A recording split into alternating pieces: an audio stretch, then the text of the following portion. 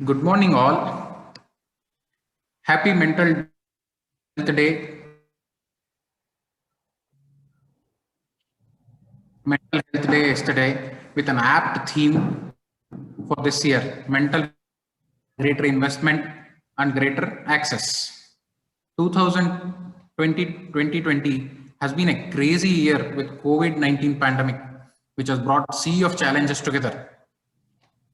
Be it healthcare worker, difficult circumstances, fear of taking COVID home, for students, exams getting postponed over and over again, and they have to be content with online classes with no social activities to look forward to. It has created a lot of anxiety about uncertain future. Most plans, projections, strategy, market, travel plans, growth trajectory, etc. have gone haywire, causing significant distress to every ranging from financial, social, spiritual well-being of whole human race, cutting across boundaries. Was rightly called psychological time bomb. As expected, it has increased the prevalence of psychiatric morbidity multifold, with hardly much funding or resources to contain the mental health issues, with most allotted fund being diverted to COVID care. We see year after year our colleagues doing quite a bit of awareness programs on eve of Mental Health Day. It is promising and definitely fruitful. Who else will speak about mental health other than us? There is a significant stigma regarding mental health in our country, and it will remain so for quite a few years to come. Only way of eliminating stigma is by creating awareness about mental health at all levels of our society. We can take a clue out of COVID crisis, how the information propagated by the government in multiple mediums empowered general public to be warriors in educating people around them and helping us control the damage. In fact, COVID-19 is not only a pandemic, but it is an infodemic. I appeal to all psychiatrists, IPS, KC, office bearers, and mental health professionals to dedicate one day a week for mental health awareness. One day a year is simply not enough. We can build knowledge about mental health to all sections of society, propagating information, mental health on throughout the year. Let's help people to nurture their mental health and build a happy nation is bound to progress in all fronts. Now, I would like to introduce chairpersons for today's sessions. Dr. Raveesh BN, Professor and HOD of in the Department of Psychiatry, Mysore Medical College. He is also a past president of IPS KC. We fondly call him Singam of IPS KC. The second chairperson for the day is Dr. Keerthish. He is currently HOD and professor at Department of Psychiatry at DGS Medical College. Over to you, Dr. Raveesh, sir. Thank you, Deepak. Welcome to all the IPS KC members and to the co-chair. At the outset, I thank the organizers of eKANCIPS, Chitradurga, for giving this opportunity. Today is the second day of eKANCIPS, and wishing you again the World Mental Health Awareness Month. Now, this session is focused on addiction, and we have three speakers. First, Dr. Narayan Mutalik, then Dr. Praveen, and then Dr. Sathish Ramaiah. Dr. Narayan Mutalik will be speaking on dual diagnosis with regard to addiction, the newer trends and emerging advances. As you all know, Dr. Narayan Mutalik served recently as treasurer of Indian Psychiatry Society, Karnataka chapter. He is associate professor at Nijalingappa Medical College, Bagalkot. He did his MBBS from Jawaharlal Medical College, Belgaum. Then his MD from prestigious NIMANS, Bangalore. He is definitely an asset to IPS KC and then probably future to zonal and national level. He has won many laurels, both national and international level. His focus is on psychosexual health. He has published more than 16 articles. He's co-authored many books. So without wasting much time, I request Dr. Narayan to present his uh, paper. Over to Narayan.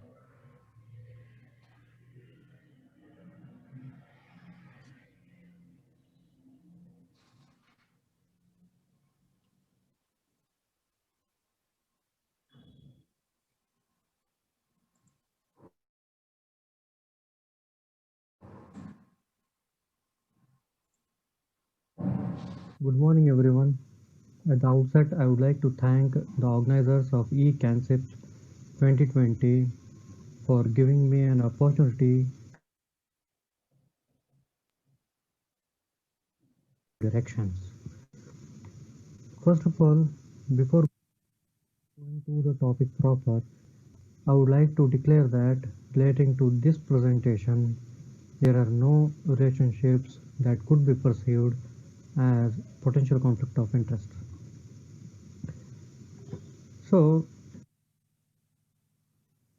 coming to the definition, uh, actually, the dual diagnosis is traditionally defined as the co-occurrence of substance use disorder in patients with severe mental illness, that is schizophrenia and bipolar disorder. But in recent times, the notion of dual diagnosis has been expanded and used interchangeably with the comorbid or co-occurring disorder illness along with substance use disorder. So comorbidity is a temporal coexistence of two or more psychiatric disorders as defined by the ICD, one of which is problematic substance use.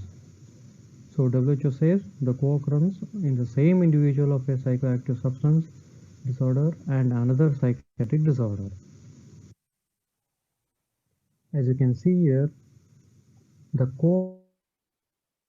disorder and another psychiatric disorder, which can occur simultaneously in the same individual.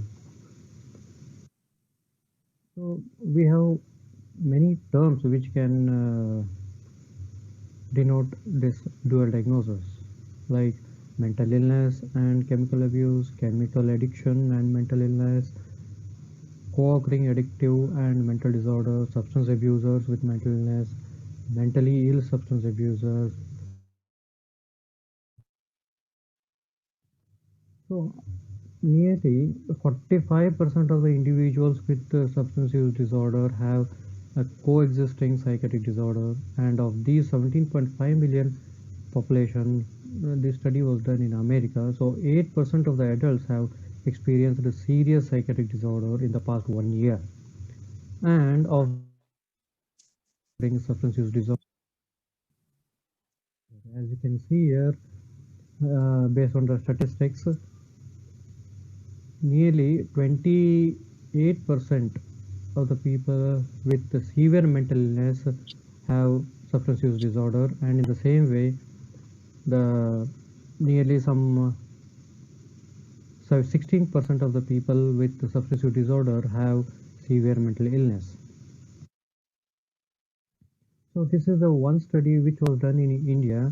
So it says that 32.4% of the population have this dual diagnosis. As per the National Comorbidity Surveys and ECA, they indicated that the rates of comorbidity among the persons who are treated mental health services are even higher than those in the community. This is due to the what we call Bergson's bias. That is, persons with more than one disorder have an increased chance of being treated and the symptoms of comorbid anxiety and affective disorders are more likely to seek the treatment. So as you can see this chart, 6.8% of the population fall in the age group of younger age is a vulnerable group. So do we have any other vulnerable population for this dual diagnosis? Yes. Another is family history of substance use disorders and female gender, combat exposure, and the history of childhood abuse. See, uh, we have several models of comorbidity so that which can establish the reason for the dual diagnosis. One is common factor model. So here the substance use disorder may represent two or more independent conditions. And second is secondary substance abuse model, wherein the psychiatric disorder other than substance use disorder is a risk factor for drug use and the development of a comorbid substance use disorder. Third is secondary psychopathology model, where the substance use disorder could trigger the development of a psychiatric disorder in such a way that additional disorder then runs in an independent course. And lastly, it is the bidirectional model. The temporary psychiatric disorder is produced as a consequence of intoxication with or withdrawal from any kind of substance, specific type of substance, also called as substance induced disorder. Model, how are you going to establish this? So common factor models, they posit that higher rates of comorbidity are the result of this shared to both the disorders. First, within the individual family members, genetic vulnerability to one disorder illness could also be associated with substance use disorder, with offspring at increased risk to developing either or both the disorder from the genetic contribution of that individual parent. So, and associative mating. If the family members with one disorder, say severe mental illness, were more likely to mate individuals with the other disorder like substance use disorder, then there would be, which could be expected by chance alone. This is called cross-trait associative mating. The offspring would be and would developing either or both the disorders due to the individual genetic contributions from each parent. And second being the causative factor antisocial personality disorder, which increases the rate of substance use. And other two factors being the impairment in cognitive functioning and this lower socioeconomic status, both predispose a person for substance use disorder and severe mental schizophrenia. So such impairment could reflect genetic factors and early environmental factors or a combination of both. So coming to the secondary substance use disorders model, here what we have is a self-medication model. Self-medication denotes that the individual seeks specific substances to alleviate particular painful effects. And next time being the alleviation of dysphoria model, which represents a more general model than self-medication, and it indicates that the people with severe mental illness are prone to dysphoric experiences that make them also prone to use the psychoactive substances. They are considered to be like others with substance use disorder in that they initially use substances either to feel good or to alleviate the feeling bad before the process of addiction supervenes. And the multiple risk factors like social isolation,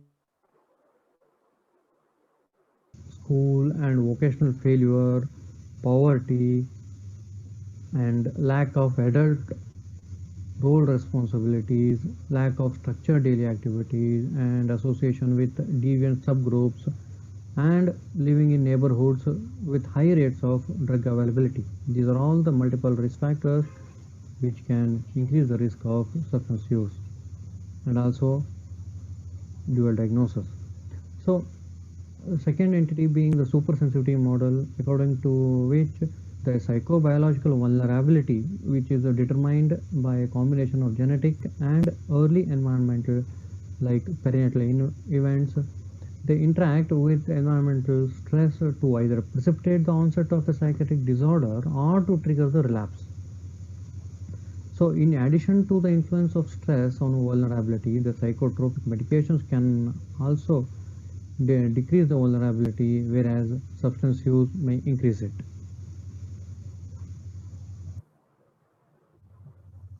Here we have secondary psychiatric illness model or secondary psychopathology model, wherein the entities, there are two entities here, behavioral sensitization and kindling. Animal research has shown that repeated or continuous stimulant administration can lead to increased sensitivity of the response or this behavioral sensitization. Increased electrophysiological and behavioral responses can be induced by repeated electrical stimulation or stimulant administration, referred to as kindling. And there are many other this behavioral sensitization and kindling due to substance use have been suggested as mechanism by which the drug abuse may precipitate the schizophrenia or bipolar disorder. And there are many other studies like prospective follow-up studies of substance users, cannabis or alcohol use, and the development of psychosis or schizophrenia over a period of time. And there are studies of long-term psychosis following drug use with respect to the LSD or amphetamine, which mimic the schizophrenia. These studies of long-term psychosis following drug abuse, patients admitted to the psychiatric hospital with prolonged psychosis following LSD, compared to non-substance use disorder patients with acute psychotic reaction, they tended to have better premorbid functioning, a different symptom profile, means more conceptual disorganization and excitement, less blunted affect and motor retardation and guilt, and lower pre-treatment cerebrospinal fluid 5-hydroxyindole acetic acid levels.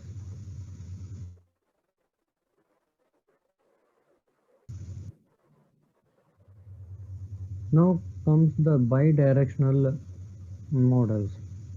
Means it is largely theoretical and untested here. The substance use disorder could trigger severe mental illness in a biologically vulnerable individual, which is subsequently maintained by continued substance use disorder due to socially learned cognitive factors such as beliefs, expectancies, and motives for substance use. These could be the reasons why everybody will ask you the question, does substance use cause psychosis or vice versa? So, coming to the neurobiology. See, there are multiple theories behind the causation of this dual diagnosis.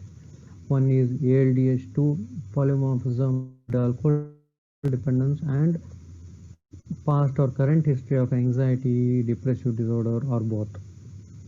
Another is NMDA receptor hypofunction in both the disorder. That's why we prefer to use eKANCIPS. And smaller prefrontal cortex and prefrontal cortex white matter volumes, and increase in glial cell densities in the anterior cingulate cortex of alcohol dependent, depressed, and suicide completers. And total gray matter volume deficit and mesoaccumbens circuits in both the disorders. Blunting of means there is involvement of mesolimbic dopamine system. nucleus accumbens mediated behaviors associated with both the disorders, and there has been elevated mono unsaturated N acyl ethanolamines in dual diagnosis patients. Biological entities which we come across in the recent studies. So, first and foremost, the salient features means like severity of the dependence will be less, and they will have better perimorbid functioning and more positive in and they have more severe delusions and hallucinations and more depressive and anxiety symptoms. They will be more violent, and non-adherence to the medications is greater. And you should establish and you should inquire about the present and the past history of cravings for any kind of substances and adherence to the treatment regimen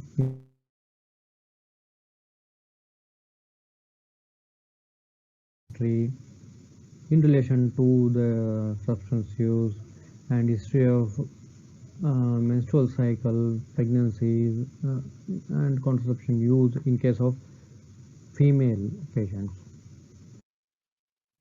And again, we have current and past history of substance use patterns and the quality of life and present safety level. You should do the risk assessment and current and past history of suicidal past thoughts, intent or means or prior history and treatment and trauma history.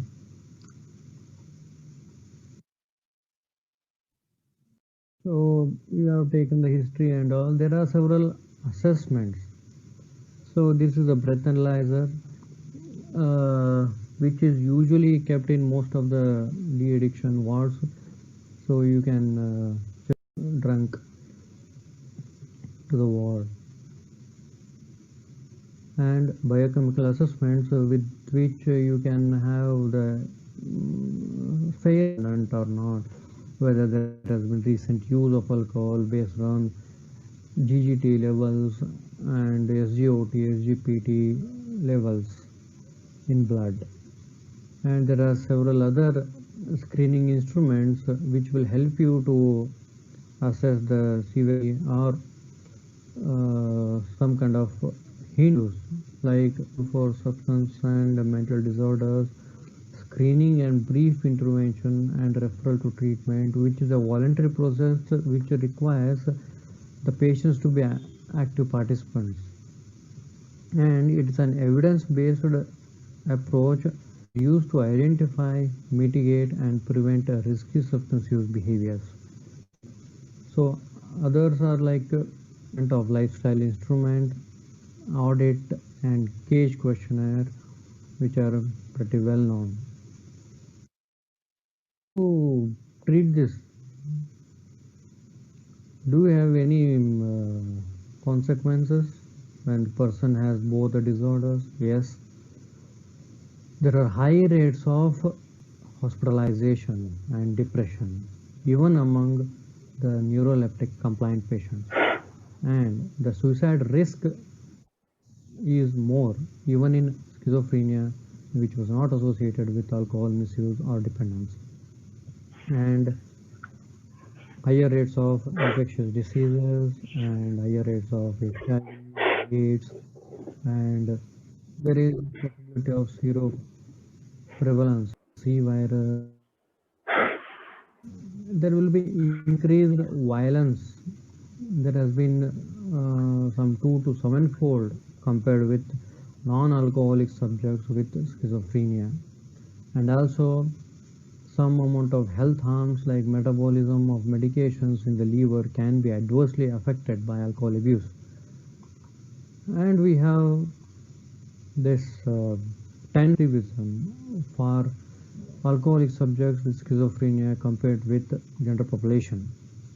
Apart from this, we have like more impaired functioning across memory, and reduction in the whole brain volume, and exacerbated gait and balance deficits situations, and prone for homelessness, and they have poor quality of life, and a recent substance use is a predictor for uh, poor adherence to medications. You have properly, but how do you want to treat it? So as we have the goals, our goal should be to reduce homelessness, reduce HIV, contain HIV infection, decrease severity of substance abuse, increase treatment, and to self-management of illness, and target the meaningful work, the friendships. There are 4 stages of treatment here. So initially we should build a trusting treating relationship, which is called engagement. The next is persuasion. It is nothing but developing more recovery. Active treatment means development of the skills and supports which are needed for illness management and recovery. And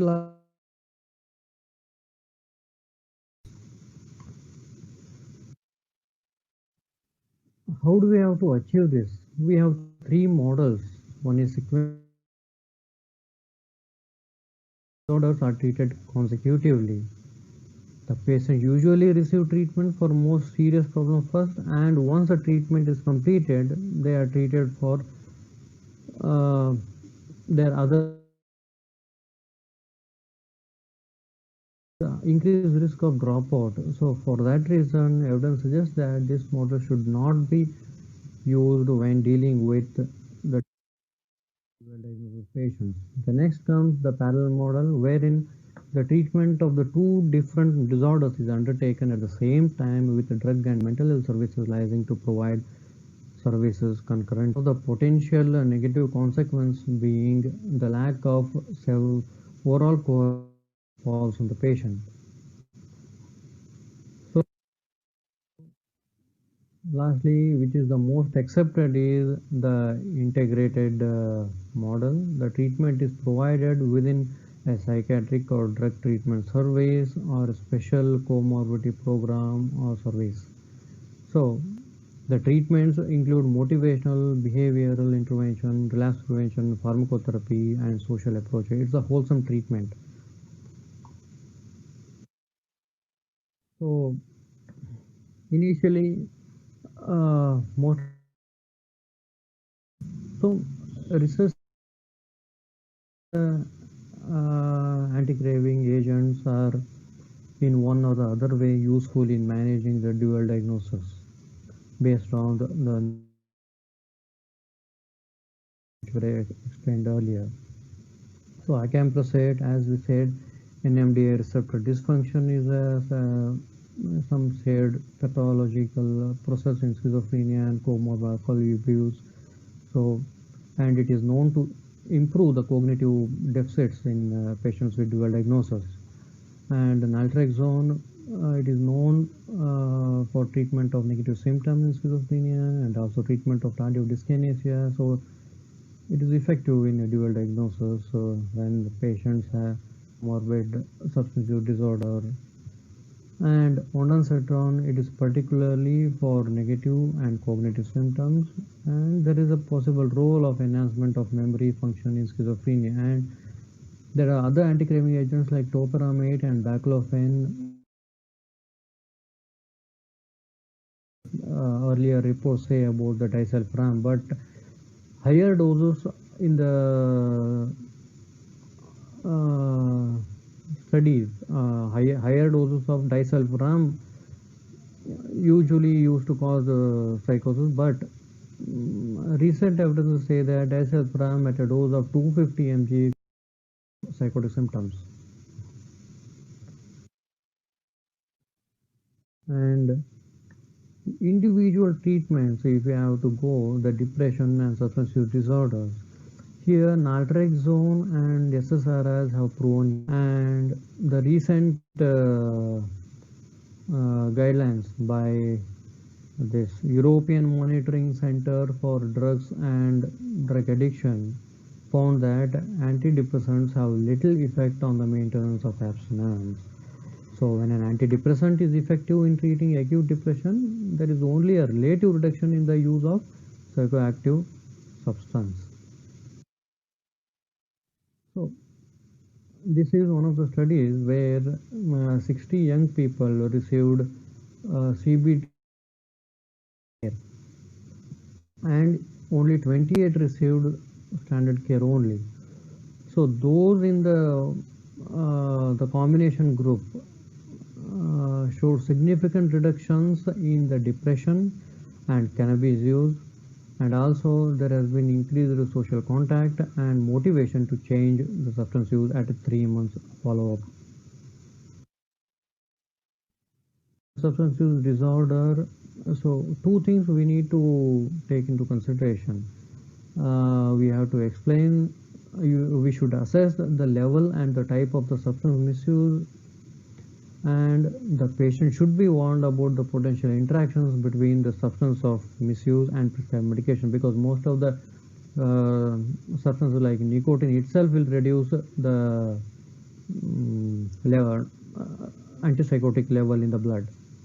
And here also the guidelines say that combination treatment, that is integrated model, is useful. So to tell you the few words, typical antipsychotics usually we have to avoid, because they do not decrease alcohol or substance use in patients with schizophrenia, because they do not improve the functioning of dopamine mediated mesocortical, and these are potent D2 receptor blockade, so they may worsen this dysfunction and further impair response to reward related stimuli. So atypical antipsychotics are and quick dissociation from the D2 receptors, and they are more effective in the treatment of negative symptoms and positively alter the mood, and they have positive impact on the cognition, and they have moderate affinity for 5-HT3 receptors. So clozapine, it has got fairly good studies which says that it decreases the severe alcohol use disorders, and it is more effective in limiting alcohol or cannabis use than risperidone. And olanzapine, even is mixed, it is known to reduce the use of substance. Aripiprazole, it is known to decrease craving for alcohol, and quetiapine, it is equally efficacious in managing dual diagnosis disorders. So anxiety, SSRIs and SNRIs generally are the considered first line treatment. Here also the combination treatment is better, and psychosocial interventions shown a positive effect. Personality disorders, they should be offered the same range of treatment options as Axis 1 disorder. So even though they have high risk behavior, and they should also be given treatment aimed at decreasing the impact of the personality disorder. So no evidence that any pharmacotherapy is particularly beneficial in the treatment of comorbid personality disorder and substance use disorder. In a 12-week RCT, 70 adults with a diagnosed ADHD and substance use disorder received either no significant difference in either the substance use pattern or the ADHD scores between the two groups, because both the groups had significant before and after decrease in ADHD scores. So another study said that there was significant improvement in clinician rated ADHD symptoms, but no improvement in self-rated ADHD symptoms and marijuana use when atomoxetine And this is a meta-analysis which included 13 studies enrolling a total of 1,000 odd patients. It says that no beneficial effect was observed either on drug abstinence or treatment discontinuation. Nevertheless, a small to moderate reduction of ADHD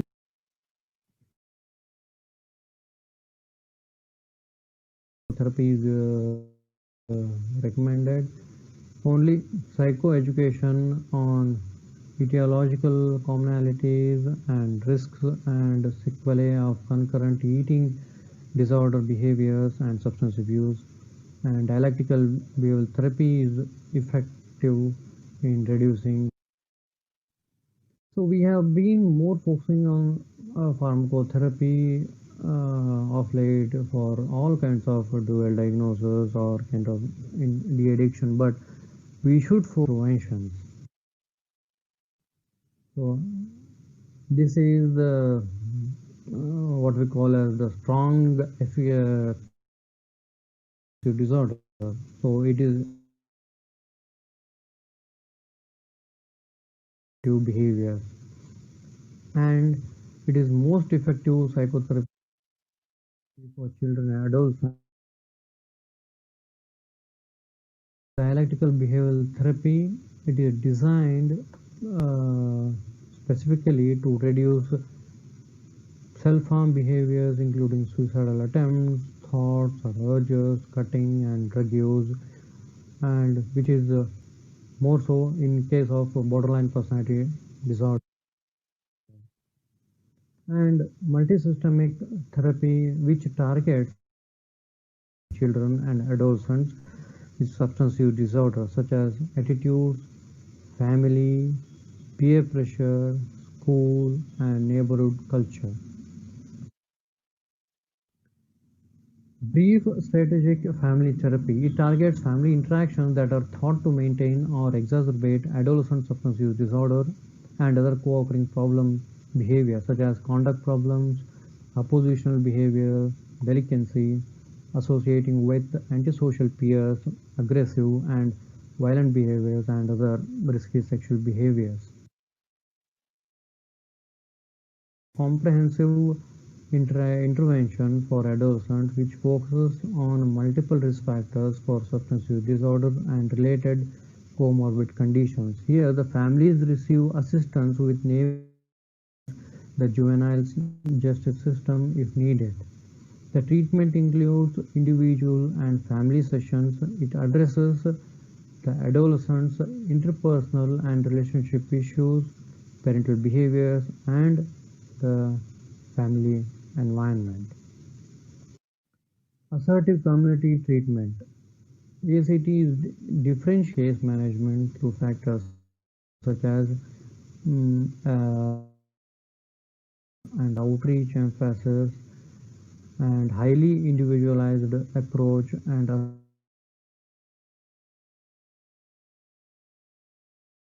treatments for severe mental illness such as schizophrenia and co-occurring substance use disorder. Now comes the therapeutic communities. It is a common form of long-term residential treatment for substance use disorder. So it focuses on the re-socialization of the individual, often using broad-based community programs as active components of the treatment. Here, the appropriate disorders such as criminal justice involved persons, individuals with vocational deficit, youth, and homeless individuals. In addition, some therapeutic communities may be helpful for adolescents who have received treatment for substance use and contingency management or motivational incentives. It is used as an adjunct to treatment. Voucher or price-based systems reward the patients who practice healthy behaviors and reduce unhealthy behaviors, including smoking and drug use. It is incentive-based treatments are effective for improving the treatment compliance and reducing tobacco and other drug use. Exposure therapy, it is a behavioral treatment mainly for the phobias and PTSD that involves repeated exposure to a feared situation or object or any kind of traumatic event or memory. This exposure visualized or simulated. So it is always contained in a controlled therapeutic environment. The goal here is to desensitize patients to the triggering stimuli and help them develop coping mechanisms the symptoms of anxiety, phobia. Integrated GUI, it is largely based on the cognitive behavioral therapy principles and is usually for patients with bipolar disorder and substance use disorder, designed to address emphasizes helping patients understand the relationship between the two disorders as well as the link between the thoughts and behaviors and how they contribute to recovery and relapse. Seeking safety. It is a present-focused therapy aimed at treating trauma-related problems, including PTSD and substance use disorder simultaneously. Patients learn here the behavioral skills for coping with trauma or post-traumatic stress disorder. A novel thing, mobile medical application, which was approved by the Food and Drug Administration at US in 2017 to help treat substance use disorder. Here the intention is for the patients to use it with outpatient therapy to treat alcohol, cocaine, marijuana and stimulant use disorders and not intended to treat opioid dependence. So device behavioral therapy to patients to teach the skills that aid in the treatment of substance use disorders and increase the retention in outpatient therapy programs as well. So finally coming to the end of my presentation, so I want to conclude by saying that there has been paucity of the treatment research in dual disorders across the world, more so from the developing countries. Both biological factors contribute to this. Interrelationship is complex. Wide range of negative outcomes in this population exist, and atypical antipsychotics are preferred agents in the patients with comorbid psychotic disorders, and SSRIs in combination with anti-craving agents um, like sertraline and naltrexone combination were found useful in patients with major depression and alcohol dependence. And integrated and multidisciplinary approach with psychosocial intervention is a must for better outcome. Need to study various neurobiological aspects of dual disorders in greater detail. The study should include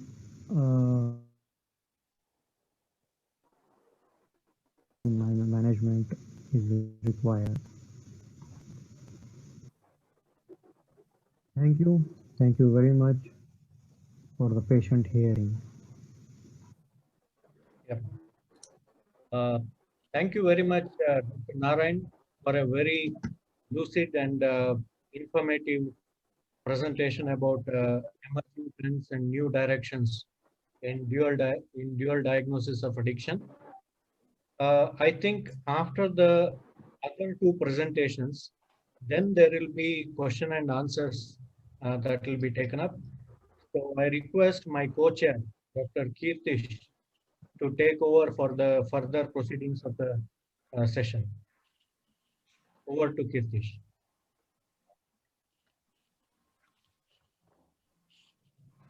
Sure, sir. Am I audible? Yeah, your audio is not visible, sir. Is it?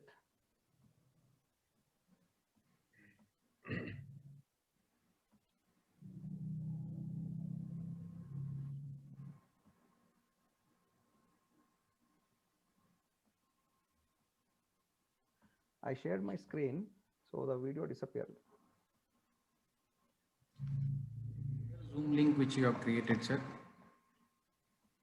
Two pages of Zoom. Yeah, that one.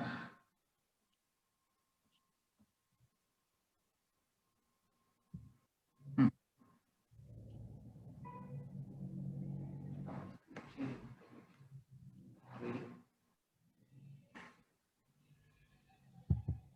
Sir, start video and talk. Yeah, I started the video, but the video has disappeared from my screen. Okay, fine. Do one thing. You do the proceedings. Audio is audible. The next Okay. session we'll set it. Sure, sure. Be a little louder, sir.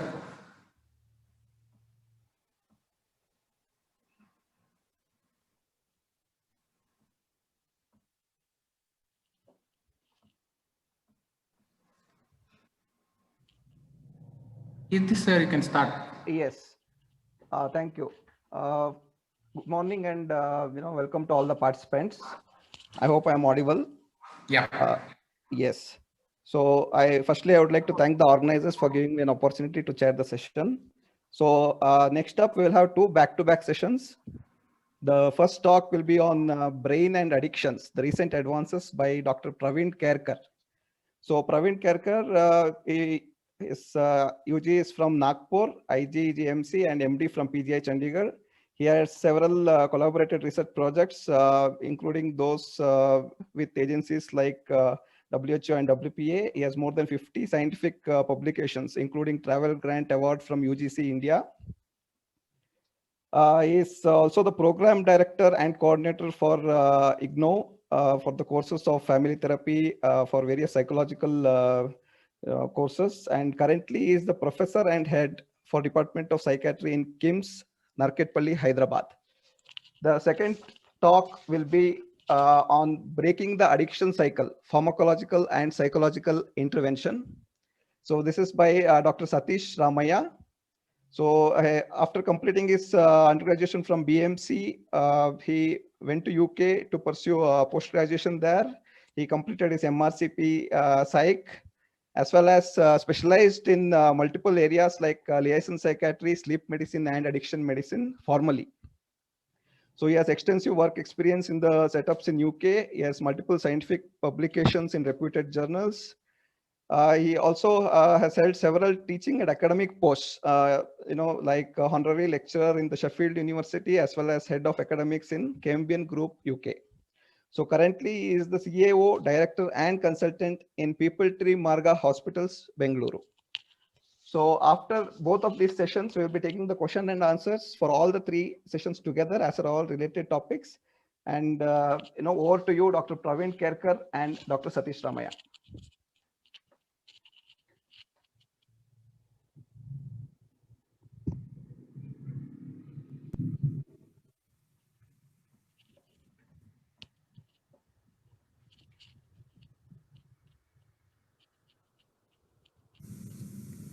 Hello.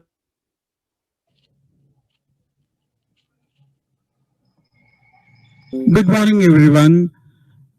At the outset, I would like to thank the organizing secretary of the Karnataka Psychiatric Association for giving me this wonderful opportunity to talk about the exciting aspect and domain of the neuroscience, the potential of human beings in understanding as well as negotiating the blame, character, responsibilities, and so on and so forth factors which actually demonized and contracted the vision and created lots of stigma related to psychiatry.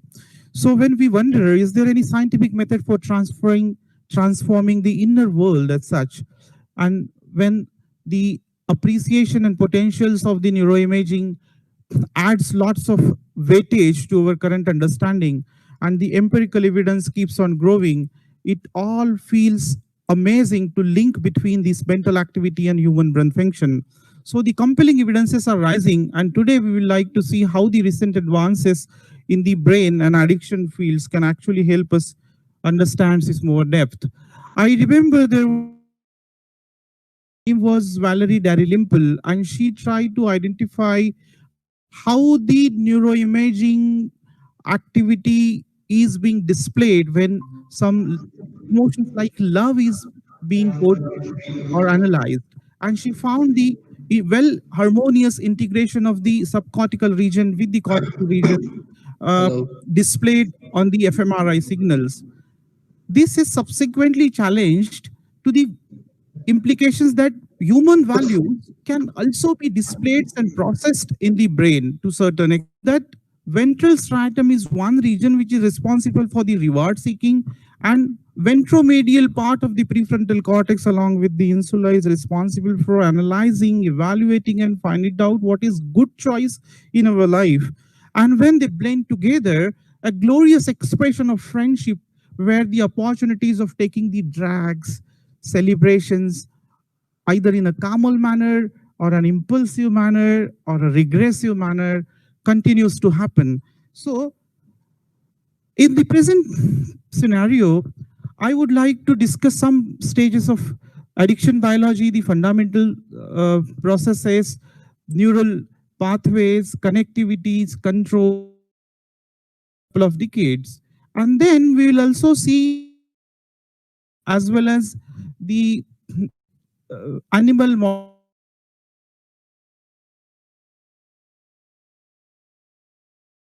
plethora of insights which has actually helped in improving the treatment outcomes of the addictive disorders.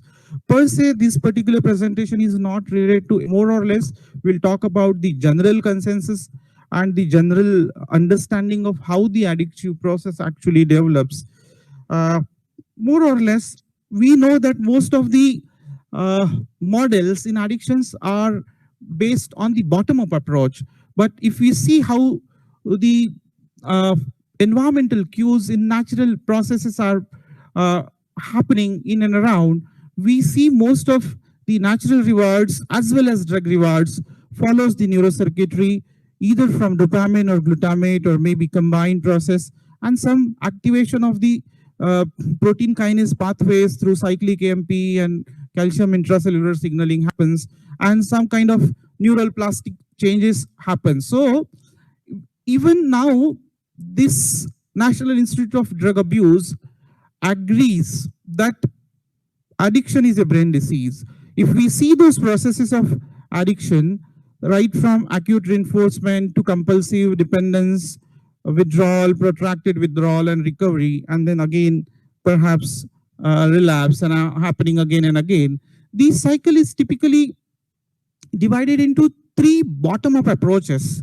The first stage here, they usually starts with the persistence desire, which is then leading into binge intoxications, and then perhaps tolerance, and then comes the withdrawal and negative effects and stress responses.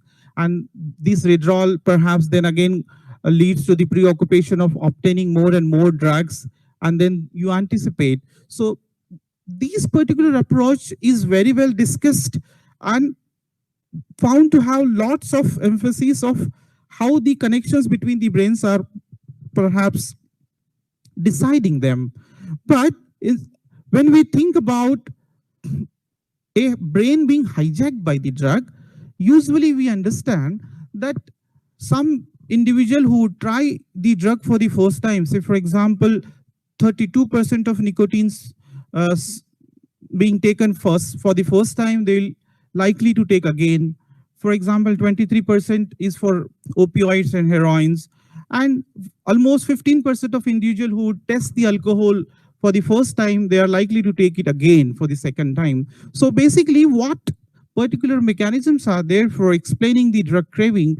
And one of the fantastic paper in 1993 from the Cambridge, which was published in the Brain Research, they advocated an incentive sensitization theory. And this theory reflects that when an ordinary stimulus of the drug is presented to the brain, what brain does, specifically the dorsal part of the basal ganglia, it processes the stimulus and it gives the stimulus memory to the prefrontal cortex. And when this ordinary stimulus is being silenced for a while, it gives it's a meaning for more attractive and wanted perception. And this psychological transformation process keeps on rumbling around, ruminating in the brain, and over a period of time, the same stimulus produces craving. Now, we see this model is being explained based on these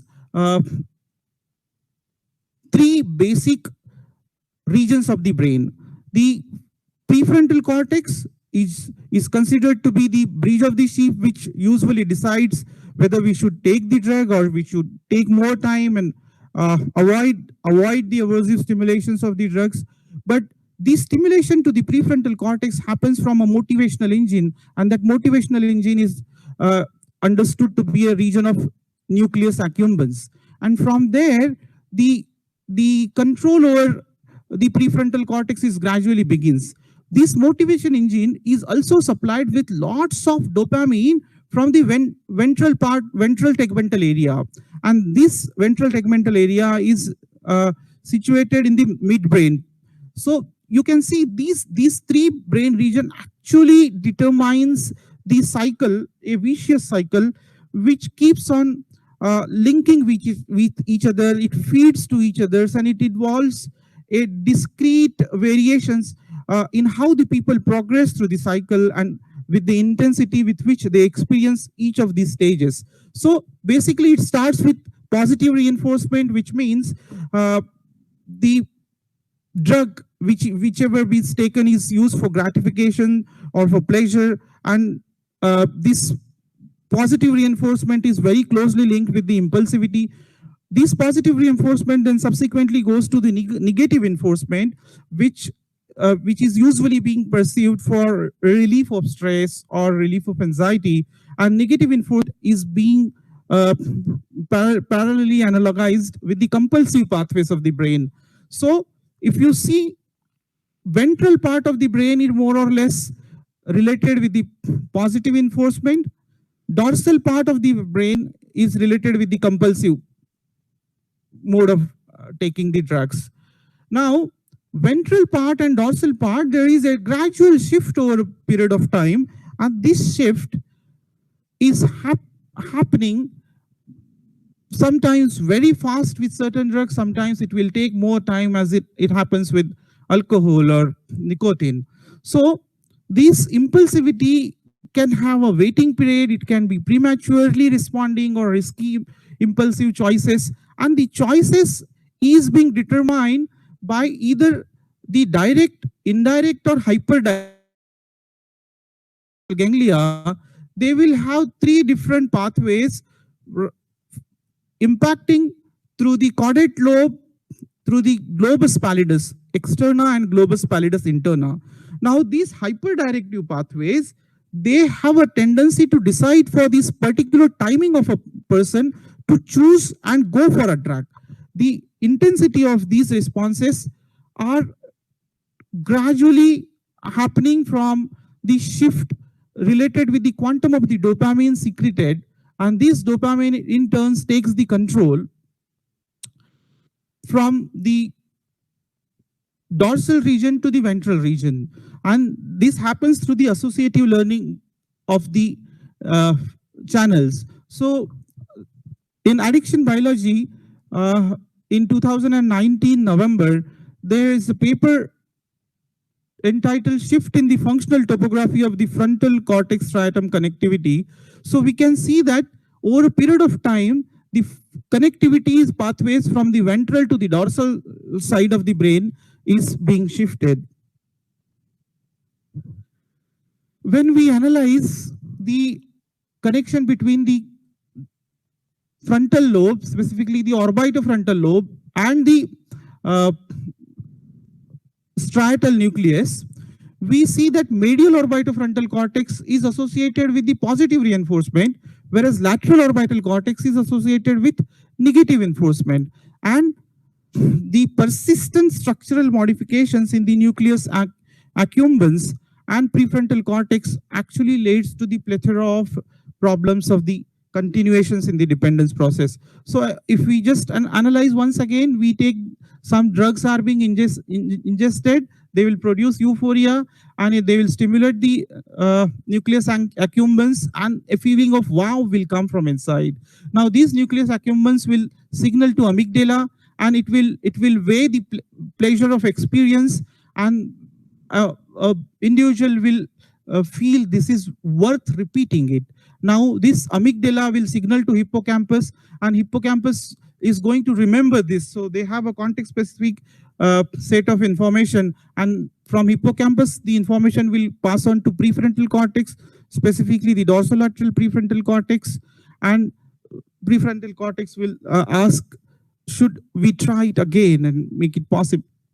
So the competencies and the pooling control for the breach, as I said, will continue to happen, and the choices between the level of the drug, the frequency of the drug, and the situation specific drinking patterns or the choice of the substances would entirely happens, and this is a competition between prefrontal cortex and the striatal system, and this is being reflected in some of the paper from the Nature Neuroscience.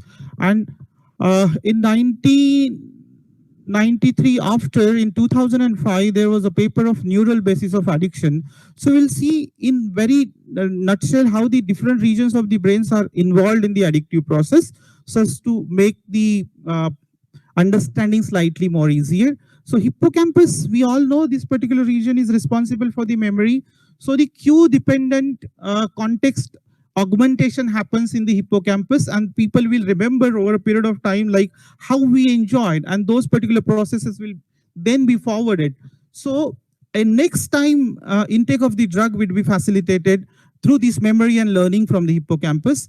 And we have seen that the concentration of the orexin and the dopamine is being parallelly processed for developing the intensity of the synaptic potentiation. So when some drugs, say for example cocaine, in one of the study published in the Addiction Biology 2020, reflects that when the concentration of the dopamine actually overtakes the orexin, then the subsequent potentiation of the hippocampal synaptic potentiation happens, and they went on to take the drugs more and more.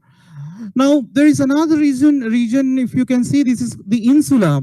The insula is a beautiful region which actually thinks of oneself. It identifies how particular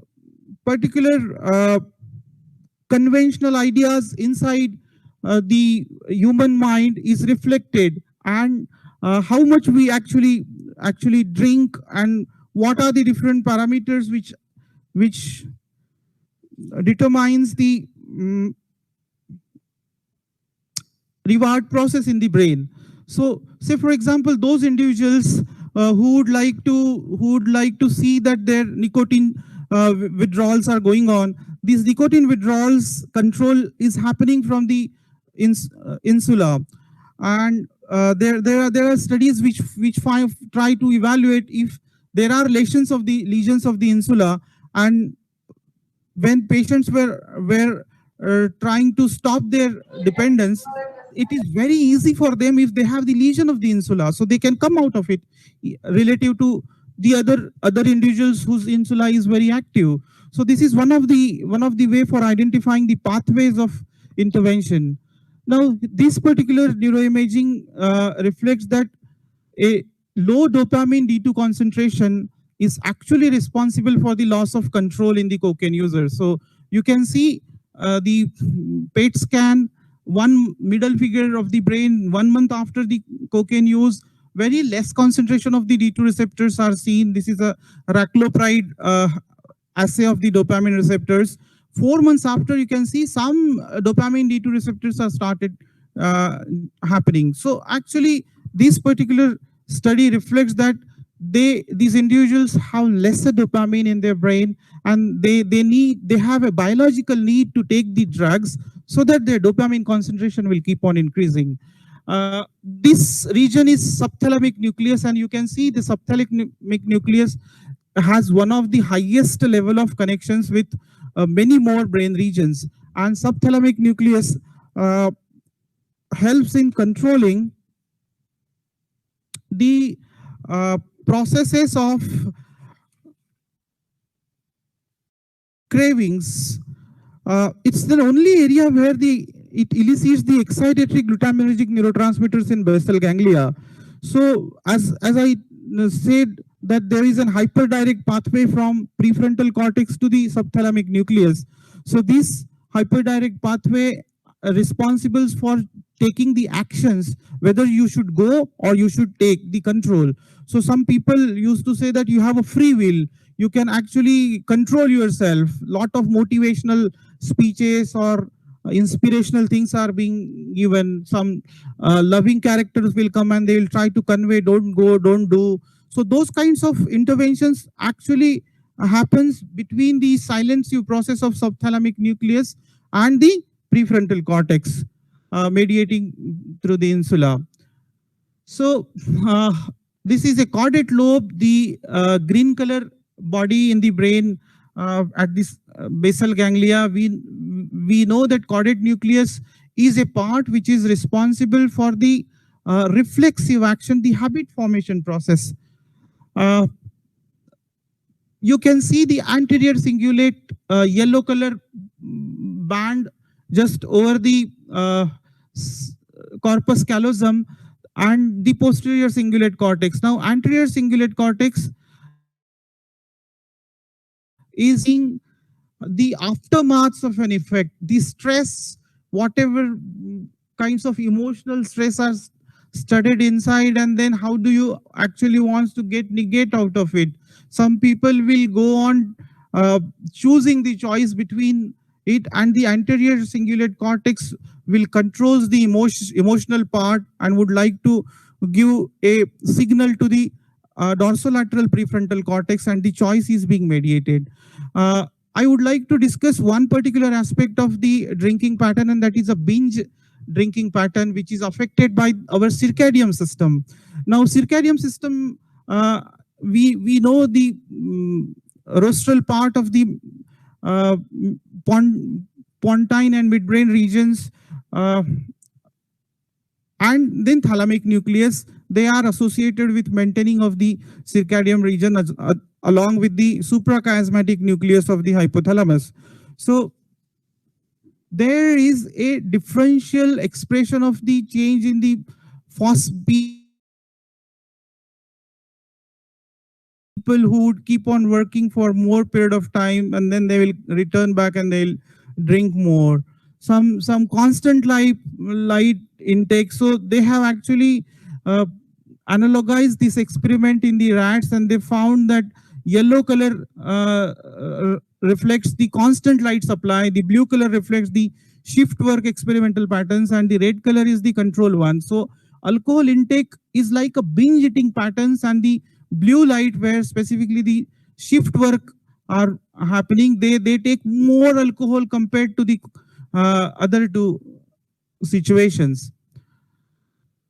We can also see that anticipating and receiving these particular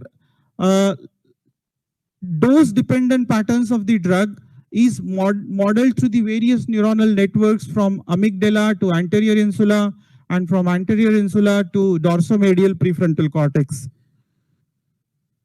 Another region, very interesting region, and that is lateral habenula. Lateral habenula has the connections with the posterior cingulate cortex and the precuneus, as well as through globus pallidus and nucleus accumbens. It also goes to medial prefrontal cortex. So what this lateral habenula does is it has the potential to control the aversive stimulus which is being perceived by taking the drugs. So this habenular system plays the important role in mediating and encoding the aversive states. Numerous studies indicate that habenula is one of the regions that controls the decrease in dopamine neuron firing in the ventral tegmental area, which is associated with failure to receive an expected reward. Nicotinic receptors in the habenular and intrapedunculaire systems, they are responsible for the nicotine withdrawal. So basically it controls the neuronal firing in the VTA. Now, when this habenular nuclei was evaluated to identify how the intake of the drugs reflects or impact on the associated mood changes, they have identified that the serotonin transporter proteins, the extracellular serotonin concentrations, which is there, is being immediately reduced in this particular part of the habenula, and therefore the concomitant mood disorders are very common in substance abusers. This we have seen that withdrawal effects typically happens from the extended amygdala, but what I need to share you with is this withdrawal effect is processed through many neurotransmitters like corticotropin releasing factor, dynorphin, and norepinephrine, and which produces lots of anxiety and stress deficit features. In extended part of the amygdala, if we see some monosynaptic and glutaminergic inputs, they modulate the anxiety, social deficits, and spatial memories.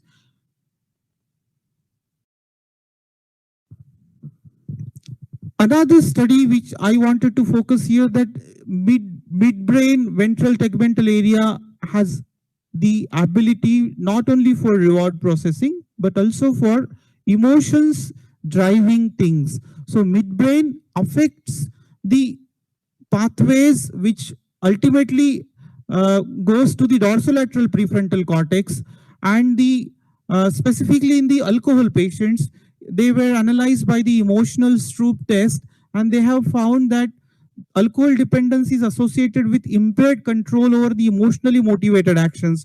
They are not able to control their emotions much. We can see that in many binge drinking early onset college students, there is typically increase in the volume of the nucleus accumbens, and this nucleus accumbens volume is being modulated by the fatty acid amide hydroxylase enzyme, which in turn is influencing the levels of the endocannabinoids. So we know, like after taking certain quantum of the drugs, specifically the alcohol, we get a immediate high, and after that we tend to get a low shift in the mood. This low shift happens because of the reductions in the endogenous endocannabinoid levels after the intake, and this highest level of the endocannabinoids is reduced in the region of nucleus accumbens. And therefore, many experts indeed have tried to identify which treatment can work. So one of the treatment we know is deep brain stimulations. Even we have transcranial magnetic stimulations. So nucleus accumbens is found to have a novel target for identifying how these addictive regions can be controlled using the repetitive stimulations. Not only the subcortical region, even cerebellum system is also found to be affected, and we have taken the examples of the cannabis users. So cannabis use in acute phase, we can see that the gray volume matter of the cerebellum is increased substantially. The cerebellar activity is also increased in the acute phase of drugs, but no increase in residual or chronic stage. Attention, memory, these are the parts where acute system is being influencing through the brain, and the decision-making system is also hampered. Apparently, it seems like multiple regions in the brains are involved. So for example, just to enumerate once again, binge intoxications are modulated through the ventral and dorsal striatum, globus pallidus and thalamus. Withdrawal and negative effect is modulated by amygdala and ventral striatum, and preoccupation or anticipation is modulated through hippocampus, orbitofrontal and anterior cingulate cortex. Now, when some researchers try to appraise why certain drugs have very short time of action, while other drugs like methylphenidate have a longer half-life after taking it. So it's a neuroimaging SPECT scan analysis have shown that the intake of the drugs after 2 minutes, 4 minutes to 20 and 30 minutes, and in fact for methamphetamine they had done up to 90 minutes. So they have analyzed that there is an autoreceptor deactivation system when somebody takes the drugs.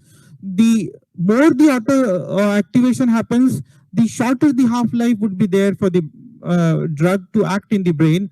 So we can see that in methylphenidate, the relatively longer half-life compared to methamphetamine and cocaine. So actually these neurobiological studies helps us to understand many part of it. A very interesting paper published in the New England Journal of Medicine reflects the role of the neurobiological mechanisms, and they have mentioned that interoceptive pathways which actually integrate the autonomic and the visceral system and increases the awareness through the insula is very helpful in subsequently getting the drugs again and again and going for a craving. So these processes are being expressed through the early genes expressions of the CFOS and the ARC, which are being studied in detail now. We can also see that typically the advances in the neuroscience has helped to identify which neurotransmitters are being raised at which region. So you can, in the downstairs, we can see in the slide the spectral analysis of the MRI, and certain neurotransmitters can be measured using the biosensors which are prepared with the ultra thin enzyme layers, and they can sense the level of these neurotransmitters inside the synapse, and this will help this will again help us in future how additional processes in the interventions can be done. So as I said, like ventromedial prefrontal cortex expresses and the drug seeking, but how the particular pathway does this is through the activation of the phosphatidylinositol kinase 3, which is being expressed at the ventromedial part of the prefrontal cortex, and through these systems then the protein kinase get activated and the subsequent diminishings in the control of the prefrontal cortex starts. So these models are being developed in the neuroscience, and these models are specifically happening from the local field potentials. So local field potentials are determined on the higher and lower frequency basis. One of the model is spike timing dependent plasticity. So when we see that the pre and post long-term potentiation are being weighed for the changes of happening in the brain, the modulation principle is that if the presynaptic neurons fires a new milliseconds after presynaptic neurons, so if the presynaptic neuron fires first, the connection between the neurons will be strengthened. And using this particular model, the computational models are being developed. The mathematical computation of the local field potentials allows the study of the circuit functions and dysfunctions via various simulative models. So a couple of models like spike neuronal model, this is third generation artificial neural network. Then this is an ISVIX model, neuron model, which is capable of producing many patterns of biological neurons. And based on the use of these mathematical computation models, the firing rates of different brain regions, for example, striatal, globus pallidus interna, and subthalamic nucleus and VTA, they have seen the differences in these firing rates even at few milliseconds. And these analyses have helped us in identifying the new mechanisms of coupling prediction errors and the utility of anticipations. Say, for example, one of the recent paper reflects how the adolescent binge drinking disrupts the normal trajectory between the prefrontal cortex to cingulate cortex until the occipital region. So multiple areas, you can see their action potentials over a period of time, how they diminishes.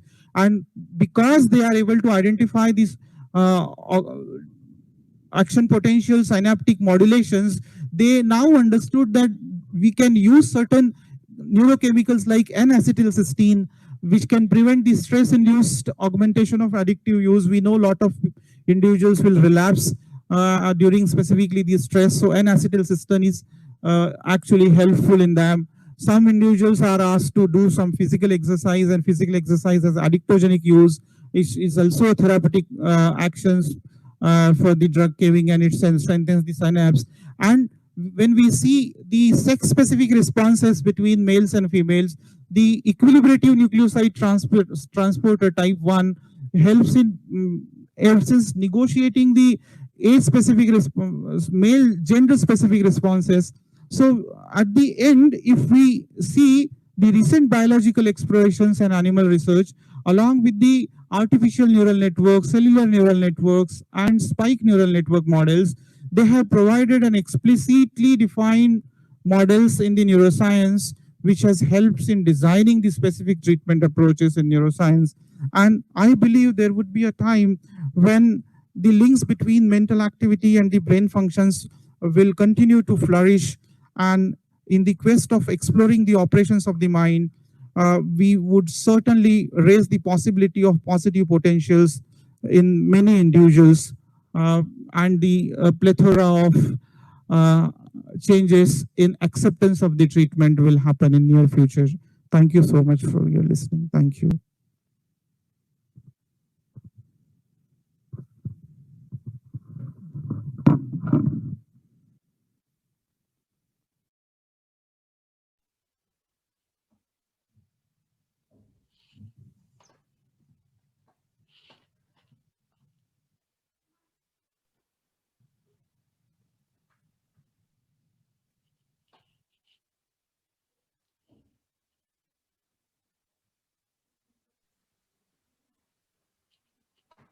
Next up, can we have a presentation by Dr.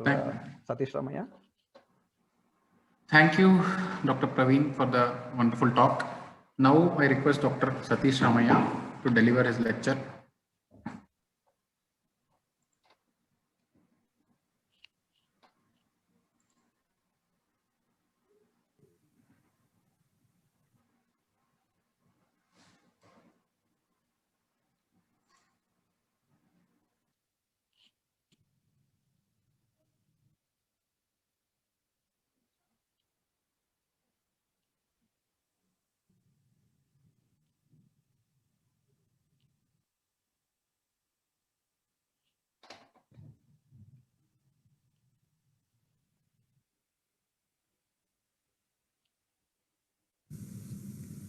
Hello and namaste. This is Dr. Sathish Ramaiah. I'm a consultant psychiatrist and sleep disorder specialist at People Tree Marga in Yelahanka, Bangalore.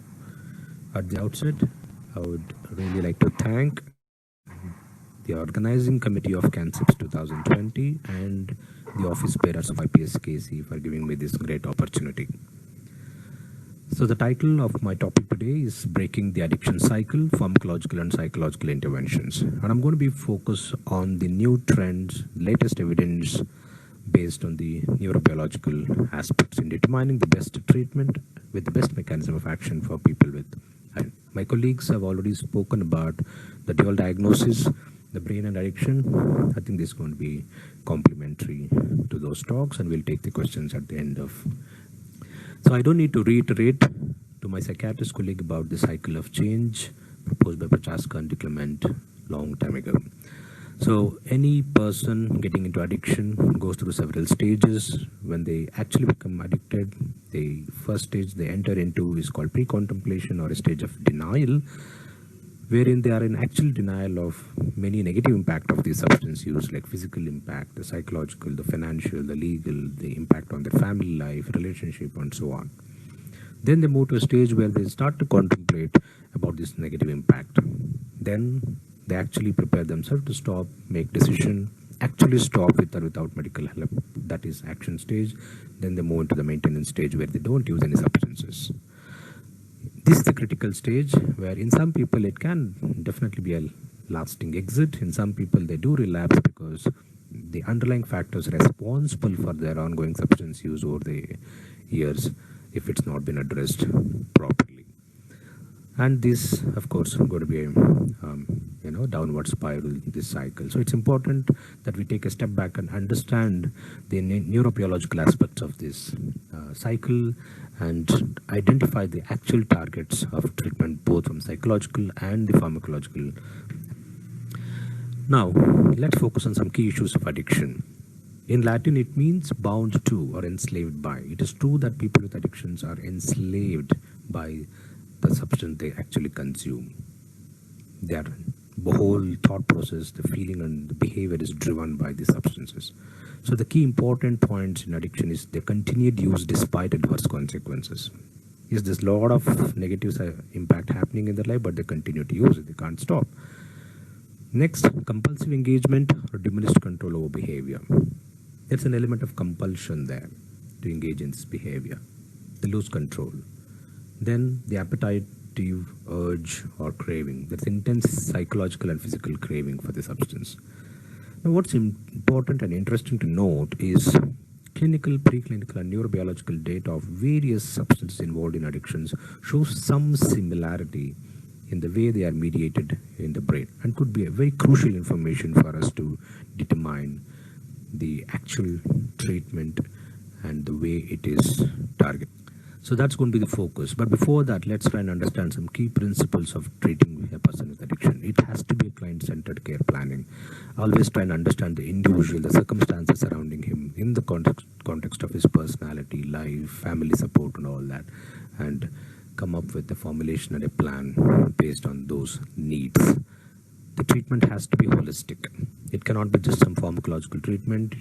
Psychological treatment and therapy is very important. Occupational therapy, maybe family interventions, housing, and so on. Consider the cultural context of the person, include the diversity. Set the goals. It has to be smart goals. Specific, measurable, achievable, time-bound, and realistic goals. The important aspect is the intervention strategies. That's where the focus of my talk is going to be today. We'll talk in detail about the intervention strategies in a minute. Also focus on the risk management. Be aware of the risk the person poses to themselves or others, and take into account the strategies to minimize the risks in your care plan. Communication and liaison is extremely important. Good communication with the patient, with the families, with all the professionals involved is the key. Crisis contact for the patient when they're in emergency, very important. And all through the treatment pathway, promoting and enhancing engagement is very important. Developing the rapport and ensuring the patient is actually engaging in treatment consistently, continuously, and completes the treatment is very important. And of course, constant monitoring. Now let's move into the breaking the cycle. How do we break the cycle? We all know that the person with addiction goes through this cycle several times. So let's look at the new paradigm in how do we break. So although there may be several similarities in manifestations of addictions of various substances in various people, like compulsion, for example, it's a common factor. But you need to understand there are many key differences in this addiction and the person involved. The aspects of tolerance, of withdrawal, the neuroadaptation of individual substance may differ from one person to another. Hence, it's very important for us to understand several key factors in the neurobiology, like the individual substance involved, the site of action on the brain, the mechanism of action, the individual endophenotypes or the manifestation in that individual, the social acceptability, availability. So all those factors, it's important that we understand, so that based on those factors, we can determine the best target and the best treatment with the best mechanism. Koob et al. In 2009 came up with this neurobiological stages of addiction. The binge intoxication stage, the withdrawal negative affect stage, and the preoccupation anticipation stage. Binge intoxication stage is basically tolerance. It's a down regulation of positive reward pathways. That is, increasing drug levels are needed to trigger the brain reward system through positive reinforcement. Like I said, in other words, tolerance. The withdrawal negative affect stage, user transitions to addiction and experiences negative consequences when discontinued. That is withdrawal through negative reinforcement. And lastly, the craving stage, characterized by exaggerated motivation for drug use. So these are the three main categories in the neurobiology posed to determine the treatment. Now, these are the areas of brain where these stages are mediated. Now, there are several theories proposed for neurobiology models of addiction. Motivational neurocircuitry functions tend to favor the most, and not just on the study of addictions, but also on the addiction vulnerability. So several studies have been done looking into the areas of brain that are mediated in the behavior of addiction and the addiction vulnerability. So the main area is the corticostriato-pallidothalamo-cortical loops, the main centers involved. Amygdala mediating the affective information, hippocampus mediating the contextual memory information, hypothalamus and septum mediating the homeostatic information, insula providing the interoceptive processing information, and cingulate cortices emotional regulation, cognitive control, and stress responsiveness. Now let's understand the development of addiction.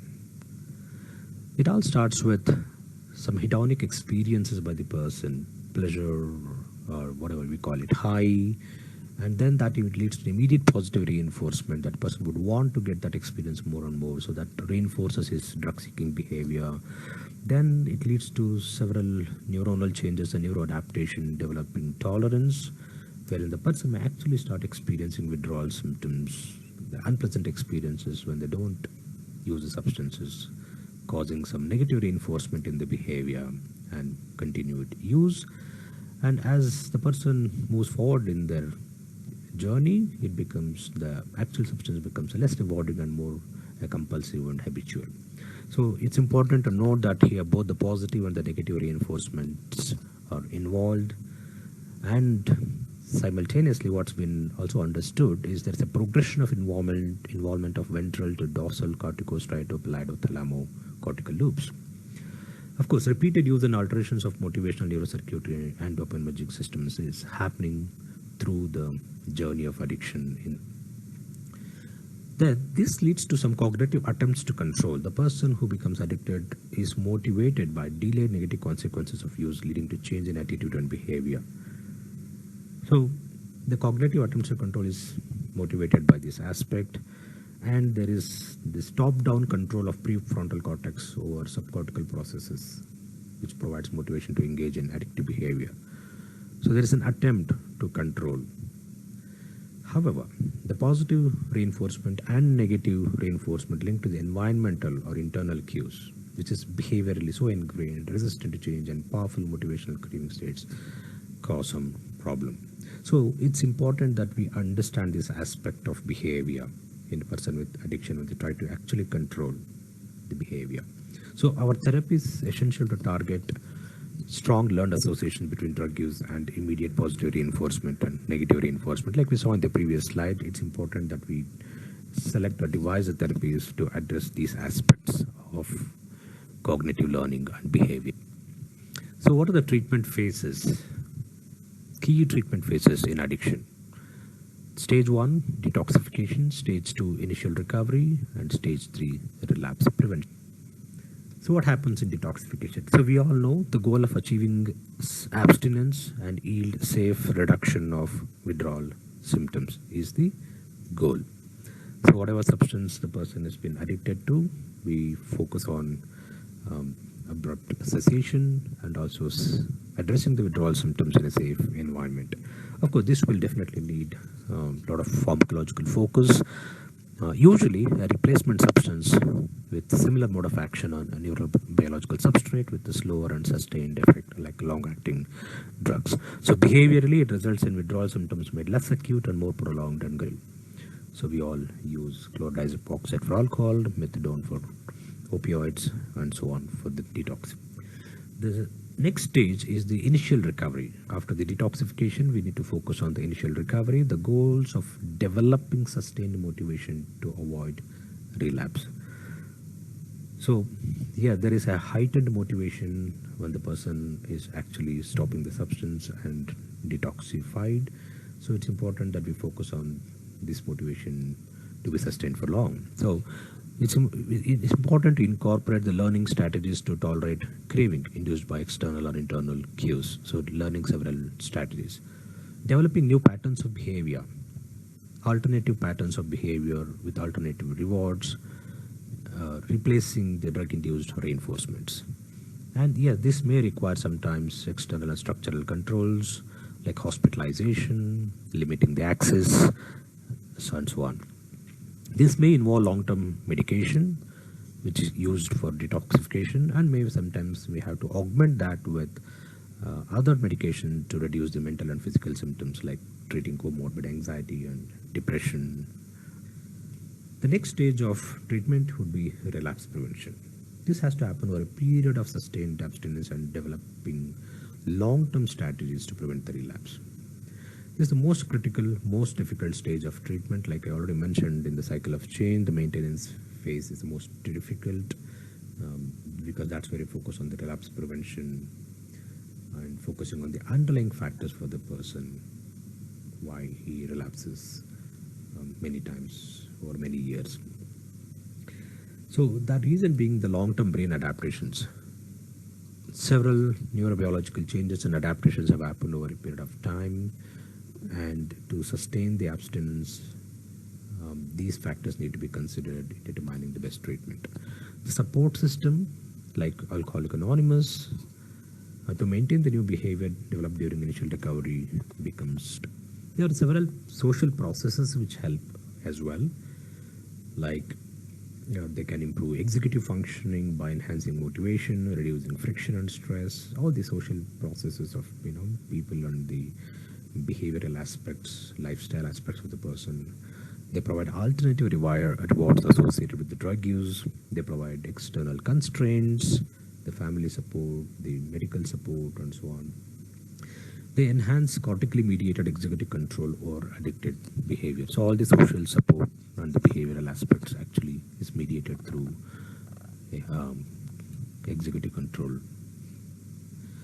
However, there are some threats to recovery.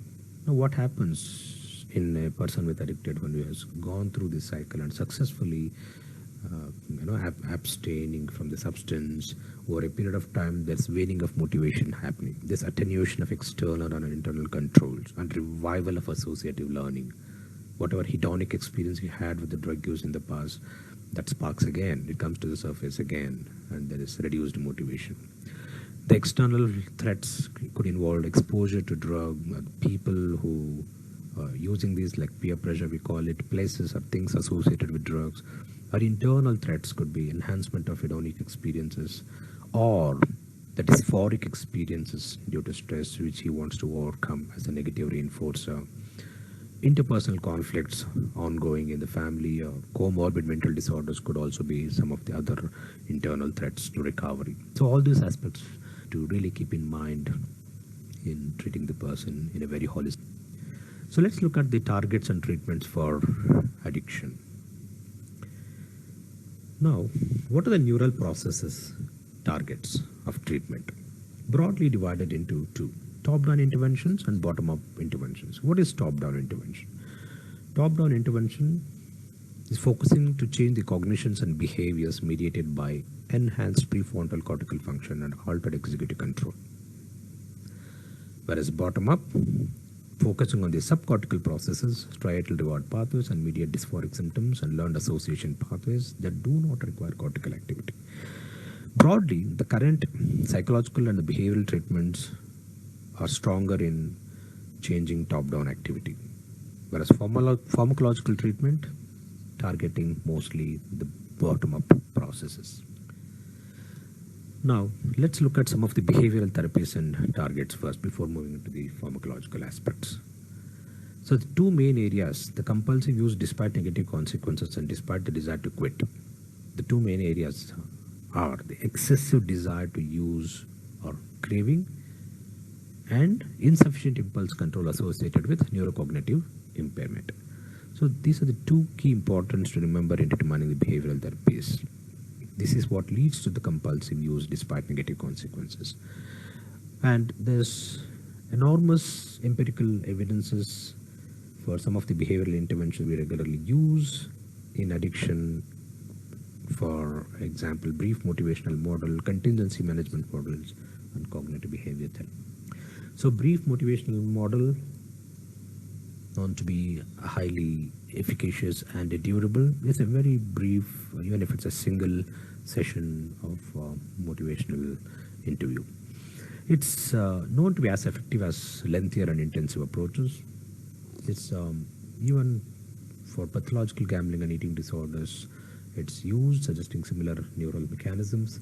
The exact and precise neurobiological mechanism is still unclear, but what's known is quite helpful, and it is also attributed to the professional consultation. So the very process of going through the professional consultation, the way it's delivered and received, makes it very efficacious. So the brain motivational circuitry in general and certain specific regions of brain for risk reward decision making, cognitive control, planning and executive function have been known to mediate in this brief motivation.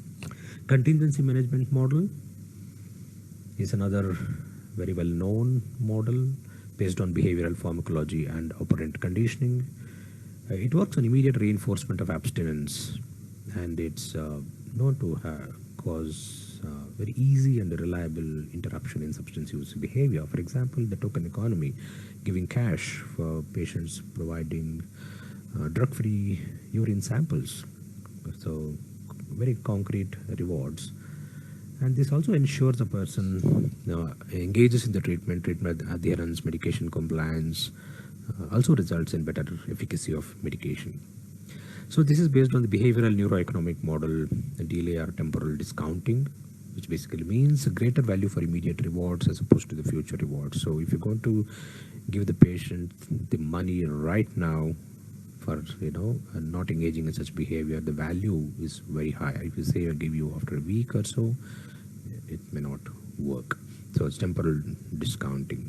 So the later the reward, the less effective it is. So it is mediated through ventromedial prefrontal cortex activation. So CBT we all know very well, based on operant and classical conditioning, very effective in certain aspects of relapse prevention of addiction. It also has a good sleeper effect. Basically, even after completion of CBT course, the effect of CBT is a little long lasting. So the multiple sessions and multiple focus involved in CBT makes it a little difficult to attribute the neuronal circuits in their mediation. So it's a little challenging to attribute them directly.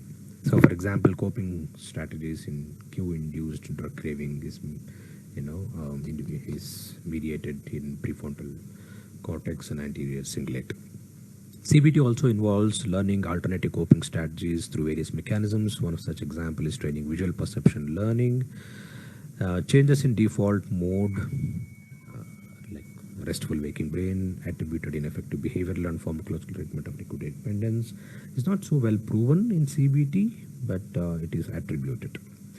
Now, what's understood is between the people with addiction and the controls. If you actually look at the circuitry differences, they have definitely huge change. So it can be safely said that CBT normalizes this neuronal circuitry involved in addictions, plus the sleeper effects of it also helps. So what's the future of behavioral therapy? We know what's worked so far, targeting on the cognitive, emotional and behavioral domains and the neuronal circuits. There are several behavioral therapies that's proving to be efficacious, like novel cognitive remediation strategies, which involves repeated intensive exposure to computerized exercises to strengthen the executive functioning consistent with our neuroplasticity. It is known to improve cognitive functioning in substance users with the neuropsychological deficits, improves treatment engagement and outcome. For example, working memory training reduces impulsive choice measures of temporal discounting. There are other therapies like mindfulness-based therapies, comparably efficacious on measures of retention and abstinence, reduction of subjective biological stress responsiveness, and so on, particularly helpful in cocaine-addicted women as compared to men. It did show some white matter changes implicated in emotional regulation and cognitive control. There's also this imaginal desensitization in pathological gambling, where this controlled exposure to cues over a long period of time uncouples the cues and the behavior. The 12-step program, we all know, it induces several neuroadaptations. One such example is when you're trying to make up with people who you have caused harm to because of your substance misuse. It may involve changes in neurocircuitry implicated in social reciprocity and moral decision making. Now, the pharmacological treatments and targets. So We've seen the psychological and the behavioral treatment targets. Now let's look at the pharmacological. So as we all know, in drug addiction, there's adaptive changes in multiple neurotransmitter systems like dopamine, norepinephrine, corticotropin releasing hormone GABA, and glutamate, etc. And dopamine attributed to the reward, opioids for pleasure, and adrenergic neurochemicals for excitement. So the classical pharmacological treatment is based on the reward system, normalizing the function through positive and negative reinforcement strategies. Of course, we have to target the individual vulnerabilities and cognitive function. These are the two aspects we have to bear in mind when treating the individuals, because these two may form a big confounder in treating patients in a very...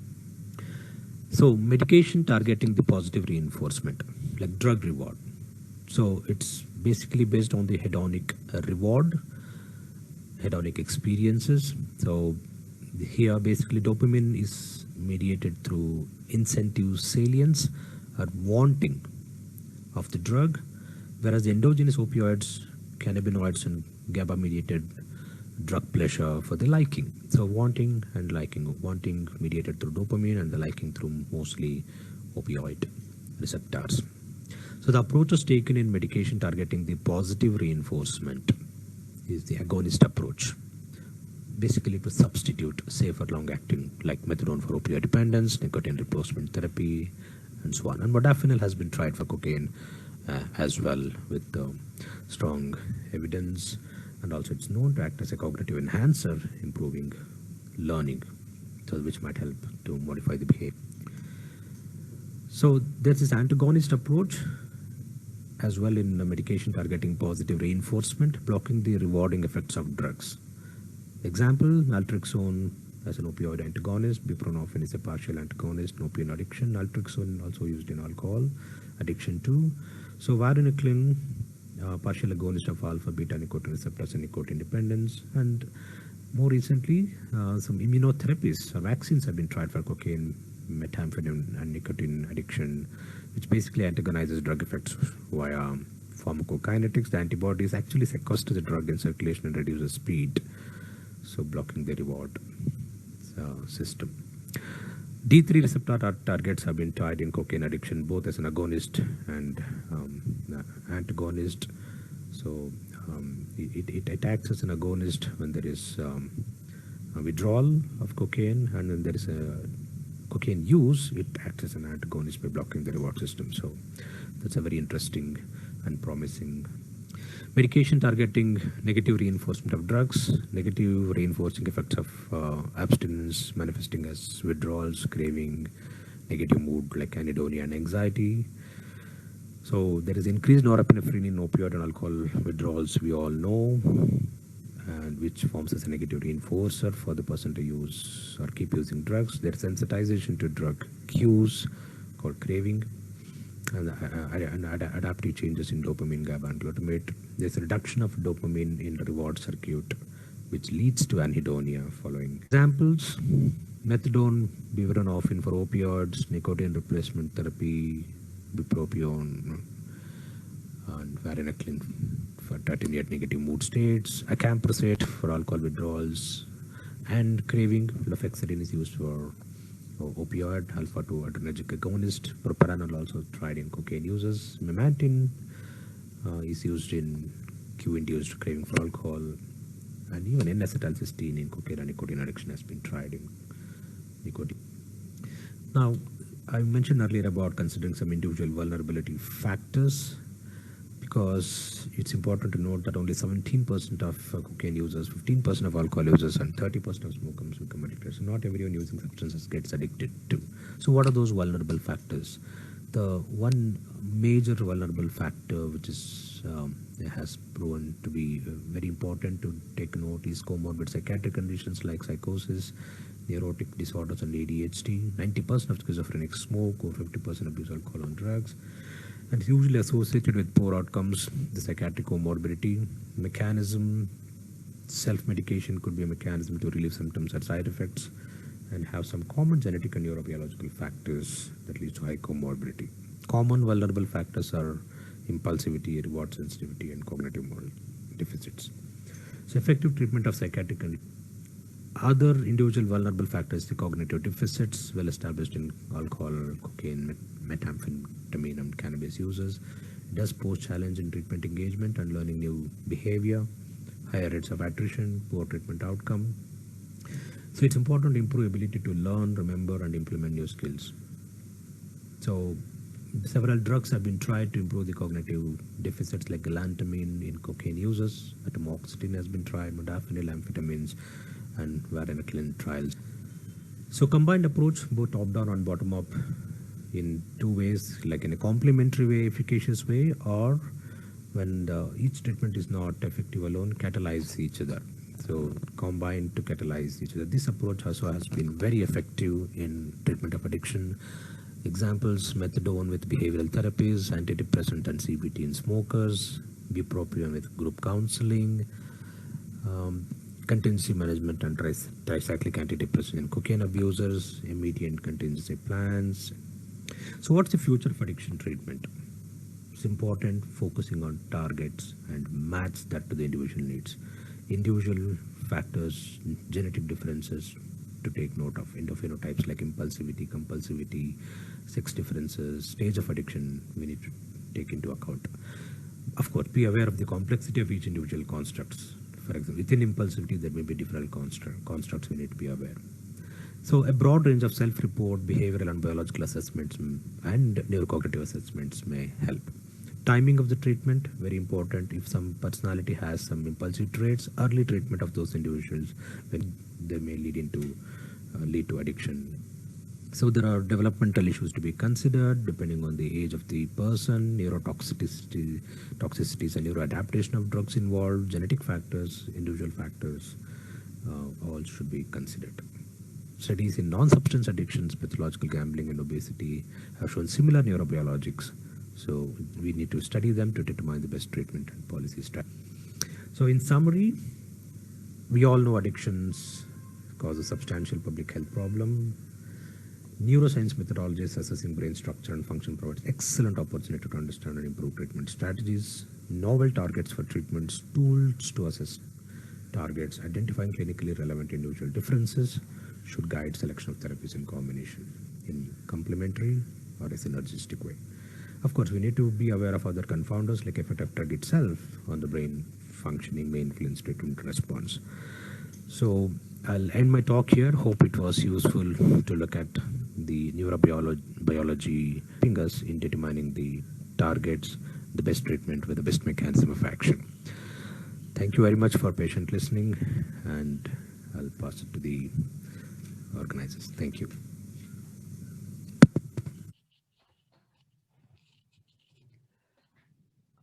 Thank you to both the speakers, Dr. Praveen Khairkar and Dr. Sathish Ramaiah.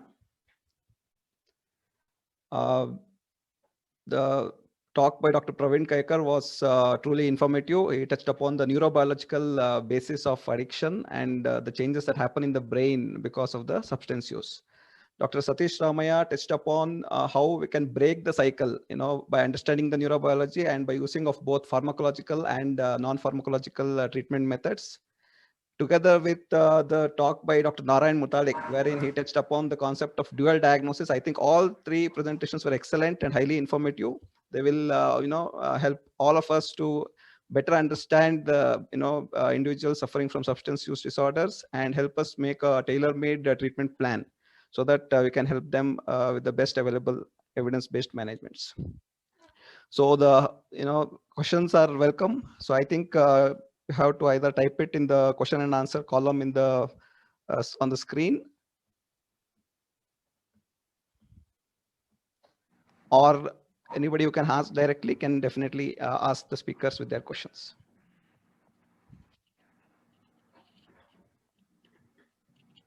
So by the time the audience warms up and comes up with some questions, let me ask a question of my own. It's open to all the three speakers.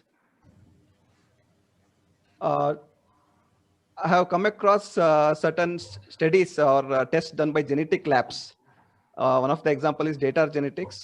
They do the genetic analysis and they come up with a very detailed, genetic prediction, like how much percentage of genetic risk we have for particular conditions. So apart from the physical medical conditions like cancer and other illnesses, they also mention addictions, especially alcohol and nicotine addiction, that a particular individual has some, X percentage of risk for nicotine and alcohol addiction. So how reliable is it? And can we use this genetic prediction to identify high risk population and to prevent addiction? So that is my question, open to all the three speakers.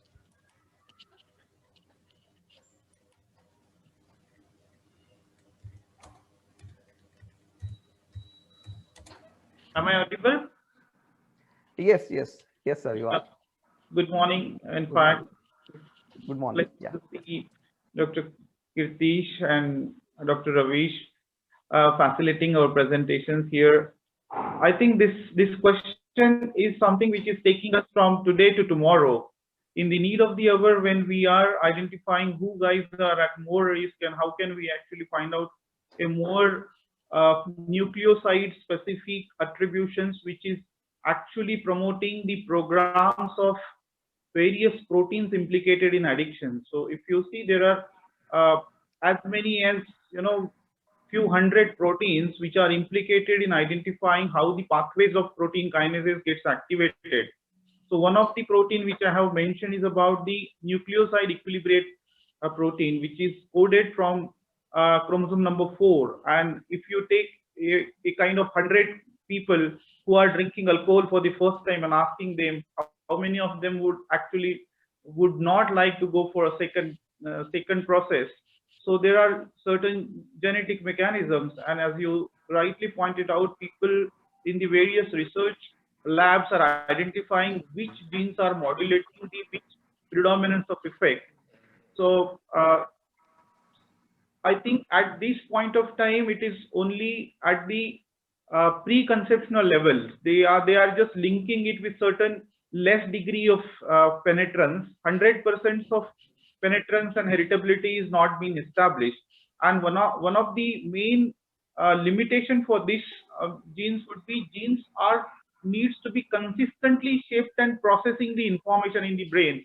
And we do not know how this consistency actually happens over a prolonged period of time. So it's like, a caterpillar changing into butterfly over a period of time, but we never know like when this transformation is going to happen and exactness of those processes. So it's wonderful to see that genetic is contributing to certain, but at the same time, we have certain limitations for brain and mind for entirety for the gene synthesis. Thank you for a wonderful question, Keerthish.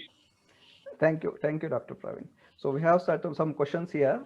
So Dr. Saranya Devanathan wants to know, what about medical comorbidities, dual or triple diagnosis? I guess the question is directed towards Dr. Narayan Mutalik. Yes, sir. Yes, sir. Hello. Yeah, we can hear you. Actually, yes, medical comorbidities, but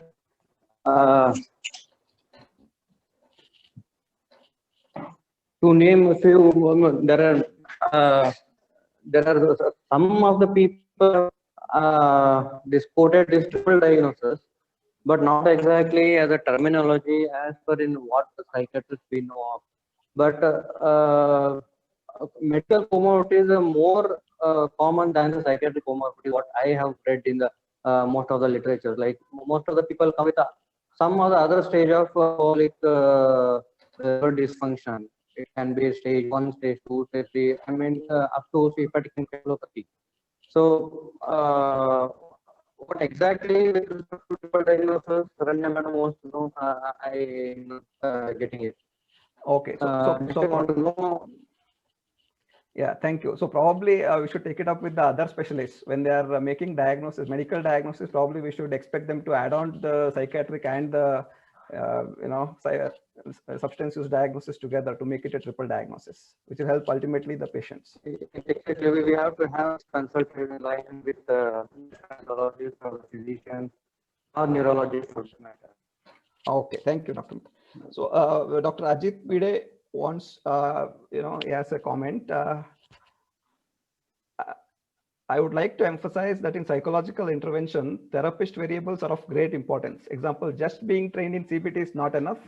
So charisma, competence, commitment on the therapist's part are tremendously important. So, I would like to have Dr. Sathish Ramaiah, respond to that. The therapist variables in management. No, absolutely. That goes without saying, Dr. Ajit, that is absolutely right. We all know the efficacy of the psychological treatment is depend on the transferences and the counter transferences mechanisms within the therapy. So it's extremely, just like we were talking about the variabilities within the substance user and the substance use, the mechanisms involved in the neurobiology. Of course, the person in front of you, the therapist, the way the person mediates. We actually saw one of the points I mentioned in the brief interventional therapy, the brief motivational therapy. There's a huge evidence that even a single episode of brief motivational interviewing, the effect will be very long lasting and is comparable with the longer therapies as well. So, and it also highlights that the therapist, the way the therapist delivers the treatment, the way it is received, forms extremely important. So I completely agree that transferences and counter transferences in the therapeutic model plays a very key role. So it's always highlighted that the building the rapport is the key factor in delivering the treatment. Sometimes we may not need a highly qualified psychologist. We psychiatrists ourselves can start off the brief intervention models. Thank you, Dr. Sathish Ramaiah. Yeah, there is one question from Dr. Krishna KR. So, what about the use of RTMS for addiction, and what does the current research say about it? So, it's open to any of the speakers. RTMS for addiction. I am not aware of any great evidence for RTMS for addictions. I think going by the neurobiological basis, we have highlighted enough of the cognitive deficits in particularly the individual vulnerabilities we're talking about, which are very similar to the affective disorders. So in going by that theory of where the neurobiology is mediated in the cognitive deficits of the individual vulnerability, I think it should theoretically have a value, but I'm not aware of well-established evidence for the treatment of addiction yet. Okay. Anything other speakers want to add? Actually, there are some of the studies which never have the alcohol dependence comorbid with the depression.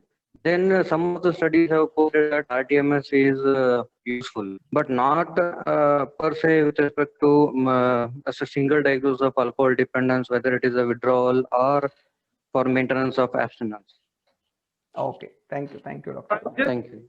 Highlight here, people have not read more about the RTMS as such, and it seems to be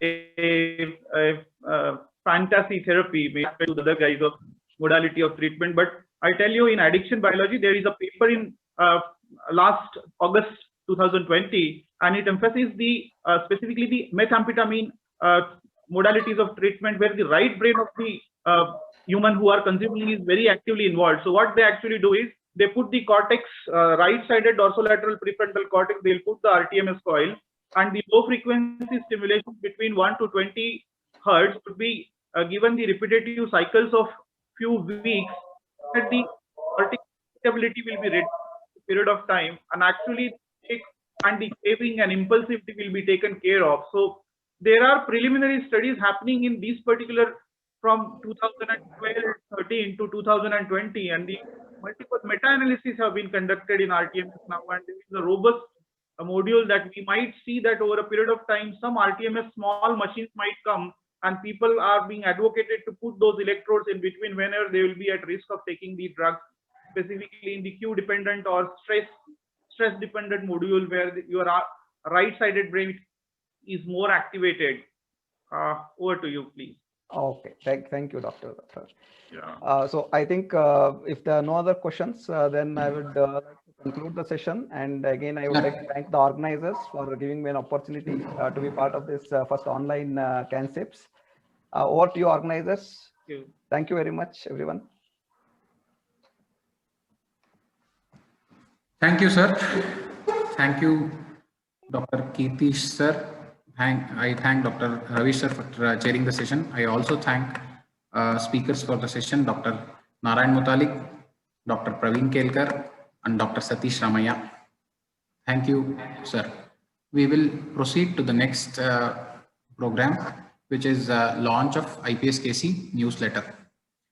Over to you, Dr. Aruna Ediyar.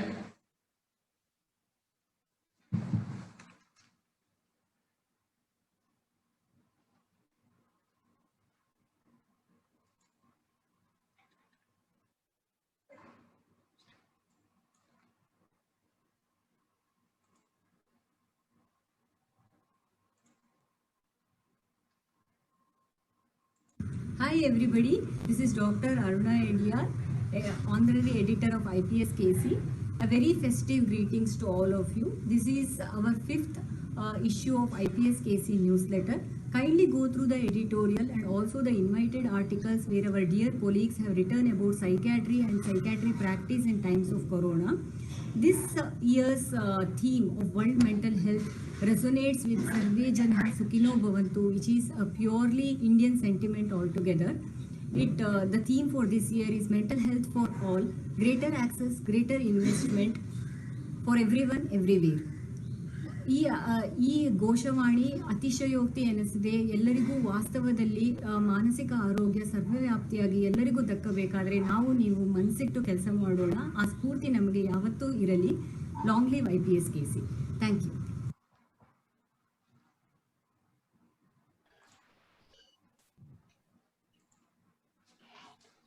Thank you, madam. Now I call upon Dr. Gopal Das to moderate the next session. Over to you, Dr. Gopal.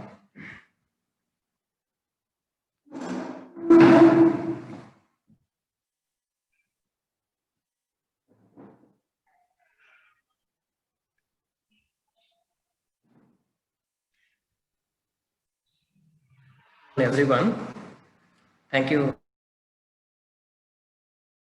Dr. Successful first session. Now I would like to call upon the chairpersons for the second session of our scientific programs, which consists of 3 lectures. And first chairperson, I would like to call upon Dr. Harisha Delantabettu. And the second chairperson, Dr. Suresh Badamath. And of course, both of them hardly need any introduction, but still for some facts. Firstly, Dr. Harisha Delantabettu, sir has completed his MBBS from MMC 1992 and MD Psychiatry from Bangalore Medical College in 1998, and has done his PG DMLE from National Law School in 2019. Currently, he is a professor and head in KVG Medical College Hospital, Sulia, and he is also co-chair for Psychiatry and Law Specialty in section in IPS. He is the past president of IPS KC during 2014 and 15, and past vice president IMA Karnataka State Branch in 2015 and 16. He is faculty of UNICEF IMA program in Child Sexual Abuse Prevention Response Team. And he is a recipient of IMA National Award Dr. Ramchandra and Murthy Award in 2016 and 17. And nextly, regarding Dr. Suresh Badamath sir,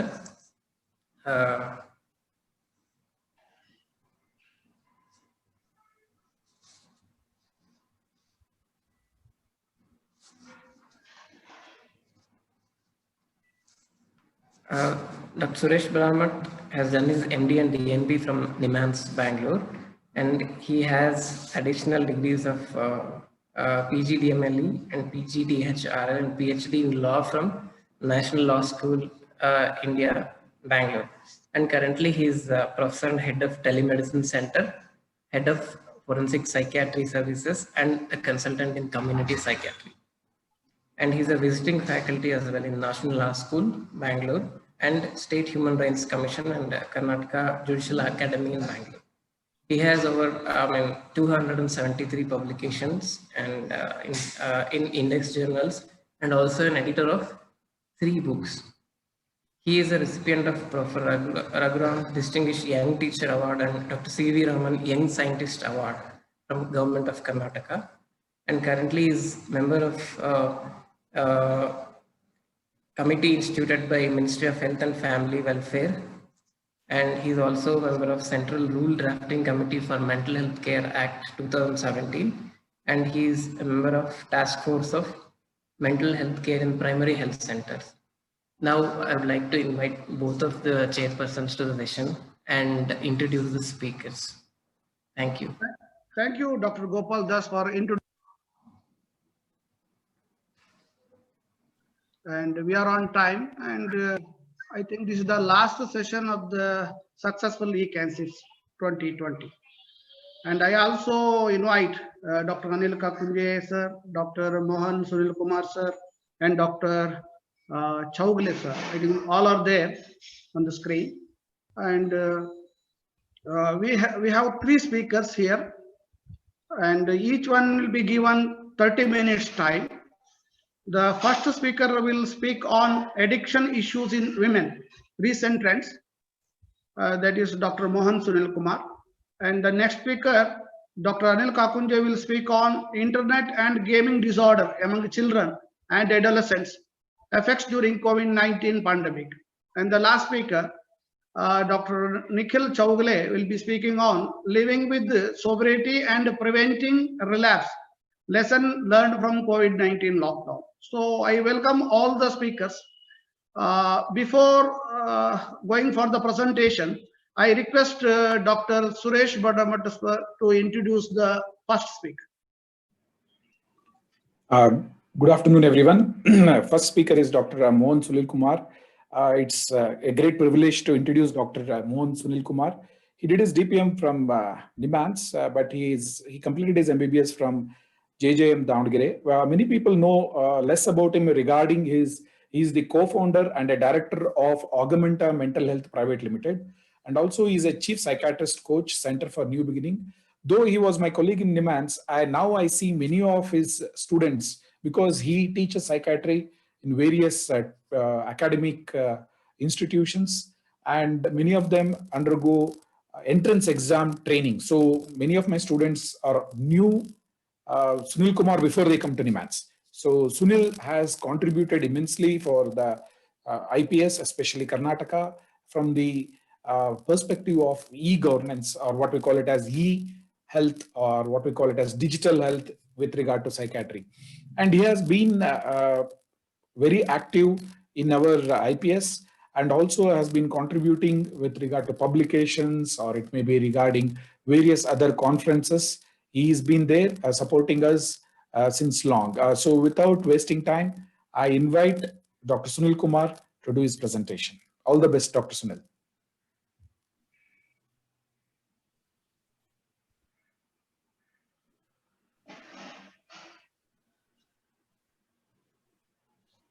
Dr. Sunil Kumar. Dr. Sunil Mohan Kumar. I think there's a video I think they're going to play, I think. Yep. Addiction in women. This is the topic we are going to take up in this eKANCIPS 2020. Before we go ahead with the topic, let me put up an important disclaimer. The characters used in this lecture are purely fictional. Any resemblance with people who are living or dead is purely coincidental. When this topic was asked, I realized I am supposed to deal with 3 complex things. What are the 3 complex things I'm supposed to deal with? One is the addiction, which is complex in its own nature. Behaviors have its own complexities, which we all understand. And of course, women have their own challenges and complex situations which they go through. When you're talking about addiction, you need to understand, for a contemporary psychiatrist, it's a kind of multi-headed creature which is creating trouble to us. So it is a hydra-headed problem for contemporary psychiatrists. We have newer and newer drugs, we have newer and newer methods of addiction, and we have newer challenges to deal with. For some, there are no solutions which we are able to find as of date. There is changing landscape of addiction, right? The way addiction has changed over years, the molecules which are used by people, young population, older population, the kind of methods and strategies used in addiction and drugs used, all of them have been changing over a period of time. So when you're talking about addiction, what do you basically mean? We are basically looking at a few important features, right? These are 6 important features we look for in a person to say whether they have addiction or not. 3 or more of these features being there can help us to understand that this person can be having a significant addiction problem. When you're talking about behavioral addiction, we are talking about some particular behaviors which can lead to trouble. Now, what you need to understand is these behaviors most of the times are normal behaviors which are very much accepted in the society, and these behaviors could be naturally rewarding and quite helpful, at least in the beginning times. It could give some gratification in the initial times. It could satisfy, or it could help, or it could make you feel better in some ways, at least in the initial times. These behaviors are what actually go on to become behavioral addictions in due course of time. Now, an interesting point to note here is when you're talking about behavioral addiction, gambling for that matter took about 3 decades of second-hand treatment to actually get included as an addiction problem. It is only in DSM-5 when it comes under the class of addictive disorders. Till then, it has been kind of been an outcast, even though a lot of studies over years have been showing that pathological gambling, which was the earlier name, or the gambling disorder, which is the current name, is a behavioral addiction. Now, there are some important behavioral addictions which have been quite well known. One of the important ones obviously is gambling disorder. Now, gaming disorder, even though in DSM-5 does not have a specific diagnostic place, it is in area of further research and study. Gaming disorder is included in ICD-11. Internet addiction, which is a very common term, a lot of people are talking about all over the world, you need to understand, still is yet to find place in diagnostic manuals.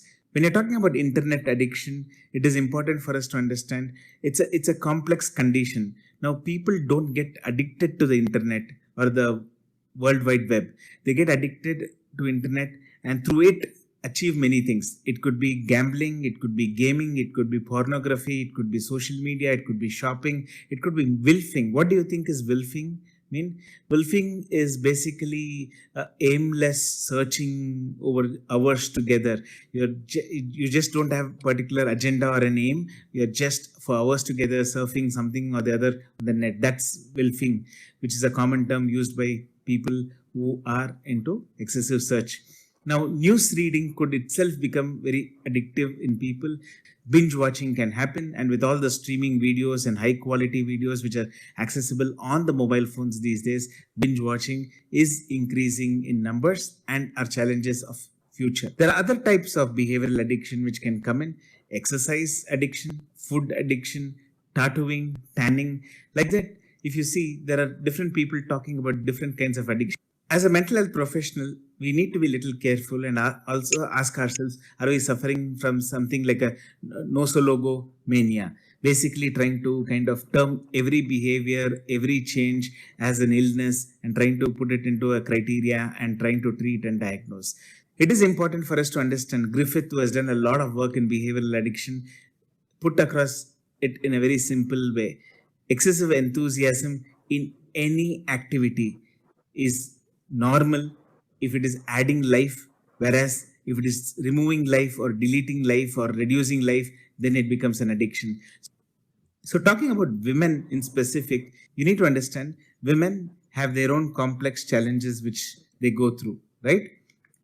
Male brain and female brain could be extremely different in its own way, anatomically, biologically, and those. And please understand, the flood of hormones and chemicals which happens in a male brain and a female brain obviously is going to be different, because the biochemical architecture and the hormonal architecture of males and females are different, and they will have their own place to play. So even though we might not exactly know what chemicals, what area could play specific roles, that could be gender differences which we need to be remembering as a mental health professional. It also doesn't start only there, right? It starts right from the beginning. The first earliest question which is asked when a baby is born, at least in countries where sex determination does not happen, is it a boy or a girl? My interaction with the newborn is going to change based on the answer I receive. So we know addiction problem is a biopsychosocial problem like many other mental illnesses. So if you assume that it's a biopsychosocial problem, you need to understand the biopsychosocial differences in men and women are going to be so much different, and it is going to influence everything right from the initiation of addictive behaviors, maintenance of addictive behaviors, the course of addictive behaviors, the way they take treatment or the outcomes of the treatment, all of them are going to be involved or influenced by the biopsychosocial model.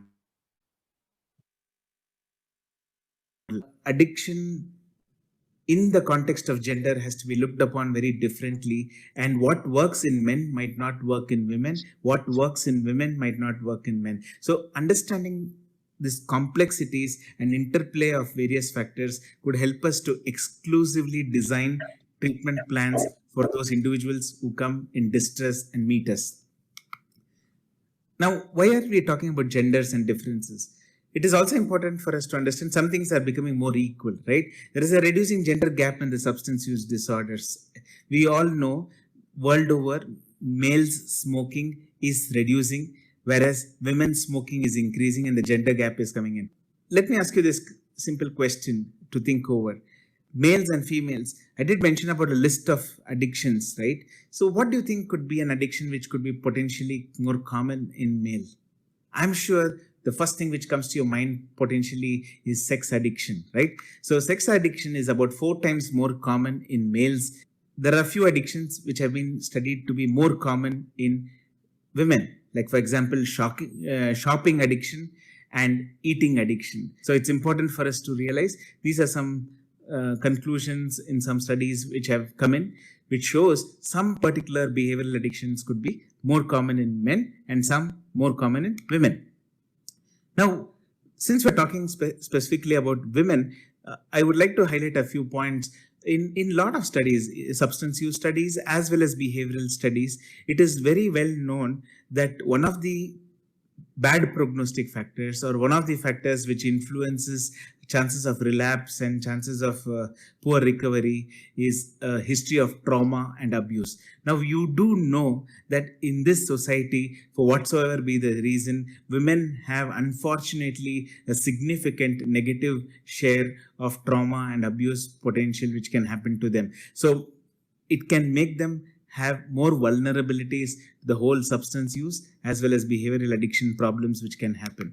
Not just that, a lot of studies in women have spoken about something called as telescoping. Women typically, whether it is substance use or even behavioral addiction, even if they start little late in age, they kind of fasten their process of worsening and kind of reach the dependence patterns or addictive patterns much earlier than men. So that is what is called as telescoping, where the start and the worsening is much shorter in women compared to men.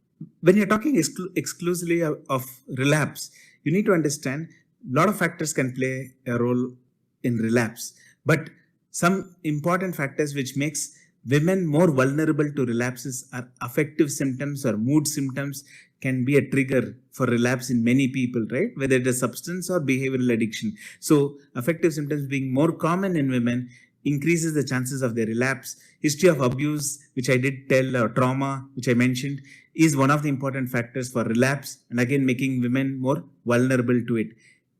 Studies have shown there is an increased sensitivity to stress, trauma, or even addictive substance cues or behavioral cues. So the increased sensitivity to the trauma, stress, sensitivity to the cues of addictive behaviors or substances, all of them make them more vulnerable for relapses compared to men. So that's another important point we need to remember. So what else makes women more vulnerable to a relapse? Obviously, there can be stigma issues and support issues.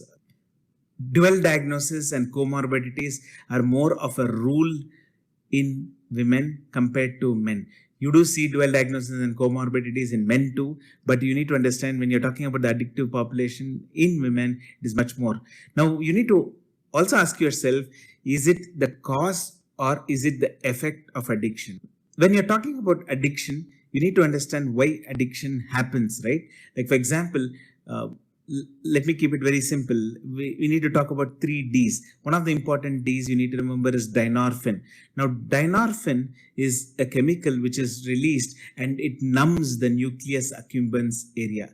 When it numbs the nucleus accumbens area, you need more of the stimuli more of the substance to get the same high. So this dynorphin numbing the nucleus accumbens is one of the reasons you end up developing tolerance to the substance or a behavior. So that is one explanation for addiction.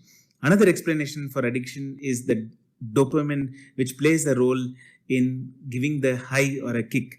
But please remember, it's not just the high or the kick which is important here.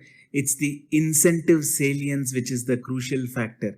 What is the incentive salience? Incentive salience basically means it's the extreme importance or extreme positive feeling or binding which is given to that experience when that substance or that behavior is done. That incentive salience is a crucial factor, and dopamine is the chemical behind it. The other D which you need to remember is disinhibition process, which happens a little later stage of addiction, where you typically see prefrontal area circuits changing a little bit, and their control on the rest of the brain kind of eases out, which basically means the person's decision making abilities comes down, judgment processes come down, and they get into the spiral of addiction. So these are three crucial D's for any addictive behavior which can lead to addiction, right? One of the important points in behavioral addiction, especially you need to look at, is supernormal stimuli. In a lot of behavioral addiction, you're looking for not just a normal stimuli, you're looking for a super normal stimuli. Any gaming today is super normal stimuli. Any junk food is full of energy, full of calories. So it's super normal stimuli. So immersion factor. This immersion factor is especially important in audiovisual material. Like for example, gaming or even binge watching, right? You could see a lot of this content in gaming or any of the movies and series which we watch has so much of immersion factor that the person who's watching it gets immersed into it so much, and he gets grappled with the content so much that he finds it very difficult to get off that. That is called as the immersion factor, and that is an important way of explaining behavioral addiction. Another interesting point you need to remember is in behavioral addiction, you get to see this partial reinforcement effect. What is this partial reinforcement effect? Suddenly some extraordinary luck favors you and you win a jackpot, or suddenly you win a huge prize money, or suddenly one of the episodes is very interesting. So this unpredictable wins and unpredictable gains which you get makes your brain look for that and chase this high multiple times. So you need to understand these are some of the important explanations for how behavioral addiction can happen. Another way of explaining and understanding behavioral addictions in any gender, especially in women, could be the ABC model. And I did talk about affect being an important factor which we need to look for in addiction of substance as well as behaviors, right? What is this ABC model talking about? A stands for affect, B stands for a behavior, C stands for cognitions and control related issues. So whenever you're talking about a behavioral addiction, you're looking at some changes in the mood and a behavior which changes that particular mood. So once the behavior changes the mood, it changes the way you think, and sometimes maladaptive cognitive processes can get kicked in and discontrol can happen. So behavioral addiction can be explained by this ABC model. There is another way of explaining behavioral addiction, which is like something called as components model for behavioral addiction. What is this components model of behavioral addiction? It does look like substance use disorder only, where they look for salience, mood modification, tolerance, withdrawal symptoms, conflict with themselves and people around them. So they start prioritizing that particular behavior to such an extent that they get into conflict with other situations. An interesting point for us to look at is to see how behavioral addiction can evolve or start off. A pathway to trouble, which I call it as. Now, when you're looking at pathway to trouble, people can have their own vulnerabilities sometimes. There are a bunch of people who have vulnerabilities and go on to develop addictive behaviors.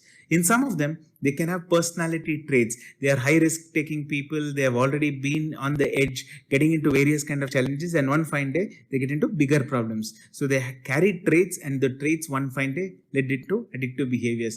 There are, of course, some people who out of the blue get into addictive behaviors. So if you look into the pathway into trouble, there are people who might have some vulnerabilities in terms of genetics or mental illnesses. There could be people who have some traits of personalities and those which makes them vulnerable and due course develop behavioral addiction. And in some people, it can be out of the blue, very difficult to explain. Idiosyncratic processes can happen as a pathway to trouble. It is interesting to know that behavioral addiction is not as simple as what we are talking about. So let me highlight a few important points here. If you're just talking about gaming and gaming addiction, it's just not about they like to play. You need to understand there are different types of gamers. One are those explorers. The other one are those achievers. The third one is socializers, and fourth one is killers. Explorers are the people who want to just play game to understand how it happens, what next level, and they just want to explore. Achievers are those people who want to reach the top. They want to go to the next level. They want to finish the thing and keep achieving for themselves. Socializers are those people who through the game like to connect with others, through the game like to kind of play with others, and those. The killers are those people who just don't want to achieve. They want to go ahead and beat everybody, become the best, and they want to kind of ensure that others' plans are ruined, and they go up and they want to sometimes take revenge in that game. If they lose one, they don't want to give up till they win you back, and those kind of ideas. So that's what is the killer. So these are different types of gamers. So what am I trying to highlight here? If you have seen a few slides, I've shown chemical changes which can happen. I've spoken about behaviors and how complex it can happen. I'm also trying to say each behavior and each addiction can be pursued by different people for different reasons. And that is what we need to figure out when we are thinking of behavioral addiction in people. One interesting point to summarize how complex behavioral addictions could be is, let's talk about a point of payment, okay? Paying money. There are addictions where you spend money, like shopping addiction is where you spend money and you kind of try to feel a kick out of it or a thrill out of it. Kleptomania is kind of considered by some people as a behavioral addiction, impulse control kind of a disorder, where they steal and get a thrill out of it. If you look at gambling, they get a high or a thrill by winning. So if you see money stealing, money winning, money spending, so all of it can lead to behavioral addictions of different levels and different nature. So what does that mean to you? It means that behaviors are so complex that each one pursues their own agenda and goal. And as a clinician, our job is to figure out the person who's sitting in front of us, what is their challenge, how are they connecting and perceiving in their brain, and helping them in that process. That's what would help us in these behavioral addictions. Why should we be worried so much about behavioral addictions? Of course, we know substance use disorders cause a lot of health issues and those, so we need to be worried about it. Does behavioral addiction lead to same issues? Yes. It leads to multifold impact, and the impact can be similar to substance use disorders or even more sometimes, because people end up coming with behavioral addiction problems much later compared to what substance use disorder people can come in. We would be wanting to help, but help seeking is one of the biggest challenges in behavioral addiction, mainly because a lot of times people kind of don't accept or don't understand that they might be having a behavioral addiction till it's too long into the process. So help seeking is quite a challenge. It is not just that. You need to understand a lot of times there is a lot of therapeutic nihilism. So if you try to help these people, like in substance use, right, it is important for us to ask ourselves in behavioral addiction also, what are you looking at? Are you looking at abstinence or are you looking at non-abstinence? Now, why is this important, especially in behavioral addiction? Some behaviors you cannot get into abstinence. For example, you can't ask people not to use internet at all, because internet is part and parcel of life for many, and they cannot get away from internet usage. So you need to understand, in them you have to have a non-abstinence goal. And you also need to realize having abstinence always would be very difficult, because a lot of people might not be looking for it and they might be turned down to take help. The core points to look for helping these individuals are awareness and engagement, treatment, and follow-up. First of all, there should be awareness, understanding, assessment, and those. You need to get them to engage, of course, treat them adequately, and have adequate follow-up. If all these things are done, is when we should be able to help these individuals over a period of time. Medications that work in behavioral addiction especially, first of all, you need to understand, if you're asking for medications that work, there is no exact medications that work. Moreover, there are a lot of medications which are tried, is what you need to understand. Let me put up a list here for you to understand that these are some of the very common medications which have been tried: naltrexone, N-acetylcysteine, topiramate, bupropion, fluoxetine, others like some antipsychotics, mood stabilizers, other antidepressants,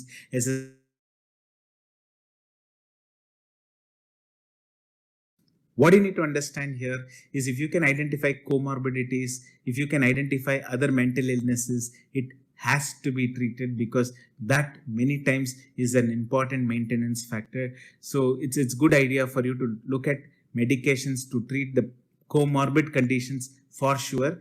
Of course, in addiction, medicines have its own role to play. In substance use disorders, more established studies are there, whereas in behavioral addiction, you do have some reports here and there to talk about level 2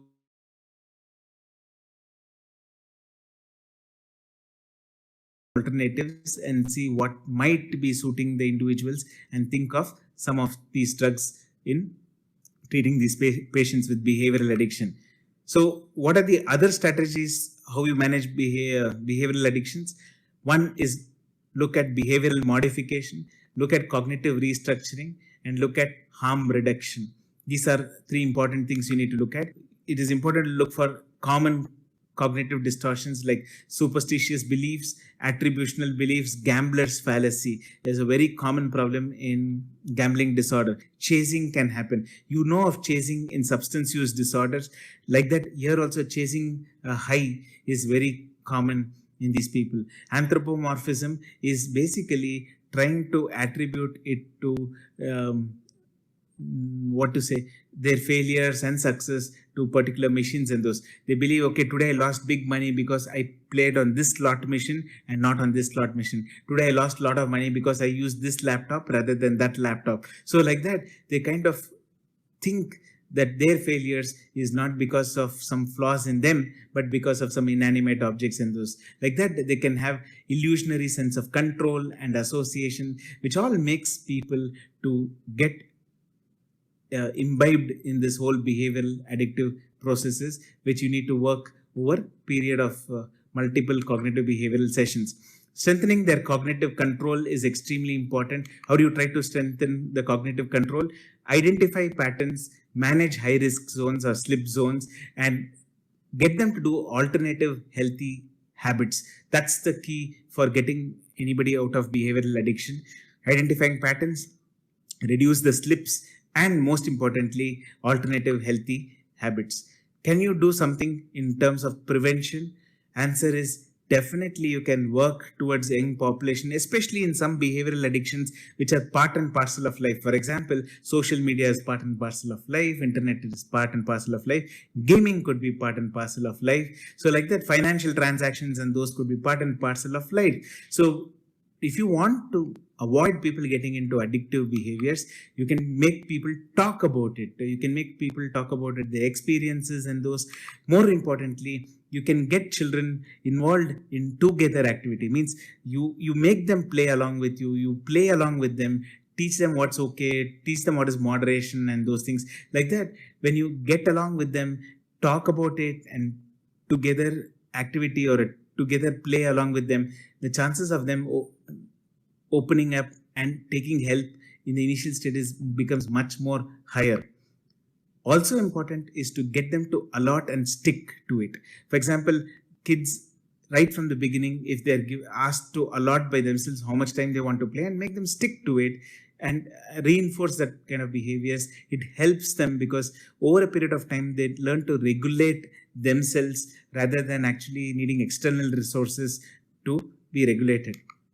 Also, learning to have alternative activities. Like, for example, even if kids like to play online, let's imagine they like to play online cricket. It's good, okay, let them do that. But they also need to do other activities which are alternative healthy activities. Maybe play real-time game outside with their friends. Also, they can do some online games like that. If they have alternative activities also happening in parallel, the chances of preventing behavioral addiction becomes higher. So talking about it, together activities, allot and stick formula, and of course, alternative activity encouragements. These are strategies by which you can do some prevention.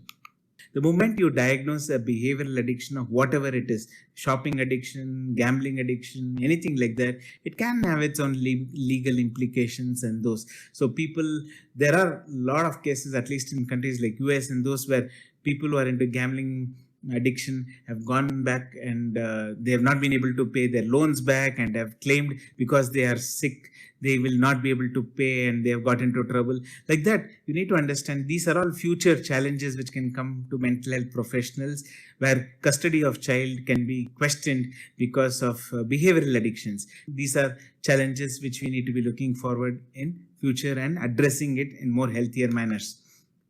Before we wind up, one important point I would like to highlight is we are a stereotypical world.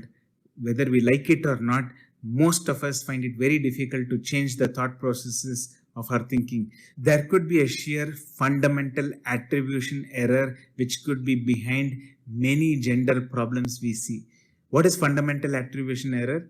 You attribute the problems or a failure to the person rather than other external factors sometimes.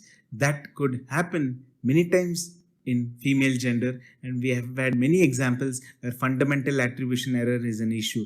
So why am I highlighting this point is because as a clinician, a lot of studies could be biased because of gender selection and those. So it's important for us to realize with the limited data we have, behavioral addiction is something we cannot run away from. It is going to be there and it is going to increase over a period of time with all the technology interface and other things which have come in. So we need to learn how to deal with it, how to manage it together, and maybe like eKANCIPS 2020, in eKANCIPS 2025, maybe we have better evidences, better treatments, better strategies to help these people with behavioral addiction in all genders. But of course, behavioral addiction in women, I hope we should be able to help them in the best ways possible. Thank you. Thank you, sir. Thank you, Dr. Mohan Sunil. Behavior in women. Now we take the questions, but the questions will be taken at the end of the session as mentioned in the brochure. Now we'll go to the next speaker, Dr. Anil Kakunje, sir. It is my privilege to introduce Dr. Anil Kakunje, sir. He is the professor and head of the department from Yanapaya Medical College. He is an alumni of Sri Siddhartha Medical College, Tumkur, and got his DPM from National Institute of Mental Health and Neurosciences, Bangalore. And then later on, he did his MD from KMC, Manipal. Presently, he is working as a professor of psychiatry at Yanapaya. He has edited 3 books and published 55 articles. And presently is the editor of Indian Psychiatric Society Karnataka chapter. And he is also field editor of Indian Journal of Psychiatry. And he has received many awards. Best Outgoing Student Gold Medal in Psychiatry Award for the year 2008 from Manipal University. Received the Young Psychiatrist Tract Award by World Association of Social Psychiatry, and received prestigious Professor Raghuram Distinguished Young Teacher Award from IPS Karnataka chapter. He is a tiger because he is representing Karawali Tigers in cricket. I also would like to add, we have Lion sitting with me, Dr. Badamath, who is representing Bangalore Lions in cricket. So it is very nice to hear Dr. Anil Kakunje. Kindly go ahead with your presentation Thank on you, sir. internet addiction on children and adolescents, the background of pandemic 19. Thank you. Kindly go ahead.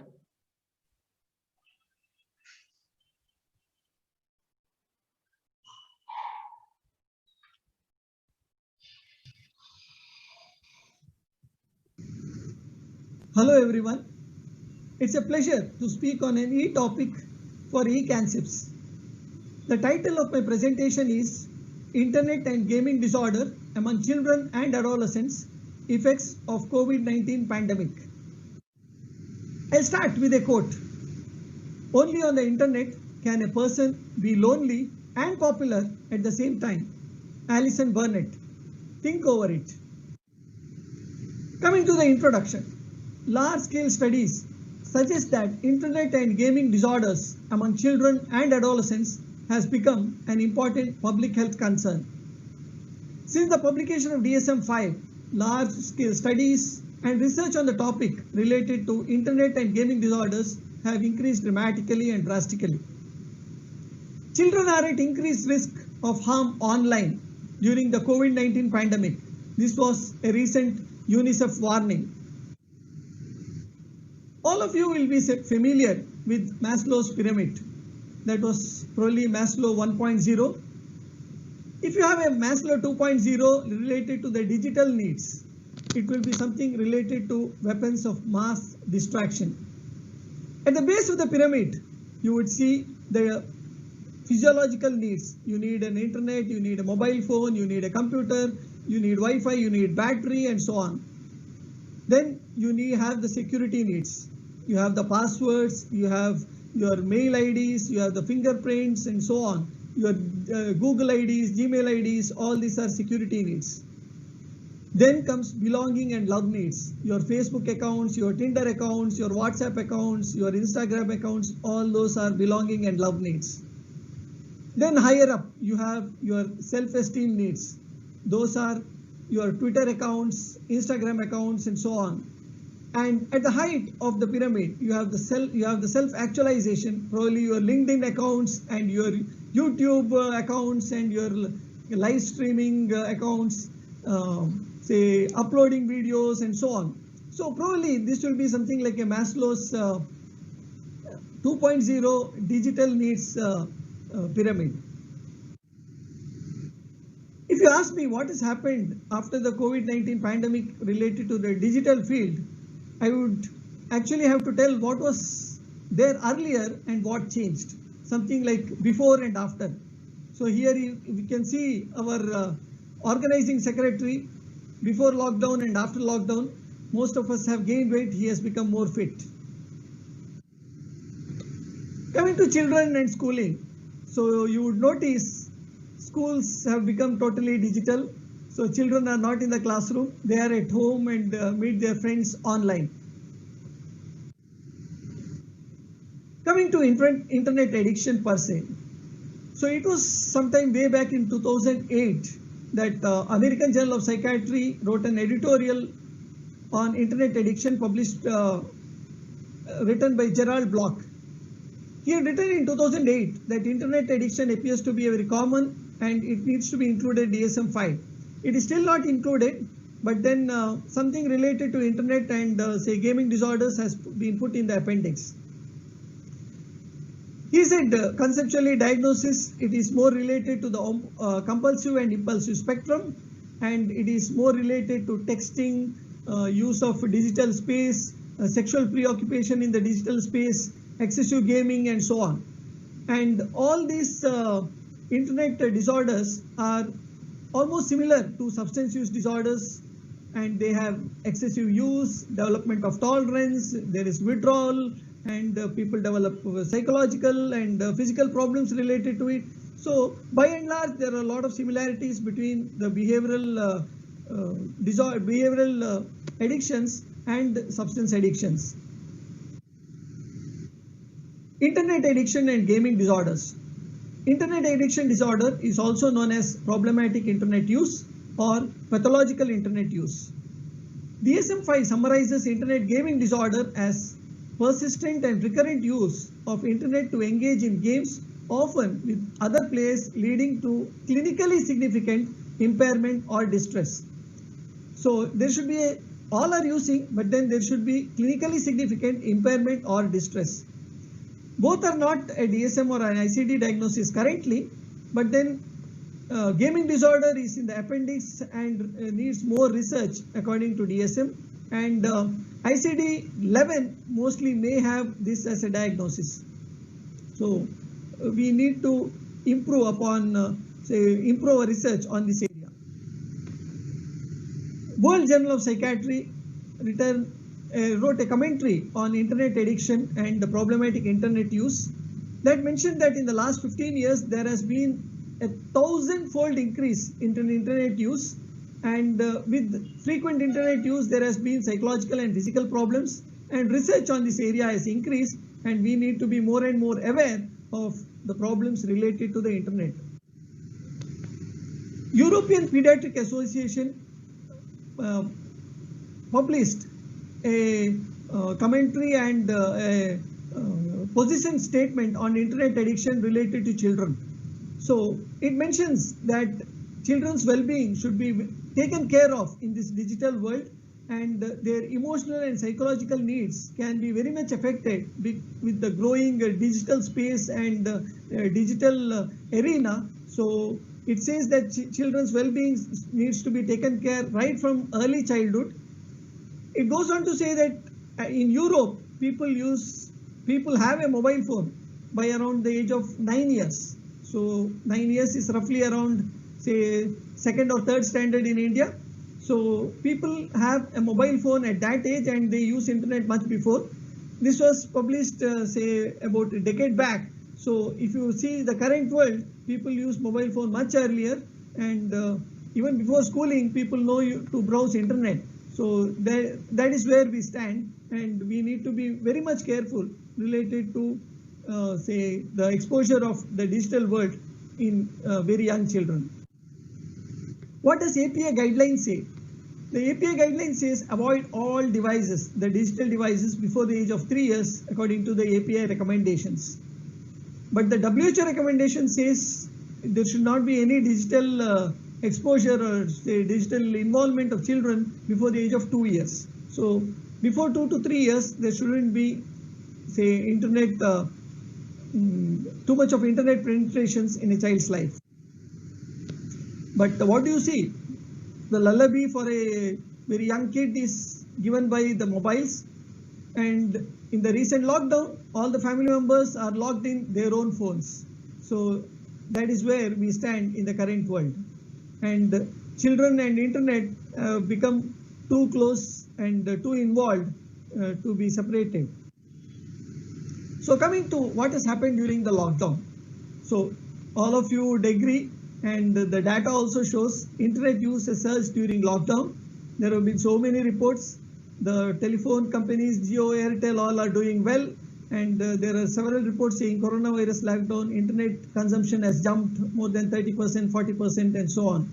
And I am reaching you also through the internet, and everyone's internet is consumed. So that is where we stand. So what is the gravity of the problem? A study which was conducted online across 30 Indian cities concluded that children's addiction to electronic devices during the lockdown increased up to 3 times, as they spent between 2 to 5 hours every day on their favorite gadgets. It may be for schooling purpose or otherwise, but then internet use has increased. So what has changed after Corona? Work, news, leisure, friendship, family, play, everything is online. So very much inseparable probably. So internet addiction in children. So according to UNICEF, about 1/3 of internet users are adolescents, and they are at increased risk of internet addiction during the pandemic, as their lives have become totally online. Unstructured use of internet can make their life more and more vulnerable to internet addictions, gaming addictions, sexual exploitation, bullying, breach of privacy, financial frauds, and so on, which can happen easily over online activities. So why children are at increased risk? The cognitive development is still happening in children, and it may be difficult for them to perceive everything as it is. Their cognitive control is very immature, so they may go only with the pleasure drive, so it would be difficult for them to have a control. And not all children are aware of the risks involved in online platforms, especially the younger ones, so they may be easily be bullied, they may be at risk for several problems.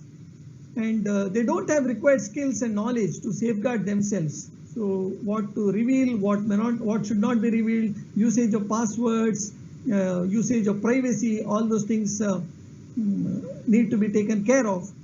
And because of their daily classrooms and increased usage of internet, so increased computer knowledge, they may be they may try to experiment on various things over the mobile or the digital space, which can lead to problems.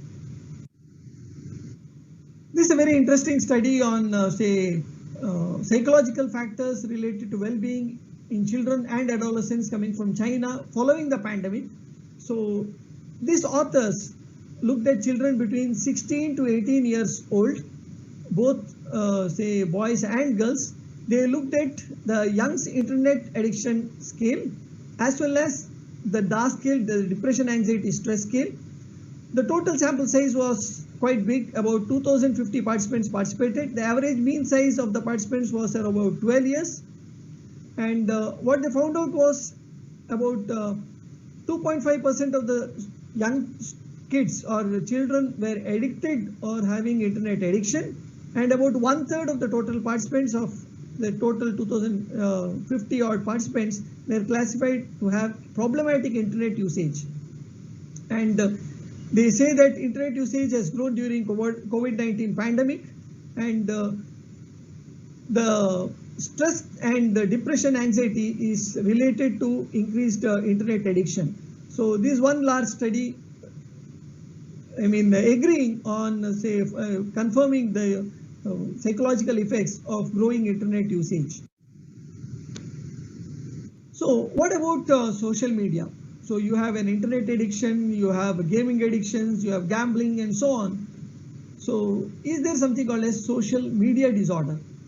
A lot of people are writing on this. So increasing research is advocating that there should be something called a social media disorder, where people talk about WhatsApp addiction, Facebook addiction, and individual addictions, Instagram addictions, and so on. So each individual social media can be a separate individual can have individual addiction. So people broadly call it, started calling it as social media disorder. So all these internet addictions, are they addictive behavior or is it a coping mechanism? So the authors of this article are from India. It is published in the Asian Journal of Psychiatry, which is yet to come in print. It is 2020 December publication. It's come online. So they discuss whether increased usage of internet has become an addiction, or is it a coping mechanism of, since you are isolated at home, you face loneliness, you have a lot of anxiety, people can have a lot of psychological problems, and the way to cope and be in touch is via the internet, and increased usage is whether it's a coping mechanism. So they argue for and against this. It's a quite a brief, interesting article. Another problem which has come up following the internet is the pornography usage during the lockdown. I think many would have noticed this newspaper reports which has come during March-April period, the heights of lockdown, that pornography gets pandemic boost. India reports about 95% or a doubling of pornography usage during lockdown.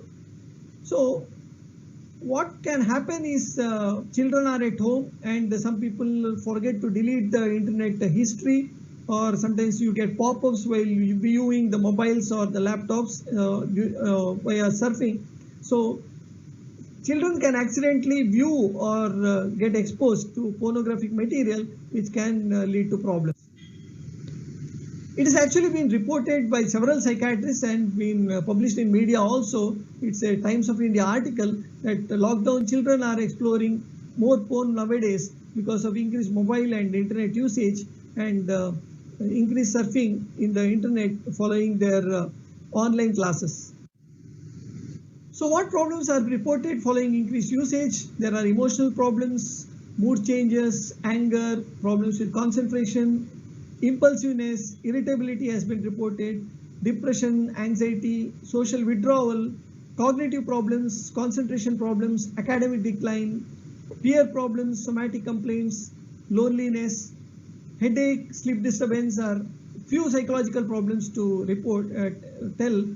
Physical complaints are also reported in children like eye strain, back pain, neck pain, sleep problems, and so on. Coming to gaming addiction. So gaming addiction is in the appendix of DSM. The incidence of internet gaming addiction is about say 1 to 5% in teenagers, all teenagers. It is more in boys compared to girls. About 1/3 of users of gaming addiction are less than 18 years. And if you see the reporting of internet gaming addiction, a self-reported study showed that children report about 1.3% of the people have internet gaming addiction. But if you ask their parents, it is about 2.4%, almost double. So that means children report less. On an average, child spends about 4 to 6 hours on gaming, and it's roughly about 1/3 of their awake time. And low to moderate problems are sometimes called as, say, there is a problematic gamer group, which is now, the terminology is now popular. They all may not be addicted, but then there could be problematic gamer group. So which games children are more using? The common ones are the shooting action games. All of you will agree that children are fascinated with the guns, and those are the most popular ones. One of the studies said almost 96% of the children who use games prefer shooting games. And the next common one is multiplayer online games. It is not the individual games, so you have multiple people joining from all corners. So those are the more popular ones. Which are the problematic games? So first-person shooters, no prize for guessing that. And the next problematic one is the massive multiplayer online role-playing games. So these are games which come with themes.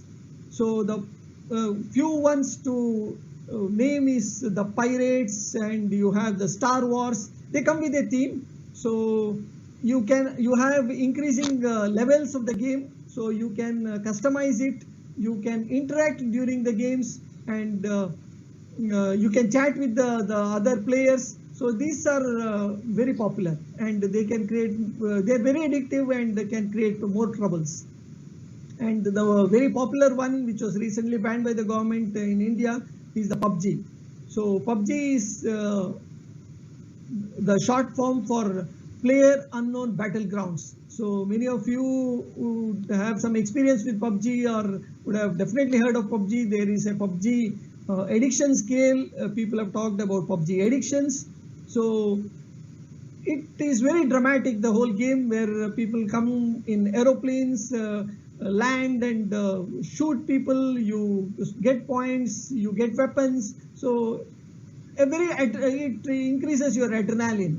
So some time back, I had a patient a lady, daughter-in-law, who had problem with her mother-in-law, and the whole frustration, she said that she would ventilate by playing PUBG the whole night, and she would enjoy shooting the opponents and players, and that would give relief to her frustration and stress. The other one is how do you compare between online and offline games? One study compared online and offline gamers and indicated that online gamers were more likely to score higher on overuse, interpersonal conflicts, social isolation subscales of problematic online gaming questionnaire. So no prize for guessing that. Online definitely is say more addictive, and it is more interactive. So you enjoy playing online rather than offline. Coming to gaming and academics, so it definitely affects academics. Muller et al. Reported that secondary school students with gaming addiction had lower academic performance compared to their non-problematic gamers or non-gamers. If you compare with other fellows, other classmates who are not addictive, so they report they score lower in their academics. Rabin et al. Observed that internet gaming addiction was reported to interfere with daily living, including schoolwork, and there have been missed absenteeism, more absenteeism in people who have gaming addictions. They compared about 6 months attendance, and they said that in the 6 months, people who were addicted to games were absent about 19 days compared to non-gamers for about 4 to 5 days. Coming to various scales which are used in internet and gaming addictions, you have the internet addiction scales for child, digital addiction scale for children, and internet addiction test. And for gamers, for gaming, you have gaming addiction scale, game addiction scale assessments, and the scale for assessment of internet and computer game addiction. Coming to how do you manage the kids with all these problems?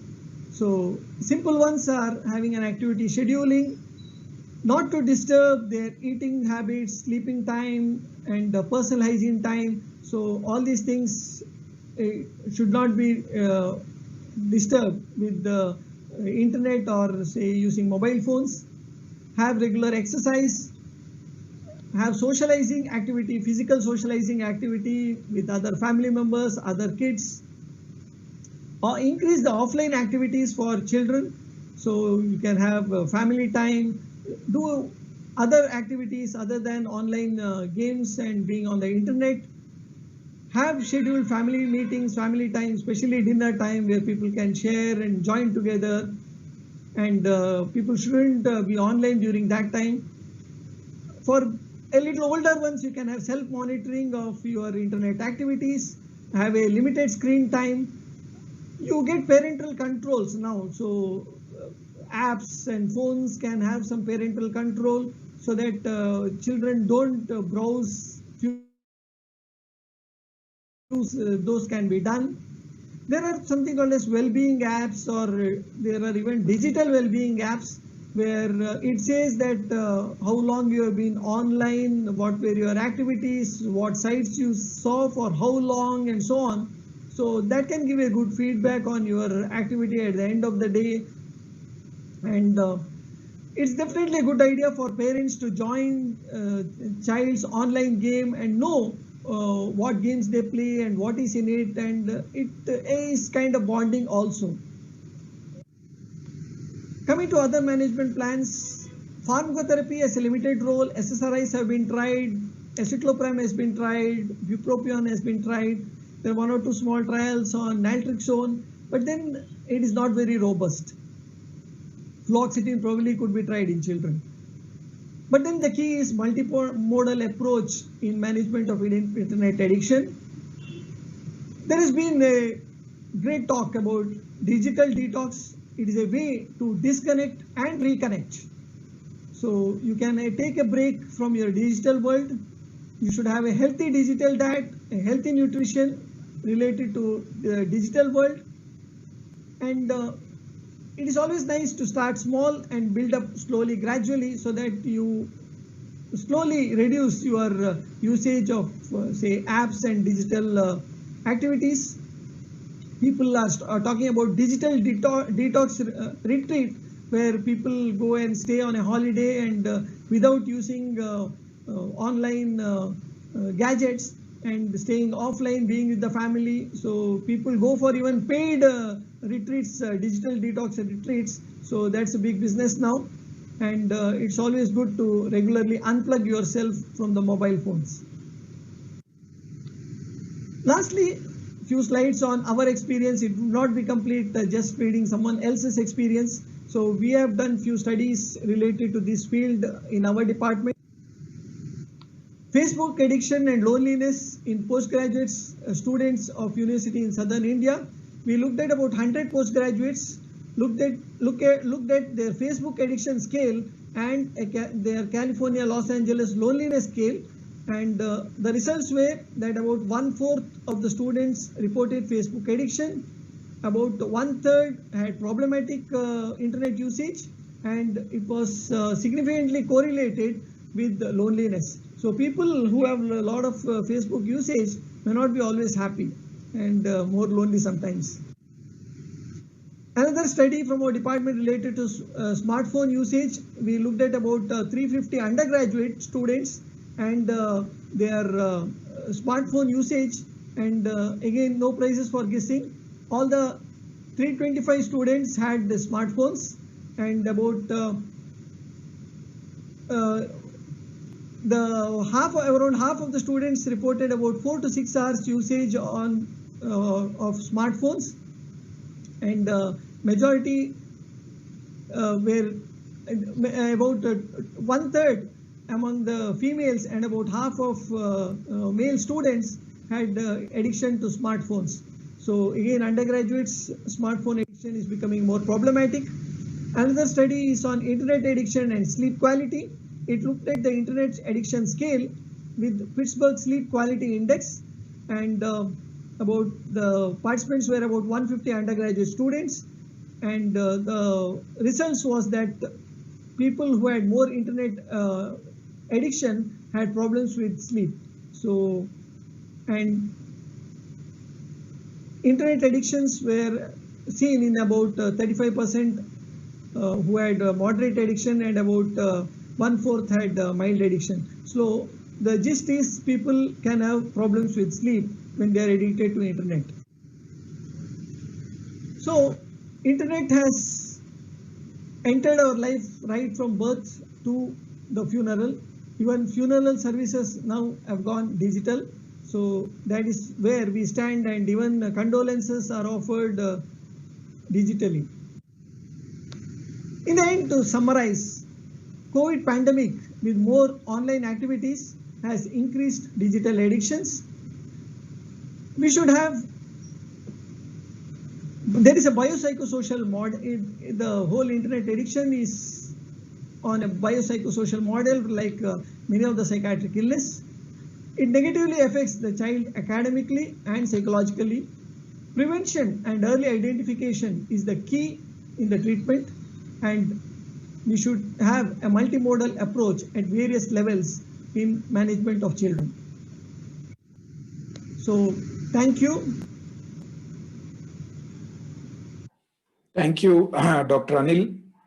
It was a wonderful presentation, and you are able to conceptualize the whole internet addiction, the way the children and the way the current situation is going on, and also talked about how we have to, as a parents or maybe the policymakers or working with the society, how we have to educate our public regarding the internet addiction. Now moving to the next presentation by Dr. Nikhil Chougule. He's working in a Swastik hospital. He did his MBBS from Russia 2003, and he completed his MD psychiatry from DY Patil Medical College, Navi Mumbai, and he's an associate professor at the Department of Psychiatry at DY Medical College, Kolhapur. Next to Dr. Nikhil Chougule.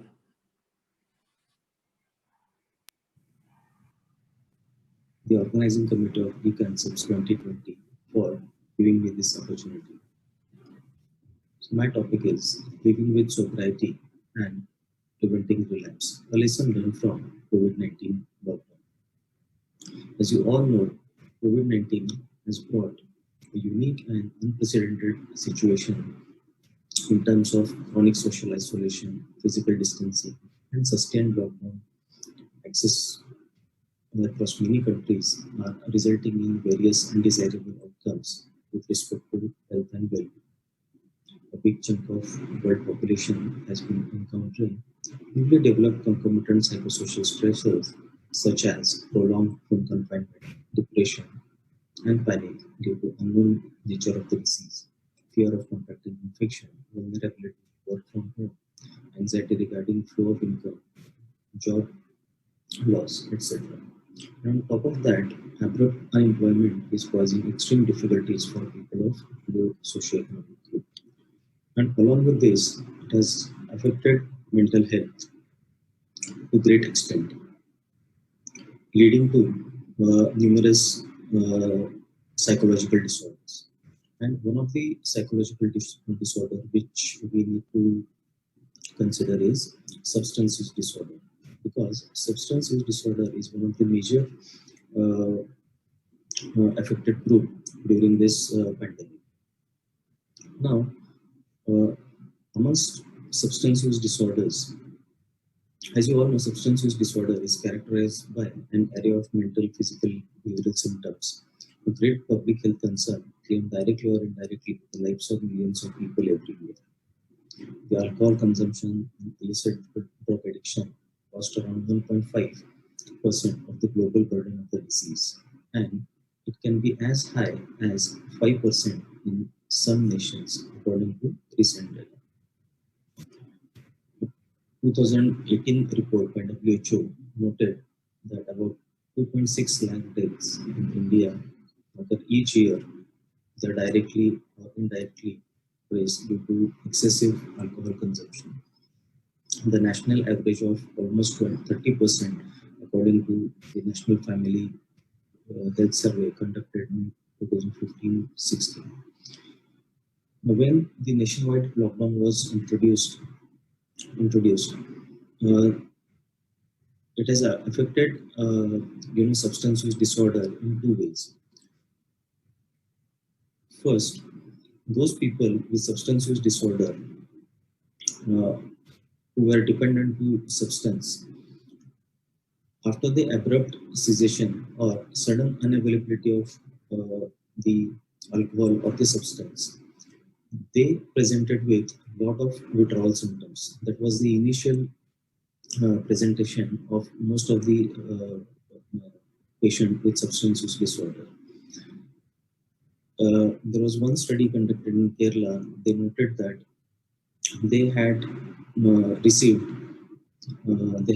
numerous calls regarding the substance use, and there was the main concern was withdrawal symptoms. Now, even in the recent paper which was published by Psychiatric News, the study conducted by Pollard and his colleagues, about 1,500 adults from the age group of 30 to 80 were included in the study. The study was even a retrospective study was done, wherein they had evaluated the consumption of alcohol during the period of April to June in 2019, and during they have taken the same period in 2020. We have seen as high as 14% increase of alcohol consumption during the pandemic. During this pandemic. Now we need to see that there were some countries where alcohol was not banned, particularly European and Western countries. There we have seen the surge of or increase the use of alcohol or increased consumption of alcohol as alcohol had come under essential commodities in some in these countries. Whereas in India, as there was ban of alcohol or strict ban of alcohol during the entire period of the lockdown, we have a different scenario. Now, addiction is conceptualized as a chronic relapsing brain disorder. Miller and Hester reviewed more than 500 alcoholism outcome studies and reported that more than 75% subjects relapsed within 1 year of treatment. A study published by Hunt and colleagues demonstrated that nicotine, heroin, and alcohol produced highly similar rates of relapse over 1 year period in the range of 80 to 95. A significant portion of patients receiving treatment for alcohol use disorder have at least one drink lapse within a year of after treatment, whereas about 20% patients return to pre-treatment levels of alcohol use. So we need to understand that alcohol use disorder, alcohol addiction has high chances of relapse. And whenever this kind of an unprecedented situation wherein a lot of psychosocial issues have had come together, definitely that had increased the chances of relapse. Now, just because an individual manages to stop abusing alcohol or drug does not necessarily mean that his problems have gone or it has left behind. In the reality, it is that the stopping substance abuse is just the first step in a long process that leads to full recovery from addiction. Those who remain abstinent from alcohol or drug without achieving sobriety will struggle to find any real enjoyment in their life. And these are the people, or this is the vulnerable population which are at risk for the relapse and which we need to take care of. Now, how quarantine, COVID-19 situation or the lockdown has affected people with substance use disorder. Now, people with an addiction who aren't yet sober, they are at higher risk now. Individuals who are sober and trying to remain sober, this is one population. People with dual diagnosis and other comorbidities are at higher risk. Family members of those with an addictions. So this is a population which is vulnerable for relapse. Now, we have seen many people relapsing during this pandemic or during this lockdown period. And there are multiple stages of relapse which we need to understand. And there is a mental relapse before the actual relapse, and that we need to see that how it develops or how relapse occurs. So the stages of relapse I will elaborate in the latter part of my presentation. But before going to that, I would like to give one example from my clinic. Here's Mr. ABC, a 32-year-old male, an engineer by profession, residing in a city in a recently purchased apartment on finance along with his family. He suddenly lost his job during COVID-19 lockdown.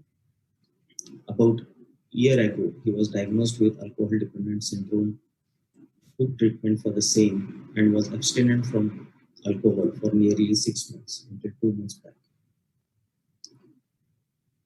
During interview, he mentions that I have nothing to do or look forward to.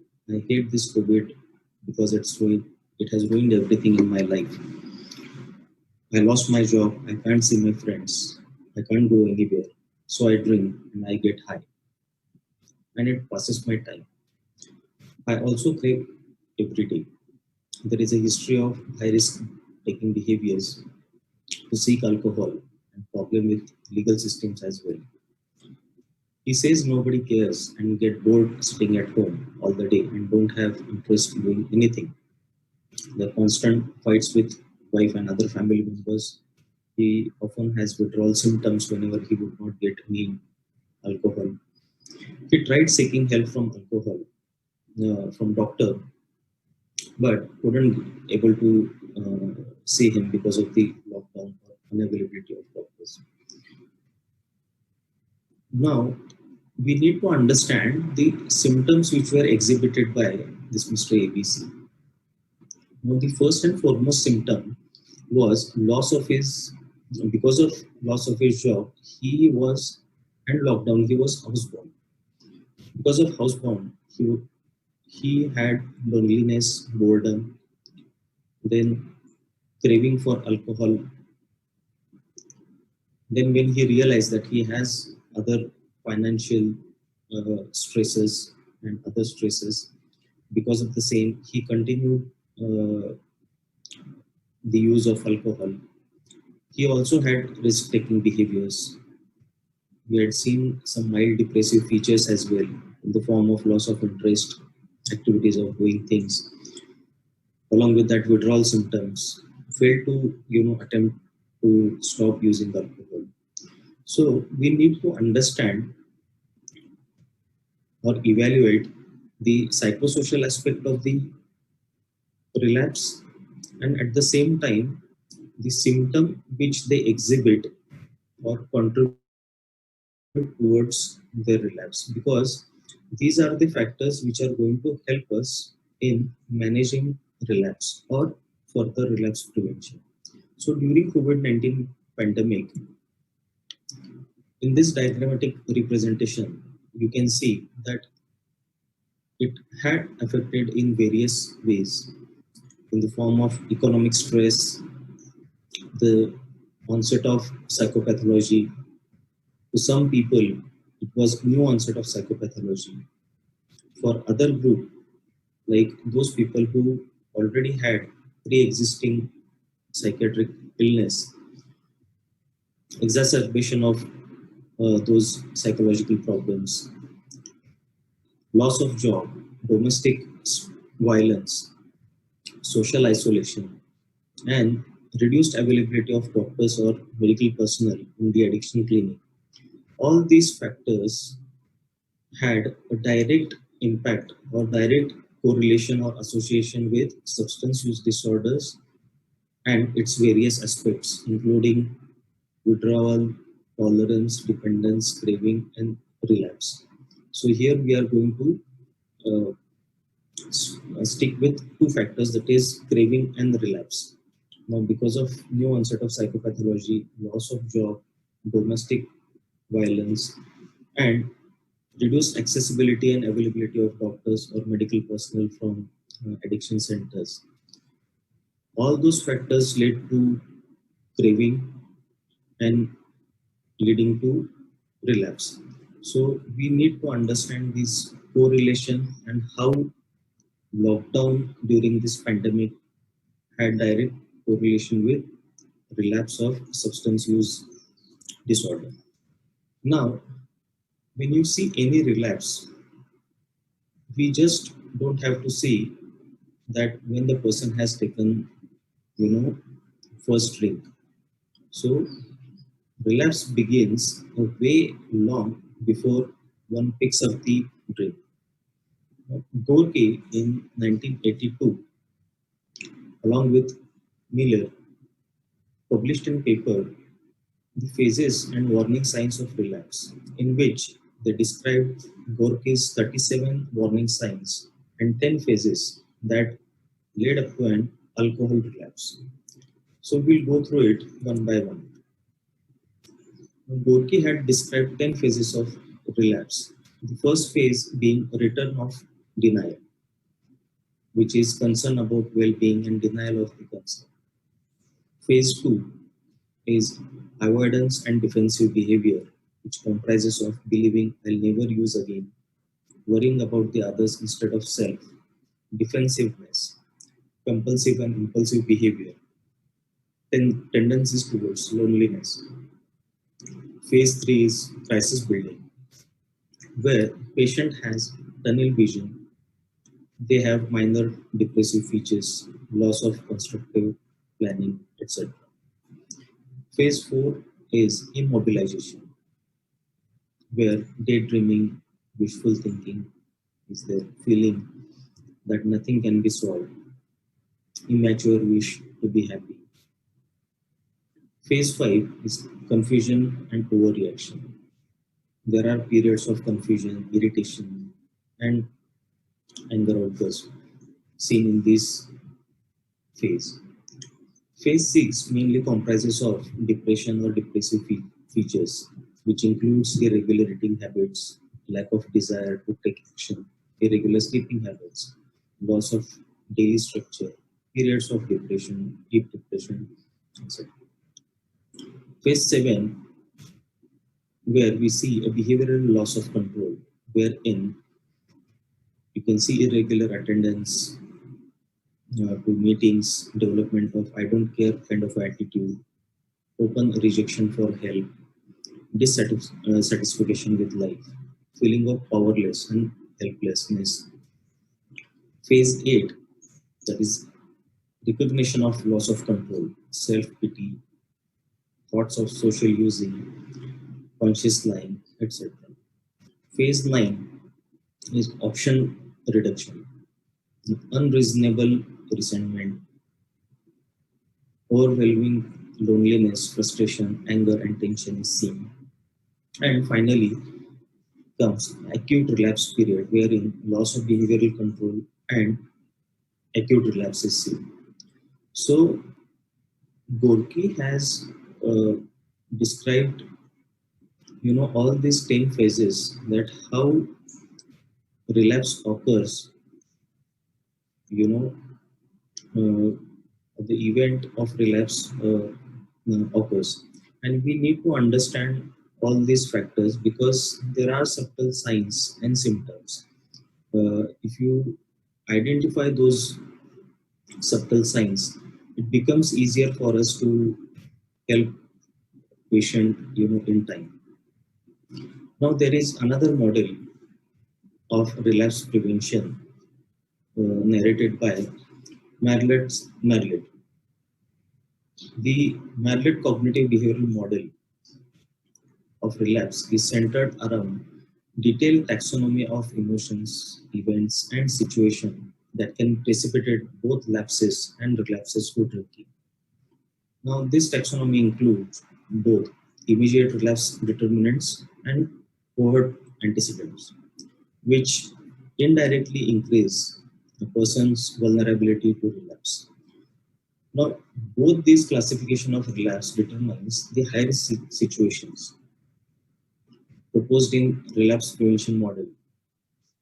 Allows us to think of numerous treatment options or components which we can develop, to help people recovering from these high-risk situations.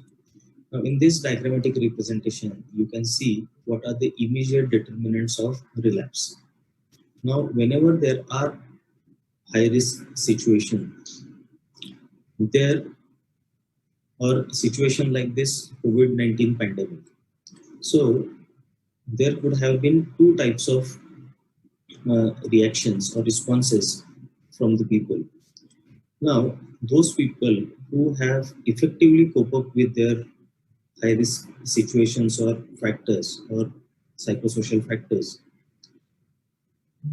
it had increased their self-efficacy, leading to decreased probability of relapse.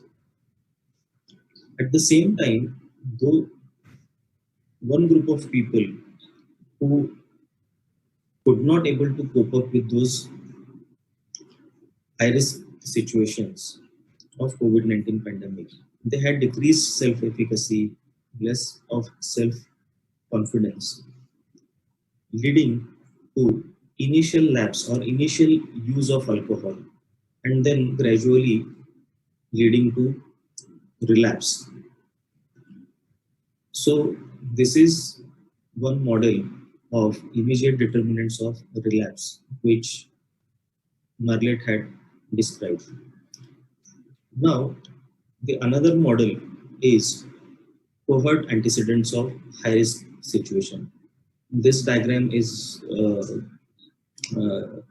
very complicated, but I'll try to simplify it.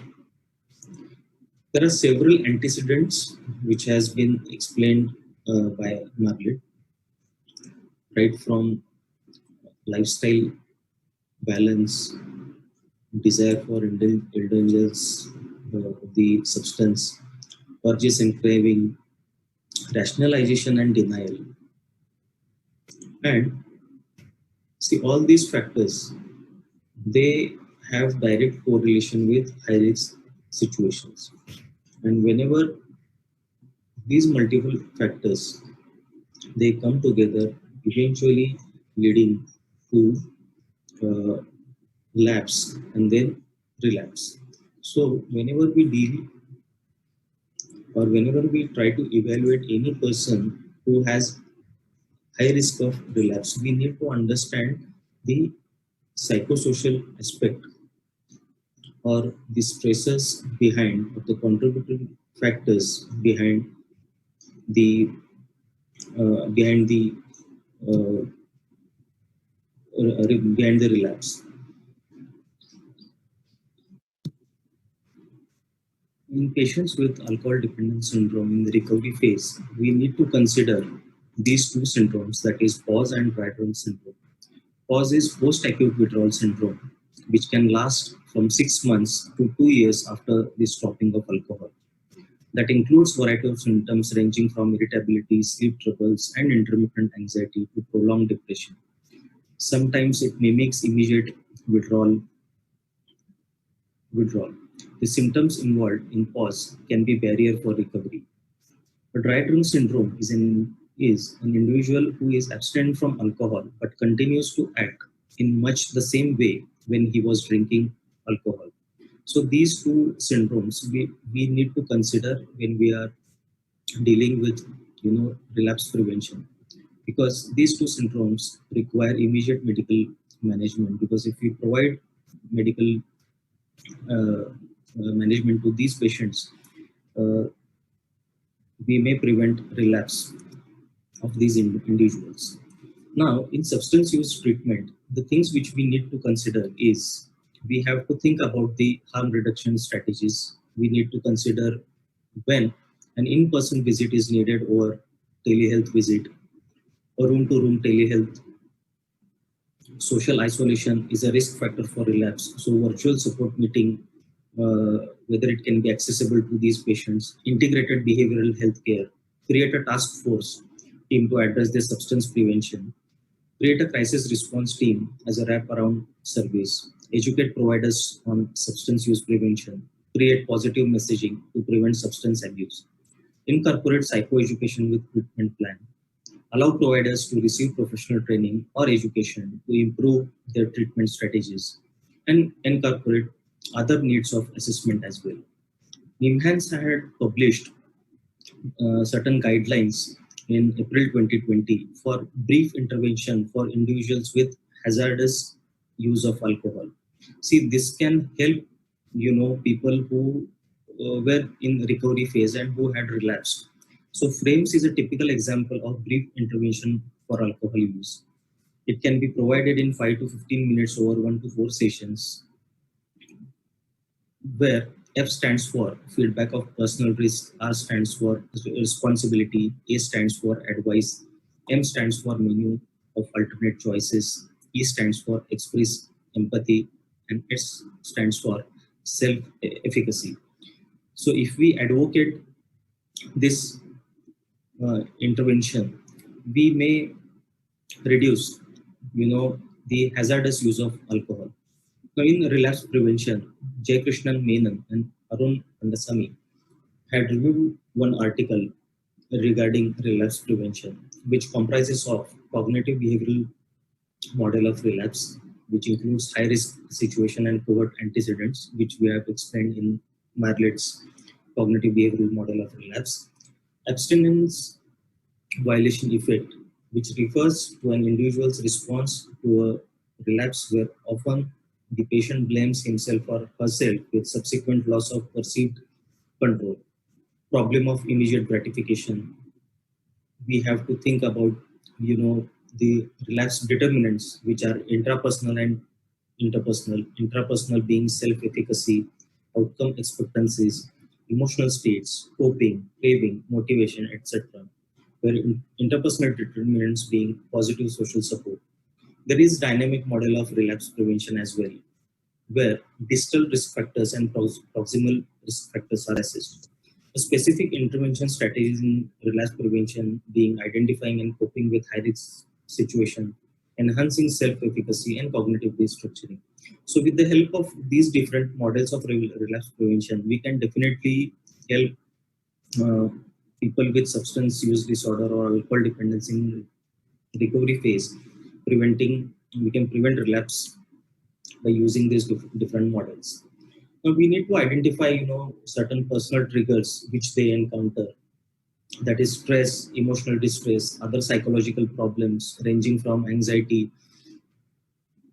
panic attack, depression, etc. Environmental cues that result in craving, relationship trouble, let it be in the form of domestic violence, job loss, or financial problems.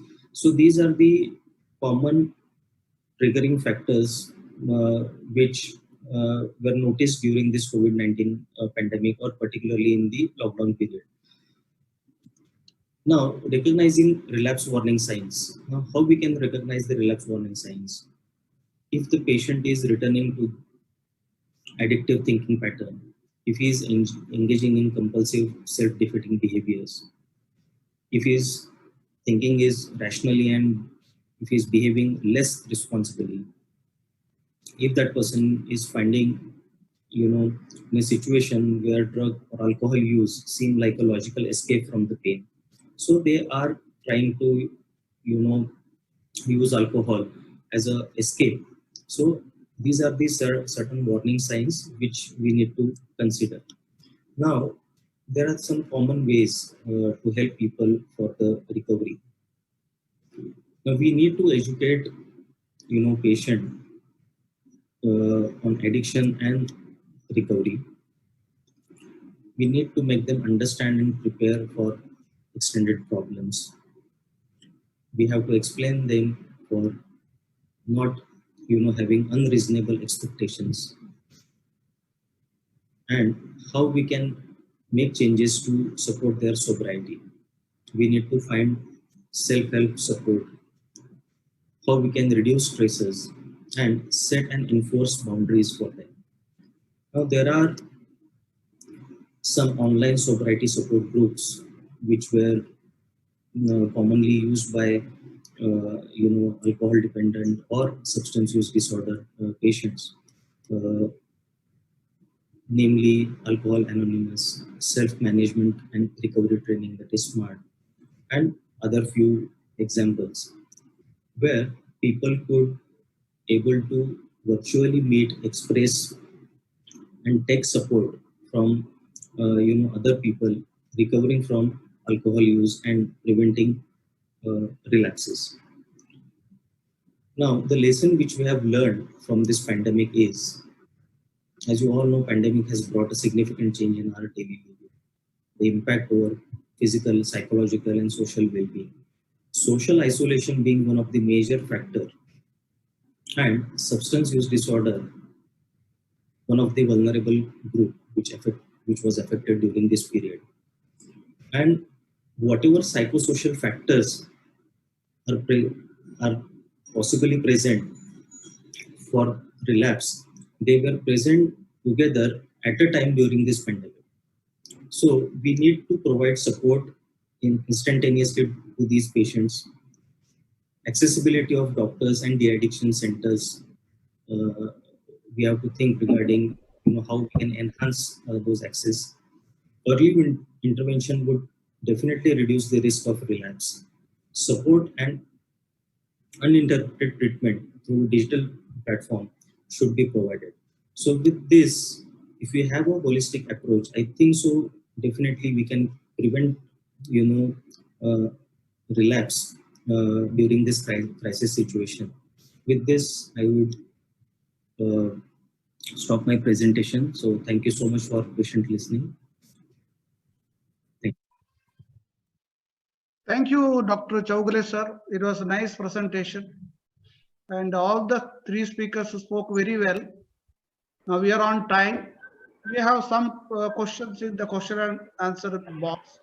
We'll try to answer those questions. Then at the end of the session, I would like to request Dr. Badamath to conclude the session. Now the session is open for discussion. We have few questions in the question answer box. One question already answered live. And we have one question from Dr. Saranya Devanathan, past president IPS KC.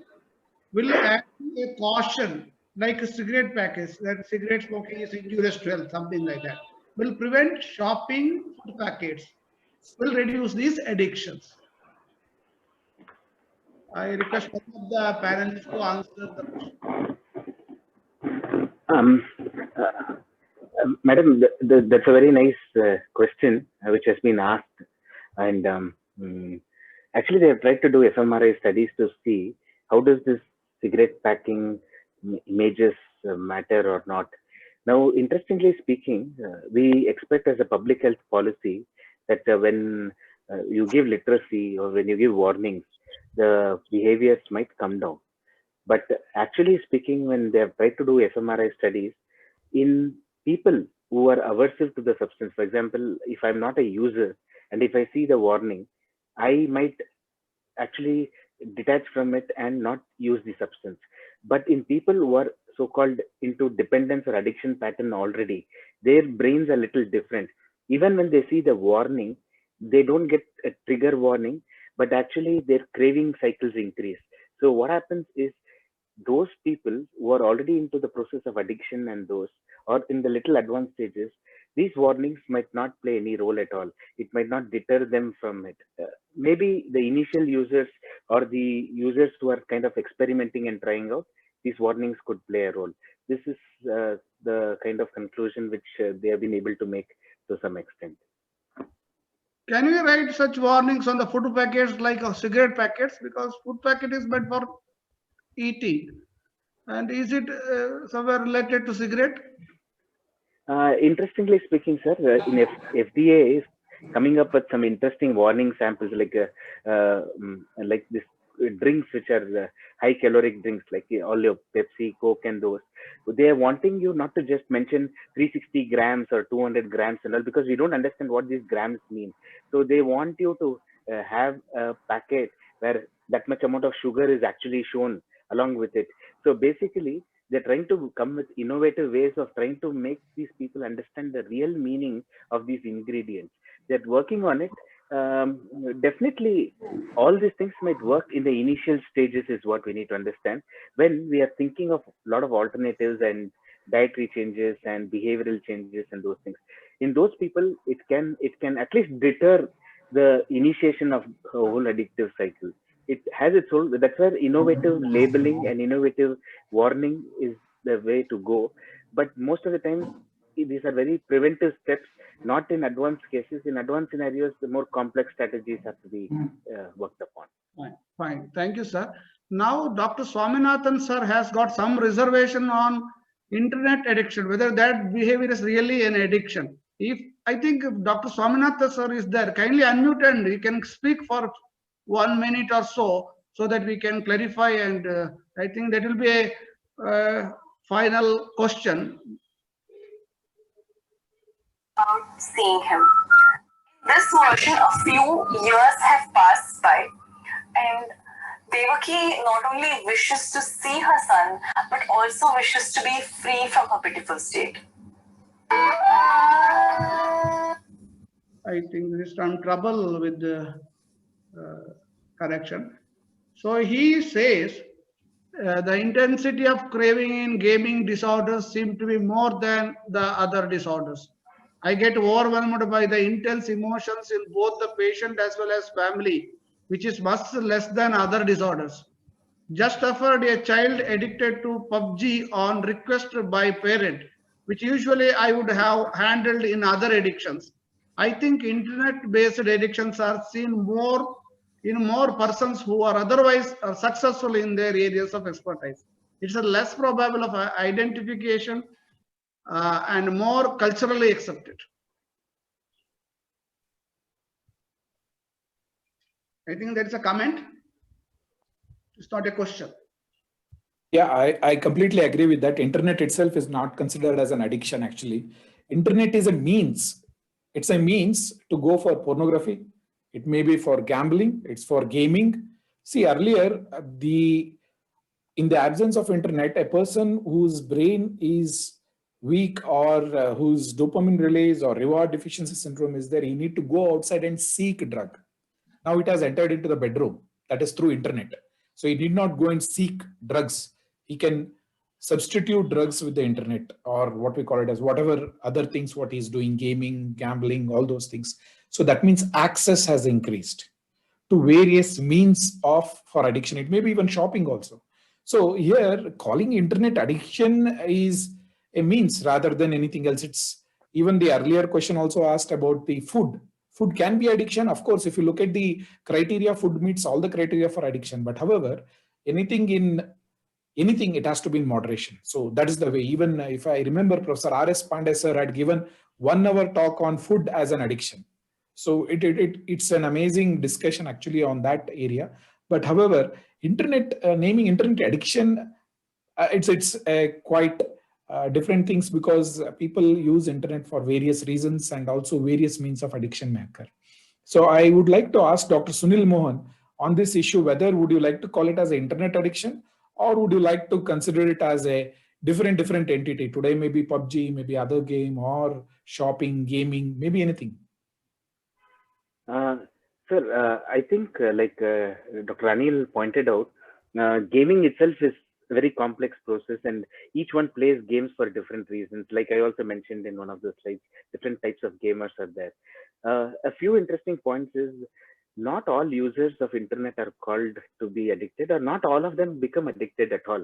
In fact, a lot of us use internet left, right, and center day in and day out, but we might not be so-called misusing it to a significant extent.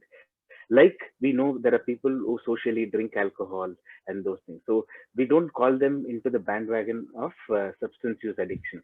So the same things are looked at. But in behavioral addiction, whether we are talking about food or even internet, I think the parameters which are looked at is almost similar, where the disability caused by that. Like for example, if I'm sitting and gaming for hours together, not taking care of my physical health or mental health, or not doing other important things that I'm supposed to do, like my assignment, submission, and those, then you need to look at, very interestingly point out, anything which is excessive to the extent that it reduces your overall life quality, then you need to look at whether it is an addictive pattern or not. Now, whether you call it as addiction or like substance use disorder has become more viable term now rather than substance addiction and those. So like that, internet use disorder and those kind of concepts are also being discussed. So I guess the disability cost, the secondary dysfunctionality cost has to be evaluated, not just hours on internet or hours on Facebook or social media. So getting into those specific parameters, like what we do in addiction, is what the clinicians have to look at to say whether they have any behavioral addictive properties and whether they've developed, and also ask them why are they spending so much time on that. That is going to give us an idea of why that specific individual The issue was whether should we call it as internet, like we call it as substance dependence. Okay, can we call it as virtual dependence? And I'm just debating, because the issue of whether should we call it as internet dependence, it is the nomenclature.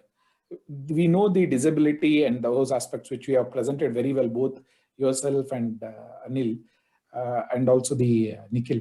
But the question is whether should we call it as internet addiction or internet dependence, or it should be virtual. The naming, because it's a means, like substance is also a means, a kind of, but there are many substances, or maybe alcohol, cocaine, opioid. Should we call it as substance dependence, similar to that virtual dependence, or should we call it as internet dependence? That is the wording. It's basically nomenclature, what Dr. Swami sir has asked. I think Dr. Shripati Bhatt sir has raised his hand. Dr. Shripati Bhatt sir, can you unmute and ask your question, sir?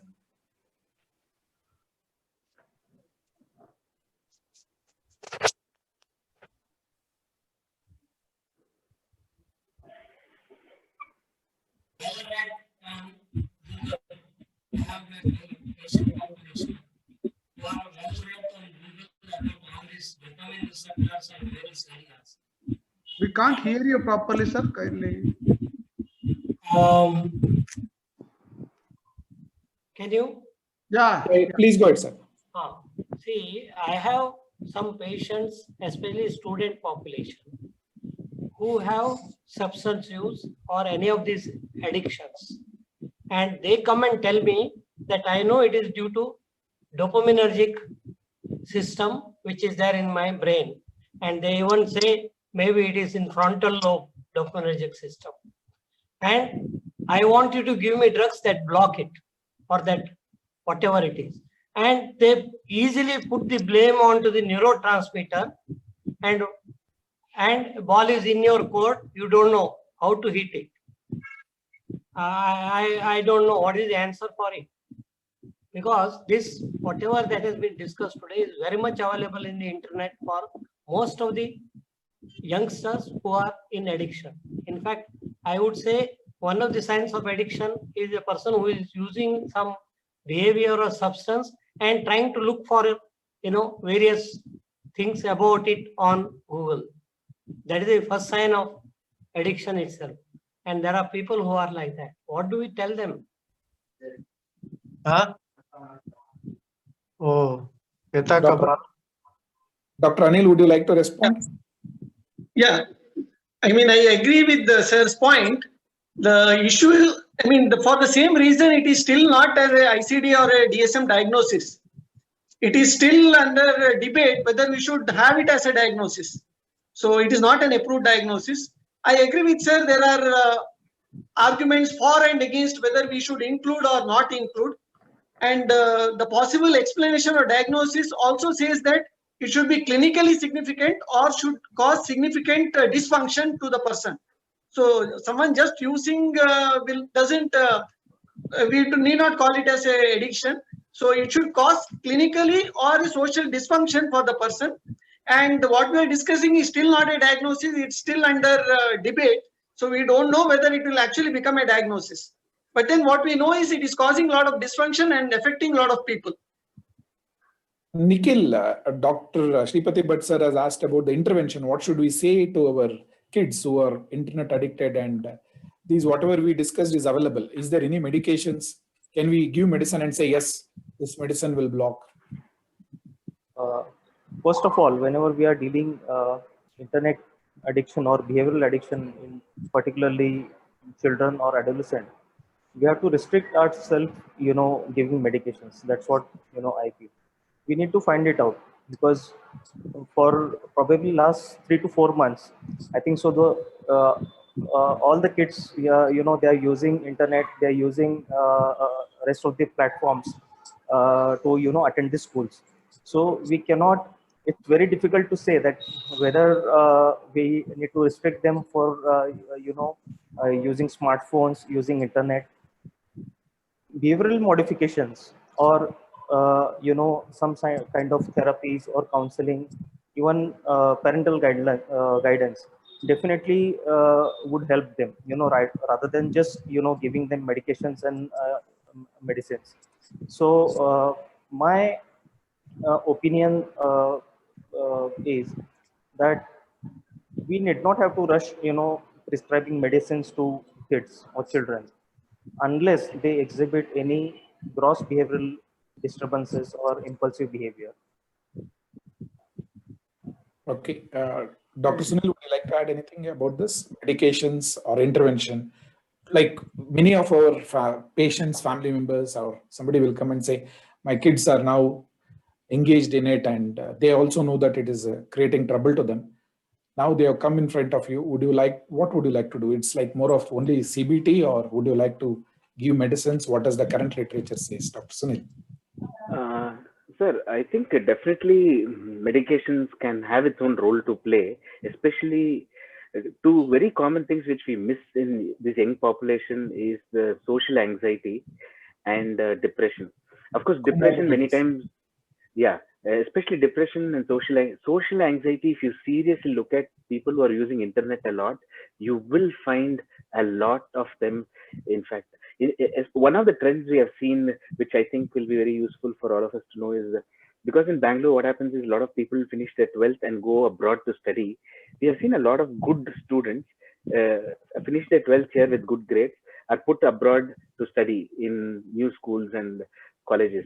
Now, when they go there, they start using substances more, or maybe they've got introduced and getting into cannabis use, especially, which has significant usage outside, and they get access and all.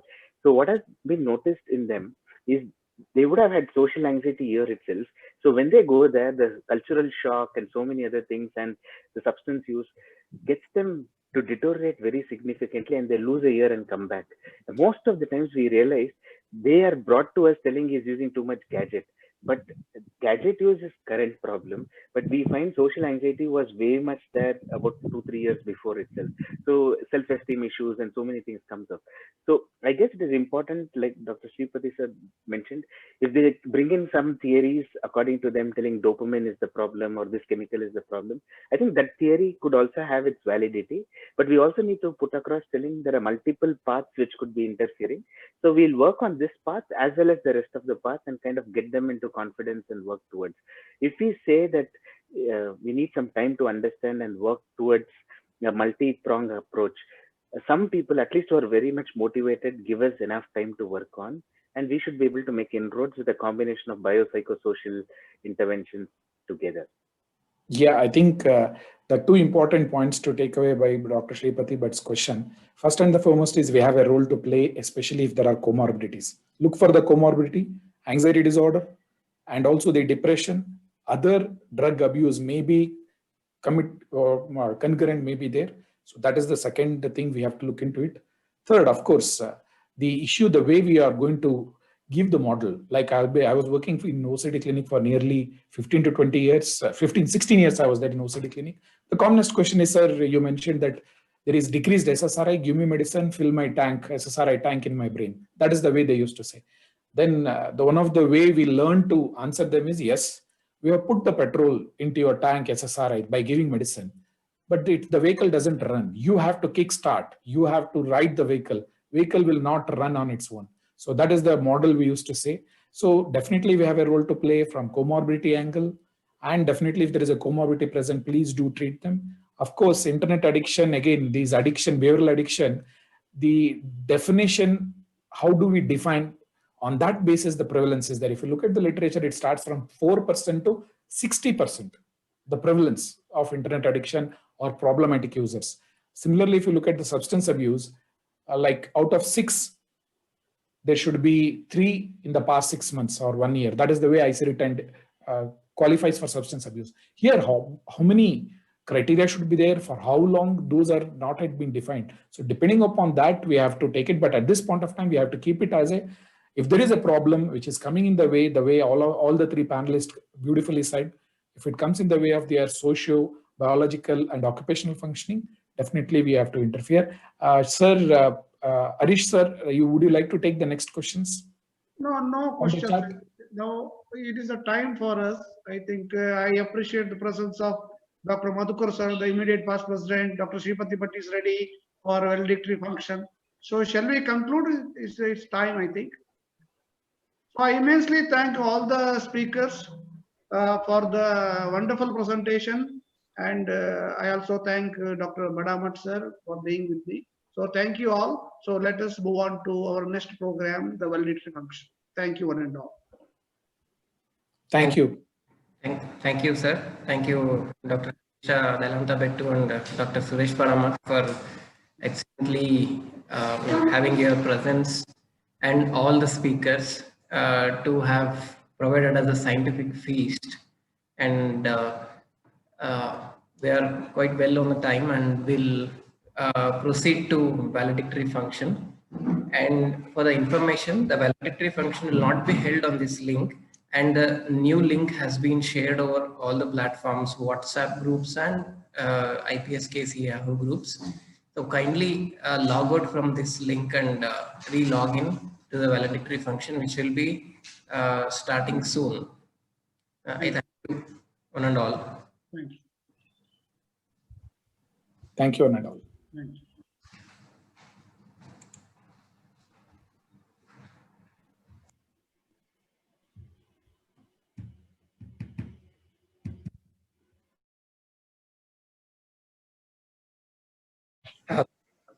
Good afternoon, everyone. Finally, we are into the valedictory function of eKANCIPS 2020. Now, I would like to invite President Dr. Sripati Bhatt to the dais. Next, I would like to invite Vice President Dr. P.K. Kiran Kumar to the dais. I would like to invite Honorary Secretary IPSKC Dr. Somsekhar Bijjal to the session. Namaskara. Next, I would like to invite Honorary Treasurer Dr. Narayan Mutalik to the valedictory session.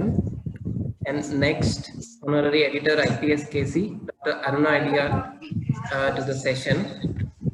Now I would like to invite our organizing chairman, Dr. Lokesh Babu, to the session. And finally, I would like to invite the organizing secretary of eKANCIPS 2020, Dr. Deepak RS, to the session. Now I would like to request organizing chairman, Dr. Lokesh Babu, to deliver welcome speech. Thank you, Gopal. Thank you very much. ಎಲ್ಲರಿಗೂ ಉತ್ತಮ ಆರೋಗ್ಯವನ್ನು ಹಾರೈಸುತ್ತಾ ಈ 2 ದಿನ ನಾವು ಹೊಸದಾಗಿ ಪ್ರಾರಂಭಿಸಿದ ಈ conference ಮುಗಿಯುವ ಹಂತಕ್ಕೆ ಬಂದಿದೆ ಹಾಗೂ ಈ ಎಲ್ಲಾ ಕಾನ್ಫರೆನ್ಸ್ಗಳಿಗೂ ಬಹಳಷ್ಟು ಸಪೋರ್ಟ್ ಹಾಗೂ ರೆಸ್ಪಾನ್ಸ್ ಕೂಡ ಕೊಟ್ಟಿದೆ. So it is a very inspirational for us. And now I would like to invite all of you for the closing ceremony of 2020 eKANCIPS. Good afternoon to one and all.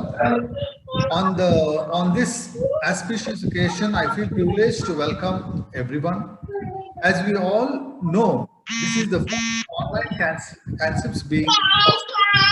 In the history of IPS-KC, pandemic has posed a challenge and we have risen up to it. To this novel endeavor, I would first like to welcome Dr. Sripati Bhattacharya, President of IPS-KC, and also congratulate the elected President, sir. And I would like to welcome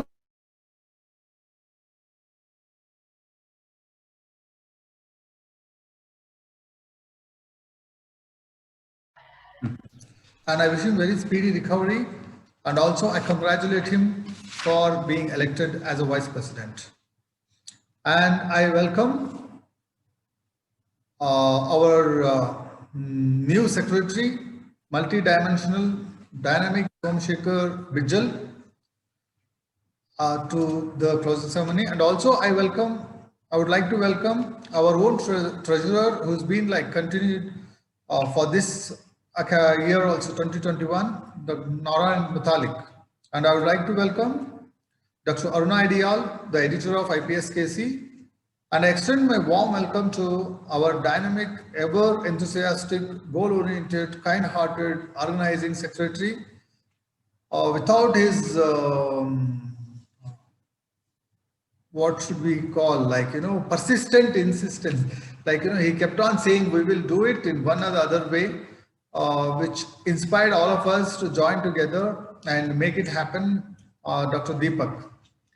And also I welcome Dr. Pavitra, the HOD of the department, and I welcome to this welcome the august audience comprising of all delegates without whom this endeavor was not worthwhile. So I welcome you all. Thank you very much.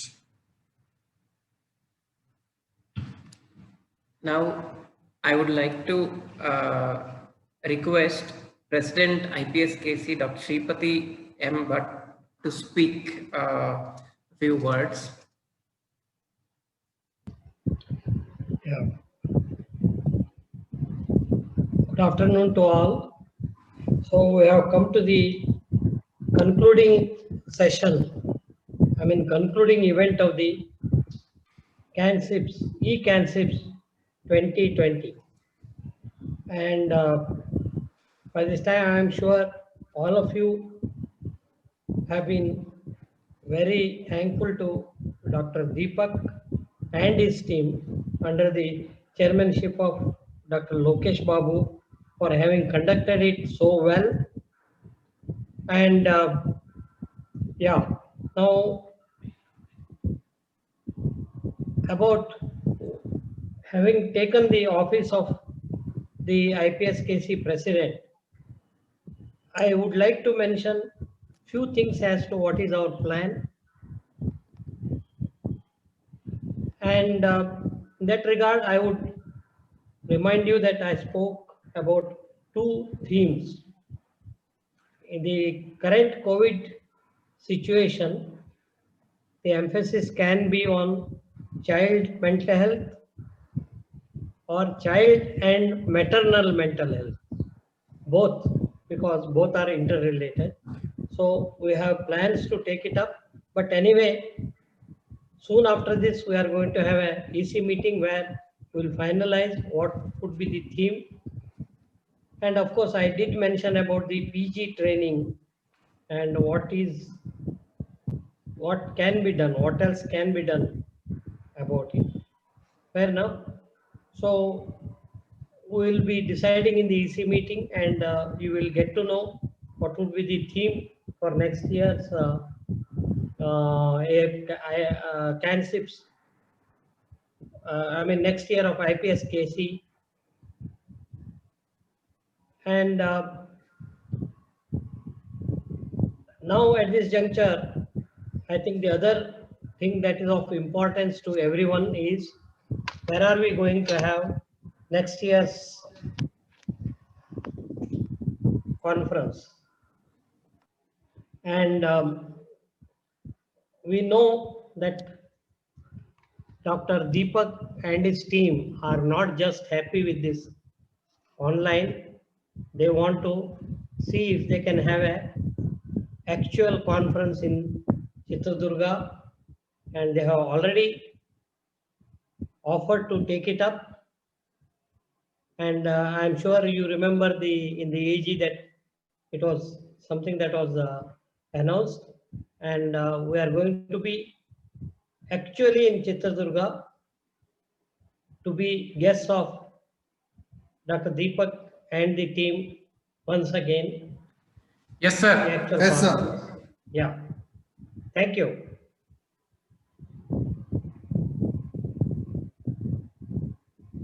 Thank you.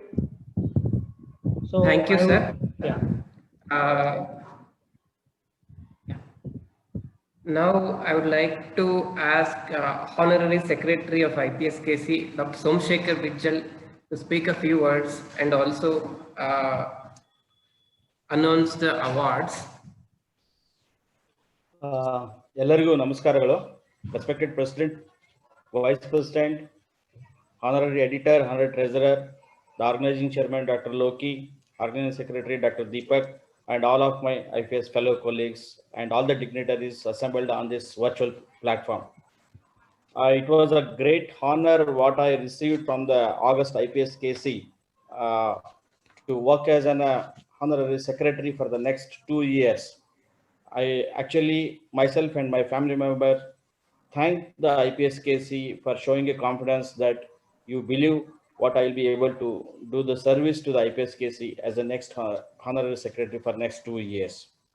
So definitely the former presidents as well as the secretaries have laid down their footprints in the history of the IPSKC. I would like to follow the same footsteps and work along with all the colleagues of the IPSKC, and the footprints are very much clear that IPSKC has won 8 times the best branch award. We need to carry forward the same. So I am from the culture where this is consider that victory is not for the individual, it is for the group or a society, and it belongs to all of us together. It is that spirit that I accept this appointment, because to work together, if we work together, we cannot fail. Today we are in the world where we recognize it as a broken world, the world searching for the meaning in life and security. And we are in the middle of another pandemic, COVID-19. We have seen that many psychological morbidities increased more than 50% in their prevalence. More so on the healthcare workers, as well as the suicides among the healthcare workers are causing a lot of problems to their families and as well as their community also. So in this respect, we are celebrating another World Mental Day. The slogan says mental health for all, greater investment, greater access, everyone, everywhere. ಎಲ್ಲರಿಗಾಗಿ ಮಾನಸಿಕ ಆರೋಗ್ಯ, ಹೆಚ್ಚಿನ ಹೂಡಿಕೆ, ಹೆಚ್ಚಿನ ಪ್ರವೇಶ, ಎಲ್ಲರೂ ಎಲ್ಲೆಡೆ. ಇಂಥ ಒಂದು ಸನ್ನಿವೇಶದಲ್ಲಿ the world is accepting the concept of universal health coverage. Mental health must be the integral part of the universal health care. Our national mental health program also speaks about that only. Nobody should be denied access to the mental health care because they are poor or they are living in the remote place. The survey says that with respect to the investment, government spends only around 3% of their health budget on the mental health, and less than 1% in the lower income states and more than around 5% in the higher income groups. And still we have to continue the treatment gap of 50 to 80% along the different parts of the world. With this respect, my colleague Dr. Deepak and our I am a president of the Chitradurga has brought up the beautiful concept along with my friend who is IMA president as well as the senior member Dr. Karanth. So IMA psychiatry, IMA Karnataka State Psychiatry Cell.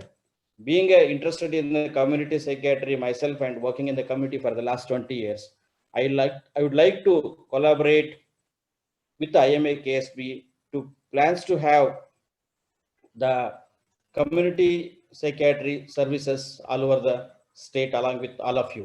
So as a part of that, I would like to empower the members of the Indian Medical Association so that the mental health gap can be reduced significantly. And one step we are already ahead along with the NIMANS, in collaboration with the NIMANS, we are bringing out the IMA KSB and IPS KC together along with the NIMANS Manovaidya Sahayavani very soon, which will be launched on within 1 or 2 days, couple of days. So for which I need complete cooperation and from all the colleagues of the IPS KC. I cannot make it alone. There is an African saying that if you walk fast, then you walk alone. But if you want to go far away, walk together with others. My prayers is that in this moment of mental health, we shall go very far walking together and strengthening each other to fulfill the aims of the Indian Psychiatric Society Karnataka chapter. So once again, I thank all the members of the Indian Psychiatric Society for giving me this opportunity. So now I would like to announce the awards. One is every year in the memory of Dr. H.S. Subramaniam, Indian Psychiatric Society will announce the best PG paper award. And in this year, for eKANCIPS 2020, we have received around 5 papers. Among the 5 papers, the best one is, best award goes to Dr. Apurva from K.S. Hegde Medical College, Mangalore. She presented on awareness, psychosocial state and coping skills among the frontline doctors during the COVID-19 pandemic, a cross-sectional study. The award carries ₹5,000 and a certificate, and she will be presenting the same in the Indian Psychiatric Society South Zone Conference. Congratulations to Dr. Apurva and the mentors of Dr. Apurva. We have received this year around 22 free papers and 26 posters in this eKANCIPS. And these are free papers, as it mentions, it's a free papers. But still, since 2018, the organizers of the CANCIPS have made it a protocol that so they can select best among them and give them a certificate so that it will increase the it will stimulate the others to participate more and more. So among the 22 papers, free papers received, there was a tough competition was noted and few are shared the prizes. The prize carries certificates which will be sent to their respective colleges soon. The first place goes to Druhin Govar of JNMC Belgavi. The second place among the free papers is shared by Dr. Megha Sadashiva of Yanapoya Medical College, Bangalore. Dr. Ankita Priyadarshini from JNMC Belgavi. The third place, among the best free papers, it goes to Shreyas Patil of JNMC Belgavi. Lakshmi Devi M. Patil of MRMC Kalburgi, Dr. Tushar Saini from SN Medical College Bagalkot, and Dr. Keertana Nayak from KVG Medical College Sulla. Among the free poster category which have received in eKANCIPS 2020, 26 posters we have received. The committee has recognized the following as the best posters. Dr. Madhumita NS from NIMANS, Bangalore. She presented a poster on COVID-19 related suicides in India. So that has won the best poster prize. And second place goes to Vinita Chikmat from Shema KS Medical College, Mangalore. Then third place shared by Dr. Saranjot Kaur from MRMC Kalburgi and Dr. Arushi Singh from KVG Medical College, Sulla. Once again, congratulations to all the participants as well as the winners of these free papers as well as the poster presented participants, and congratulations to the approval once again for the getting the Dr. H.S. Subramania Memorial Best PG Paper Award. So now I would like to thank the organizers of the eKANCIPS and its sponsors. Definitely, as our president has told that, so without the efforts within a span of around 5 to 7 days, the whole process has carried out, and the responsibility taken by Dr. Deepak, Dr. Lokesh, and Dr. Alok and Dr. Gopal is tremendous, and his team. So I would like to congratulate the whole Basaveshwara Medical College team for the success of this eKANCIPS, and I would like to present a memento.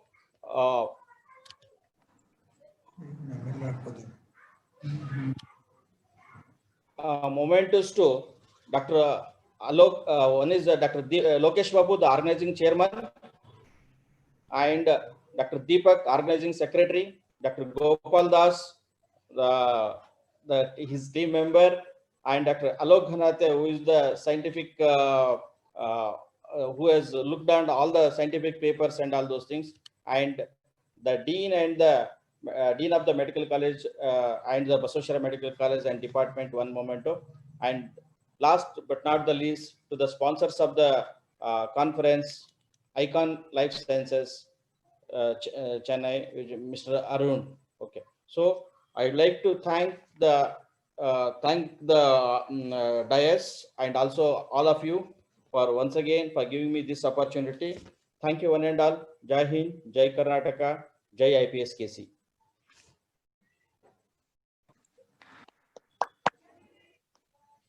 Thank you, sir.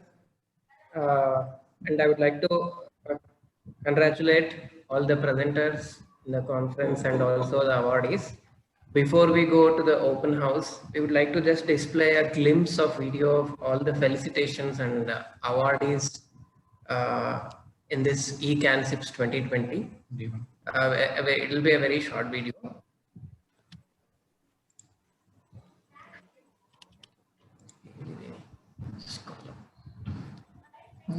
ಬಸವೇಶ್ವರದಿಂದ login ಆಗಿದ್ದೀವಿ. ಬಸವೇಶ್ವರದಿಂದ login ಆಗಿದ್ದೀವಿ.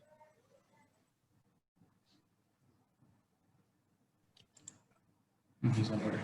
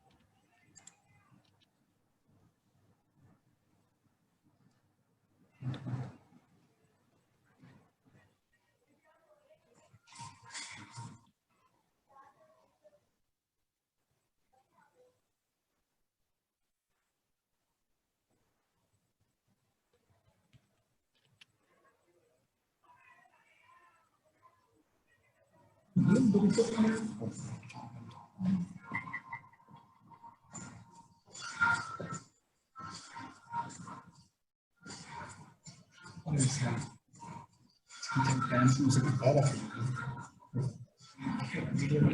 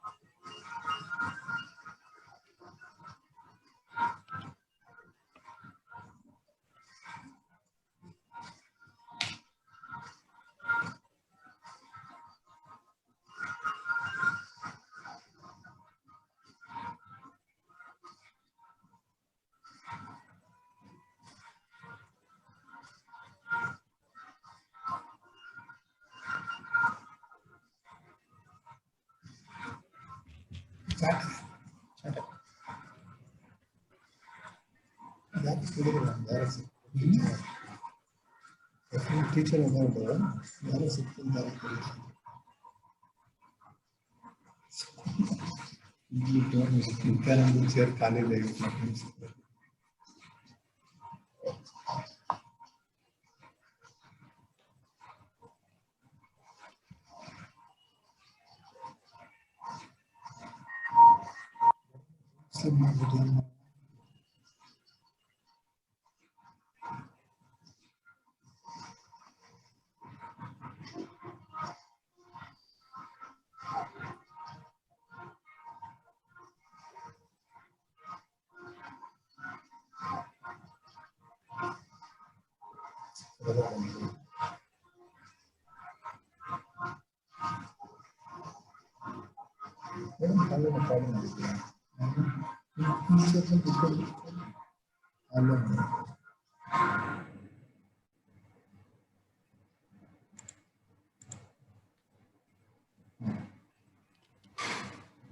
Thank you. Now I would like to invite Dr. Sripati Embat, President IPSKC, to speak about the conference and also conduct the open house. Over to you, sir. Thank you. Suffices it to say at this juncture that the conference was very well conducted because there have been heaps of appreciation so far. So I don't want to indulge in it again because I think we are getting late for lunch, all of us. So I am sure all of you, wherever you are, will applaud the efforts of the Chitradurga team for having launched the first e-conference in the country from IPSKC.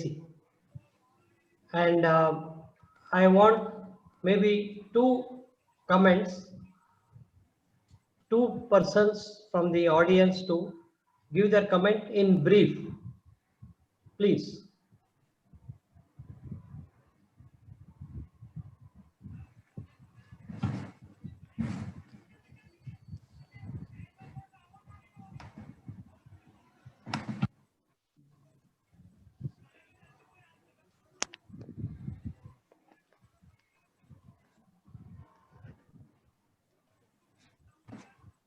Anyone?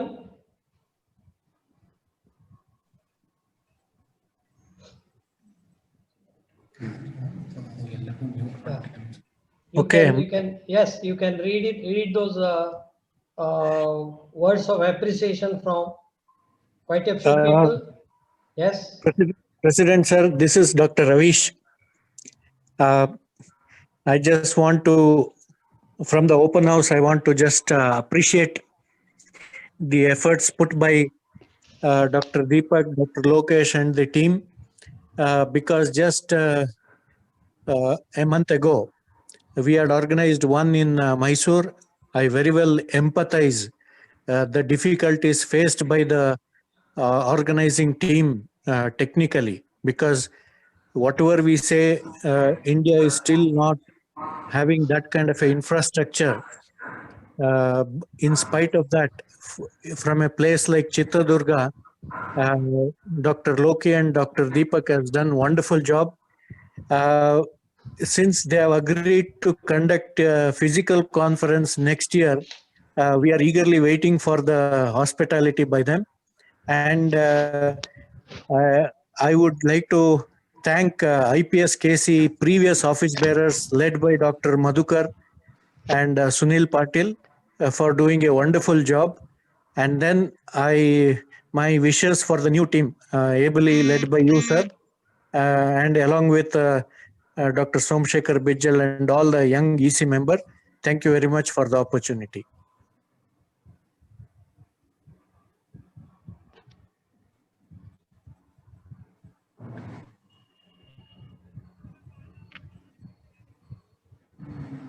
Thank you, Dr. Raveesh. Anyone? Any more? So there are messages coming from, quite a few of our members about their, appreciation for this e-conference. And now I would invite